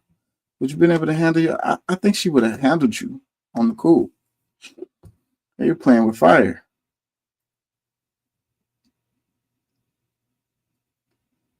comments. It says, how does she not know what child /child means? Another one, it says, so she's going to get away with that. Another one, I'm happy to meet Nancy outside on behalf of our good sis Jasmine. Another one, this is ghetto on both sides. Another one, it says, if a black woman were to say, meet me outside, she would be fired expeditiously. Can't fire a congressperson. Another comment, wait a minute, did she say if you want to take it outside? Now, if the tables were turned, we would have been black, angry, and aggressive, shaking my head. Another comment, white girl not even knowing that child don't mean child is the funniest part. Another one, unpopular opinion, but should we really be using unprofessional verbiage in this type of setting? Why should we expect her to know what child means? I think they're both wrong. I agree with this comment. I think that she was being too laxed or using vernacular that wasn't proper for the setting. Yeah, but they're both wrong at the end of the day.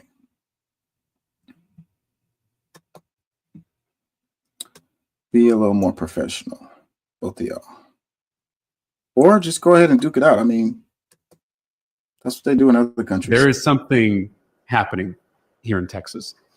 Here in the state capitol, a small band of Republicans and Democrats in the Texas House are coming together to stop two West Texas billionaires from taking over our state government. Their names are Tim Dunn and Ferris Wilks, and they're the biggest Republican donors in the state. They've already bought our governor. They've bought our lieutenant governor. They've bought our attorney general.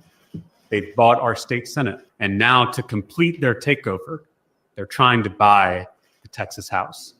Tomorrow, they'll attempt to get one of their puppets elected speaker. One of our Republican colleagues said, quote, this is the most corrupt state government in Texas history.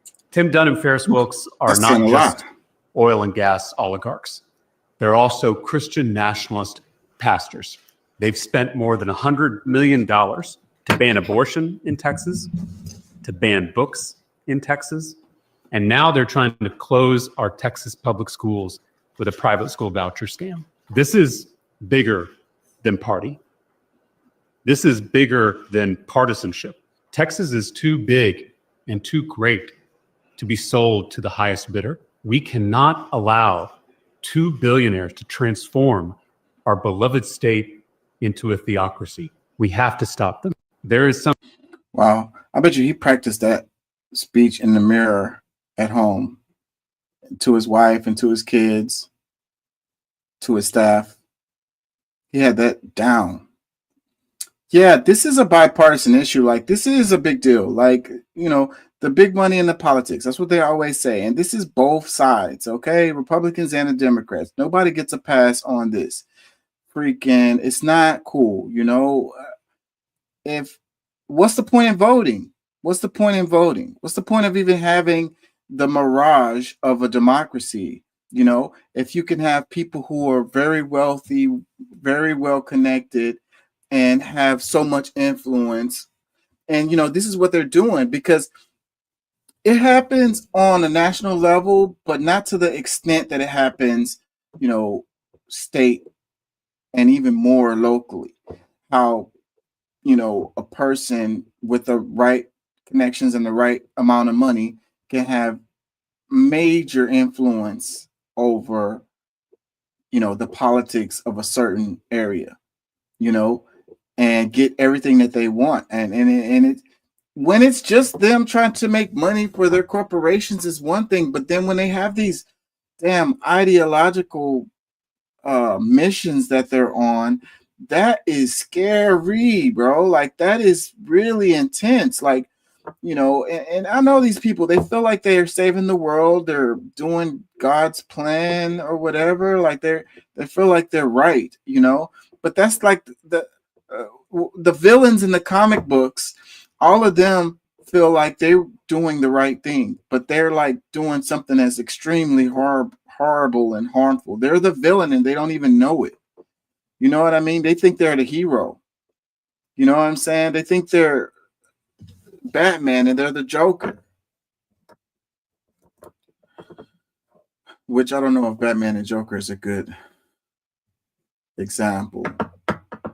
What's another comic book character? I don't know. Anyways, they think they're the good guy, but they're not. And this is not cool. And this is something that we really should be talking about.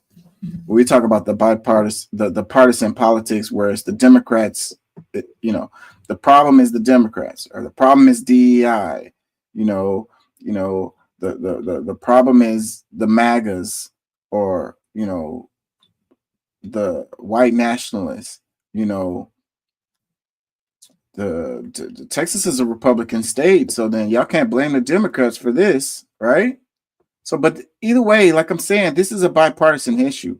Get the big money out of politics. Don't allow these people to do this shit. Like, it's crazy. It's crazy. Let the democracy, at least the facade of a democracy, let it be. Let it work the way it's supposed to work.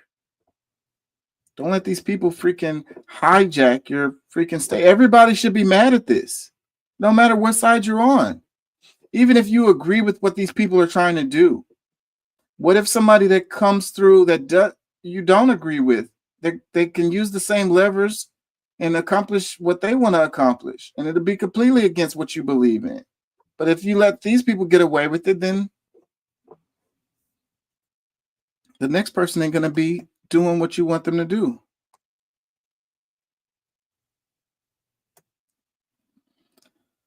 Oh, I'm about to get out of here. And we had organizations that were looking into us that were like not really involved with social media. Like I think like the CFPB, like this financial, I don't even know what it stands for. It's the financial organization that Elizabeth Warren had set up. Oh, great. And it's basically, it's like, we're not a bank. The We're not debanking section. Yeah, no, so like we're not a bank, right? It's like what does Meta have to do with this? But they kind of found some theory that they wanted to investigate, and it's like, okay, clearly they were trying really hard, right? Wow. to like find some theory, but it like, I don't know, it kind of like throughout the party and the government, there was just sort of, I don't know how this stuff works. I mean, I've never been in government. I don't know if it's like a directive or it's just like a quiet consensus that like, we don't like these guys. They're not doing what we want. We're going to punish them. But it's and we. So he doesn't know what the department is. The Consumer Financial Protection Bureau, like, it's set up to protect people from getting frauded by major corporations.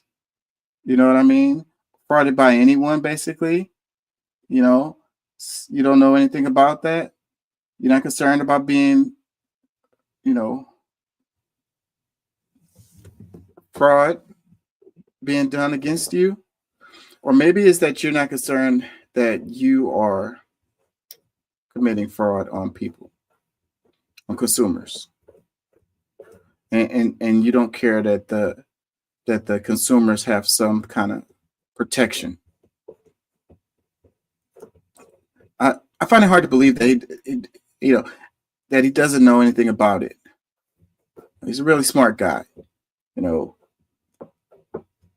He's either pretending that he doesn't know anything about it, or he's really not concerned with consumer protection. Let me read this. It says, the CFPB is a shining example of government working on behalf of the people. The agency has returned $20 billion to the victims of financial fraud and abuse since 2011. Billionaires and corporations want to scrap the agency because they don't want to be held accountable. More perfect union. On Rogan, Zuckerberg says he doesn't know what the CFPB is or why it's investigating Meta. The truth is the Consumer Financial Protection Bureau defends people from corporate abuse. Meta has been accused of illegally using people's financial data in its ad business. So yeah, frauding the people. Like they say that Facebook sells your data to China. That's what they were saying. I mean, but I guess it's to whoever is willing to buy it. But then it's like, compensate. If you're gonna do that, compensate the people for it, right? The data is the new oil, So we need some legislation to go in and be like, you know, if you're gonna make money off of my data, then you need to pay me. You know, it's only fucking fair.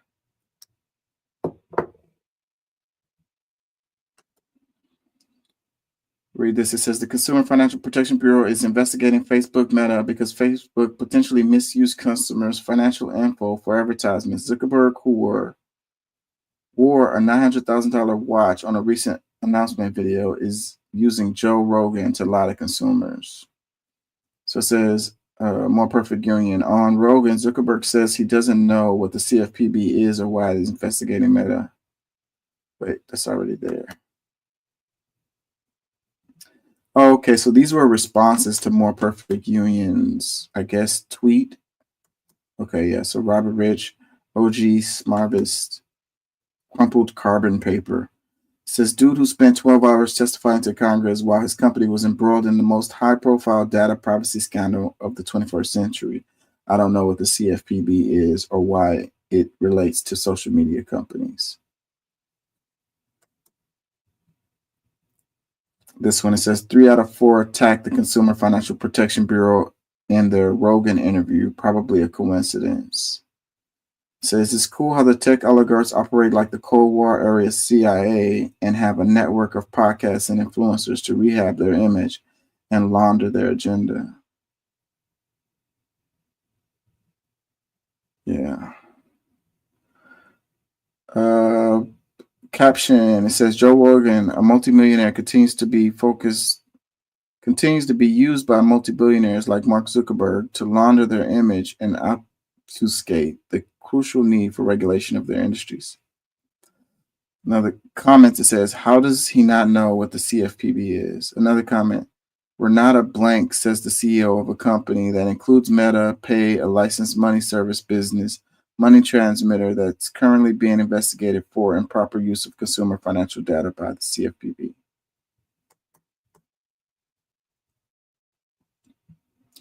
Yeah, I'm sure he knows very well. Another comment, it says, if this doesn't send the message that we should leave all Meta apps, I don't know what does. Believe them when they tell you about themselves. I'm going to start to wrap up my stuff here, deleting things and save things, and I'm going to leave. I've stayed because I thought it was the best way to reach people and talk to people, but I just can't do it any longer. I can't support someone like that and still live with myself. Like they say, the revolution won't be televised, and it won't if they're in control. In fact, we will just quietly roll over for the shit unless we don't. I'm done. Yeah, man, I ain't gonna lie. I fucks with Instagram. I don't fuck with Facebook, but I fuck with Instagram. So there's that. On Instagram right now. I'm going to get out of here. Oh, let me do the eucalyptus stuff. It's a perfect example of what happens when you try to secure a bag off of Mother Nature and you don't use your real brain. You start to do that colonizer mindset. This is all invasive Tasmanian blue gum eucalyptus planted by Jack London. He planted them thinking he could secure a bag, cut them all and turn them into lumber. Sadly, they can't be turned into lumber, only into paper. So he gets a massive L, and now they took over. It's also a classic reminder that Mother Nature has a sense of humor. Planted all this invasive eucalyptus trying to make money, and it ended up burning his house down, bro. Look at all the bark. This is filled with eucalyptus oil. Same with the leaves. This shit burns like gasoline, dude, and the trees will explode. Yes, the mushrooms eating the eucalyptus. Massive W. I did not know they did that. Eucalyptus trees are only here because of humans, so it is our job to remove this mess that we created. These trees are highly flammable and thought to be a cash crop, but it completely failed, and now they've taken over, and they're falling, and they're burning, bro. Invasive bullshit for days. Eucalyptus was only planted here because humans had already destroyed the old-growth redwood ecosystem. They wanted a fast-growing tree to secure that bag off Mother Nature. It should look like this. This is an intact ecosystem where wildlife would thrive, and humans could have thrived like the Native Americans did, but they decided to cut it down. This is that real shit. It wouldn't have burned his house down because, as you can see, they're fire-resistant and they're beef. These trees do work, and we need to protect the few that are left. 99% are gone here. It's a perfect example. Bring tears to my eyes of how this tree that's like 1,000 years old, and you could just come over here and just cut it down and like monetize it. Like, oh my God. big, huge 1,000-year-old tree, and you're just gonna be like, that's a good one. I'll get some good lumber out of that, so somebody can build a house that gets burnt down. It was fire resistant before you cut it up. Makes me sad, man. It says invasive species are the #1 threat to native plant biodiversity in the United States. Eucalyptus trees are one of the worst invasive species in California and are taking over native land that used to be old-growth redwood forests. Eucalyptus trees were first planted during the colonization of California and are still being sold at garden stores and nurseries all over the state. Eucalyptus trees fall easy with shallow roots that injure people every winter. Eucalyptus oil is naturally released by these trees as a natural herbicide that kills native plants, and eucalyptus oil burns like gas, making it one of the biggest wildfire threats in California. Stop buying eucalyptus. Don't plant invasive species. Plant native.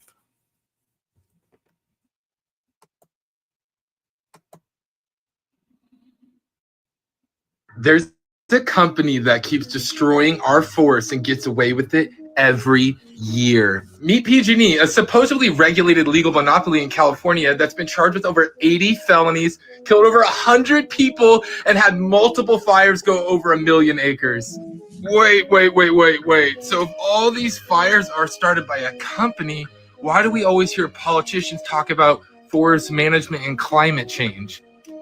That's Congressman Doug LaMalfa, a Republican. He pointed to poor forest management as the problem behind this fire when he came up here. Governor Gavin Newsom, a Democrat, also came up. He pointed to something else. These are climate-induced wildfires.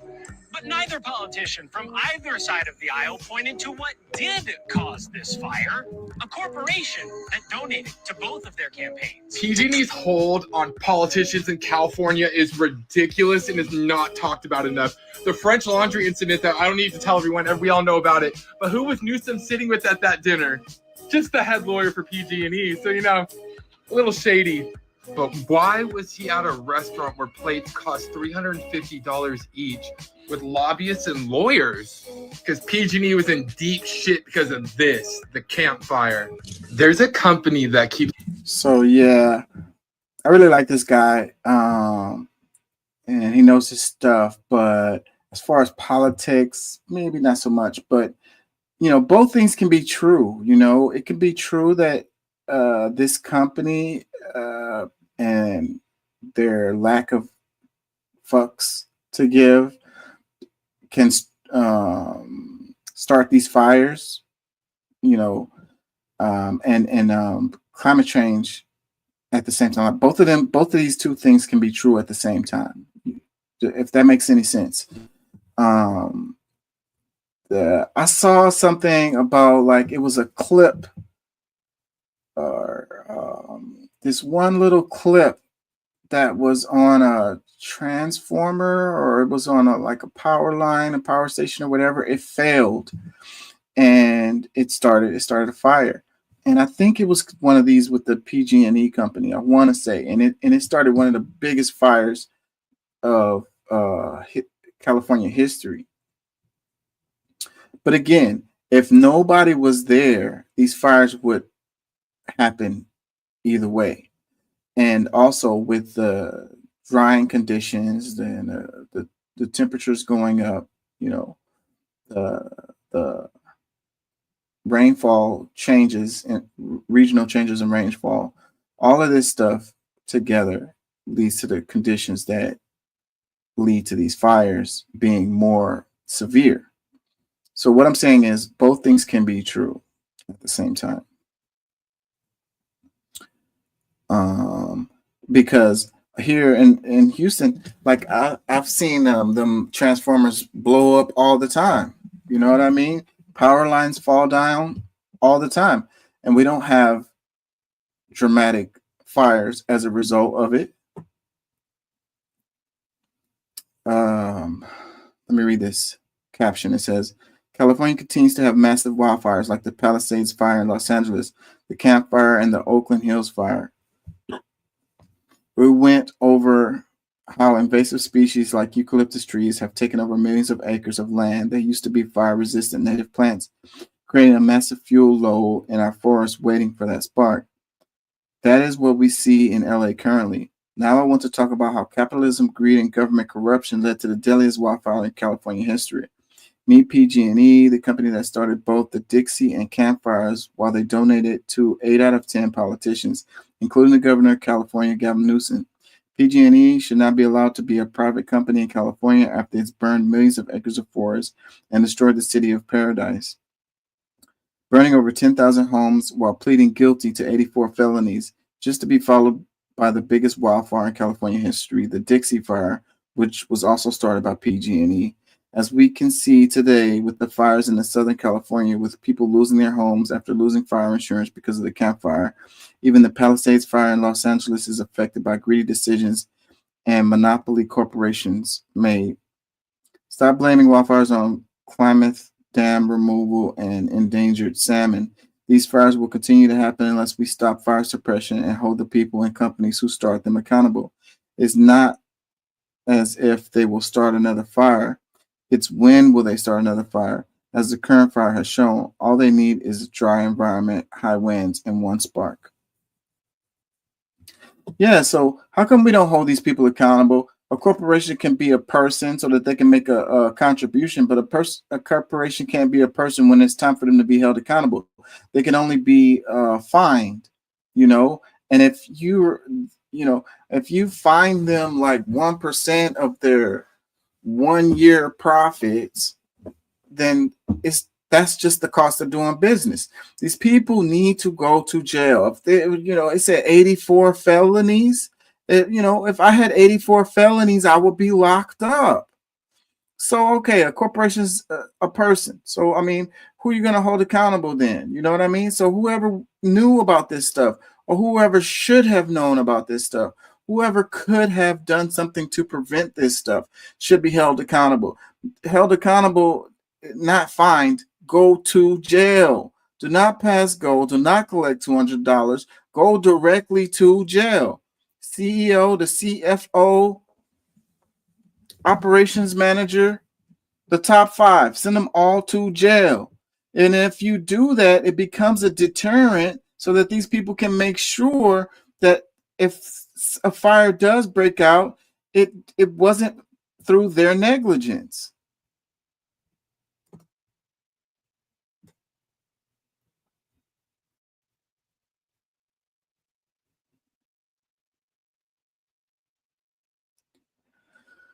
Oh.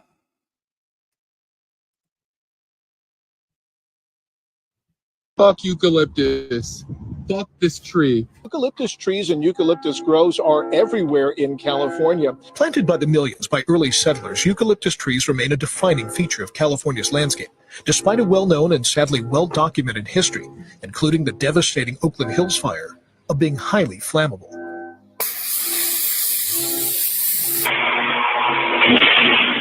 You can't even use the wood for lumber. They use them for paper.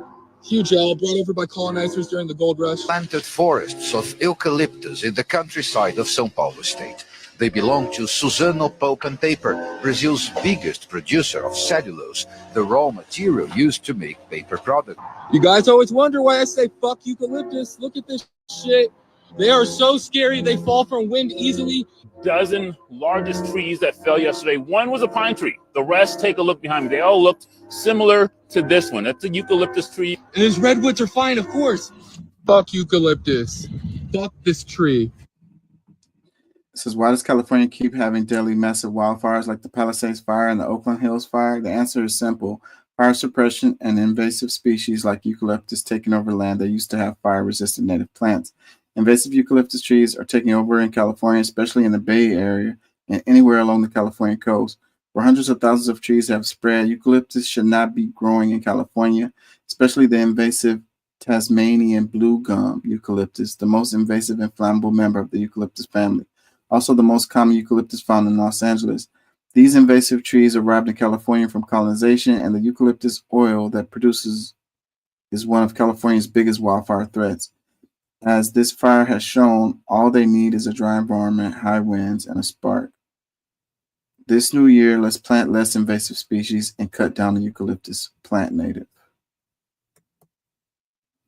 local, native. That's the answer to everything.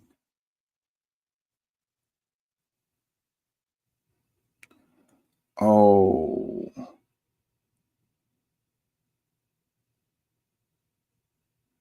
I'm gonna do this one and I'm gonna wrap with FDR. L'armée ira où elle doit aller pour sécuriser nos richesses. Oh, I don't feel like reading that. Let's wrap it with In FDR. our day, certain economic truths have become accepted as self-evident. A second Bill of Rights, under which a new basis of security and prosperity can be established for all, regardless of station or race or creed.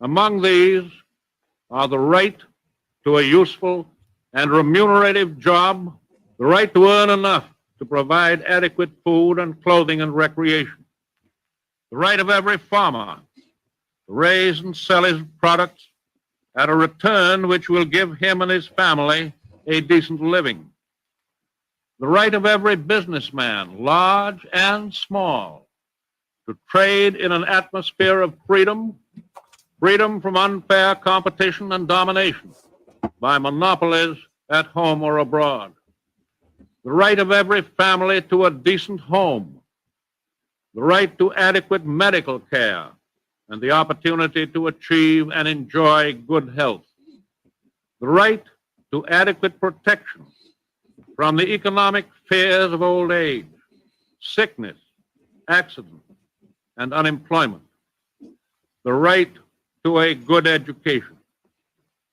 All of these rights spell security.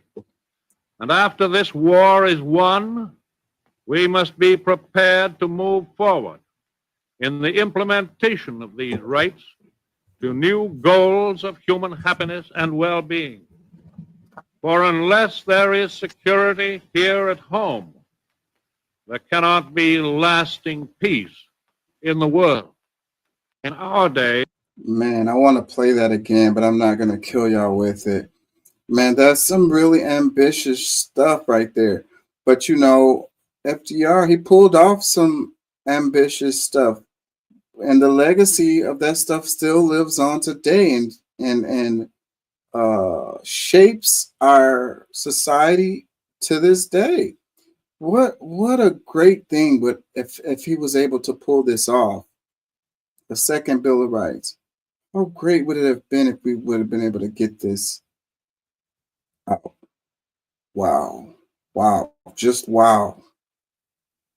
Robert Wright posted this. He says, 81 years ago, President Roosevelt proposed a second Bill of Rights to guarantee every American the right to employment, healthcare, education, housing, and a living income.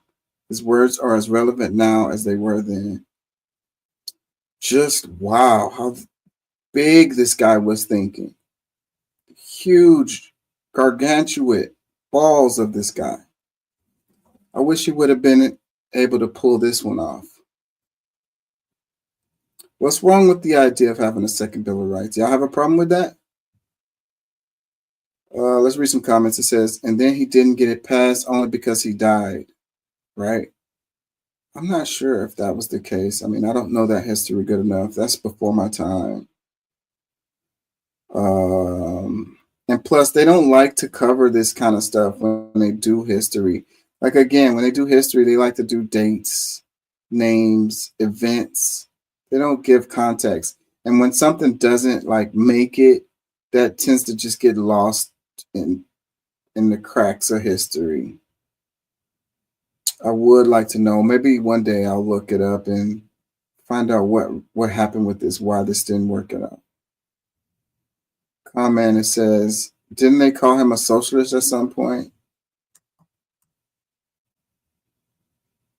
What is your point? What is the point of your comment? Another comment says, where are the true statesmen today? Another one, I wish someone like FDR was our president today. I am an FDR Democrat. You know, and it was during a time of real hardship. And for, you know, what do they say, first world problems? Like, we got it too good for anything like this to come about, we'd have to be in the middle of something extremely terrible for us to come around and all be on the same page and make something like this happen. So that would be the only way. We'd have to have a Great Depression Part 2.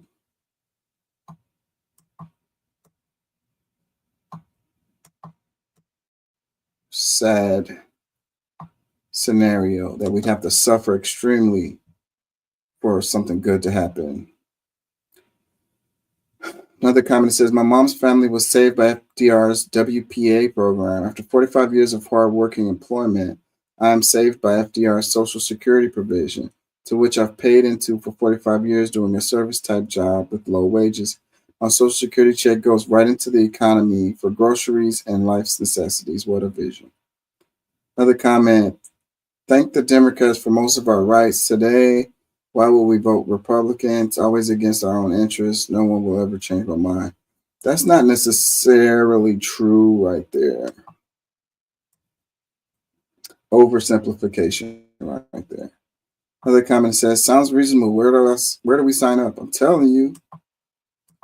Another comment, I will miss when this country wasn't run by villains. Another, one of the greatest presidents.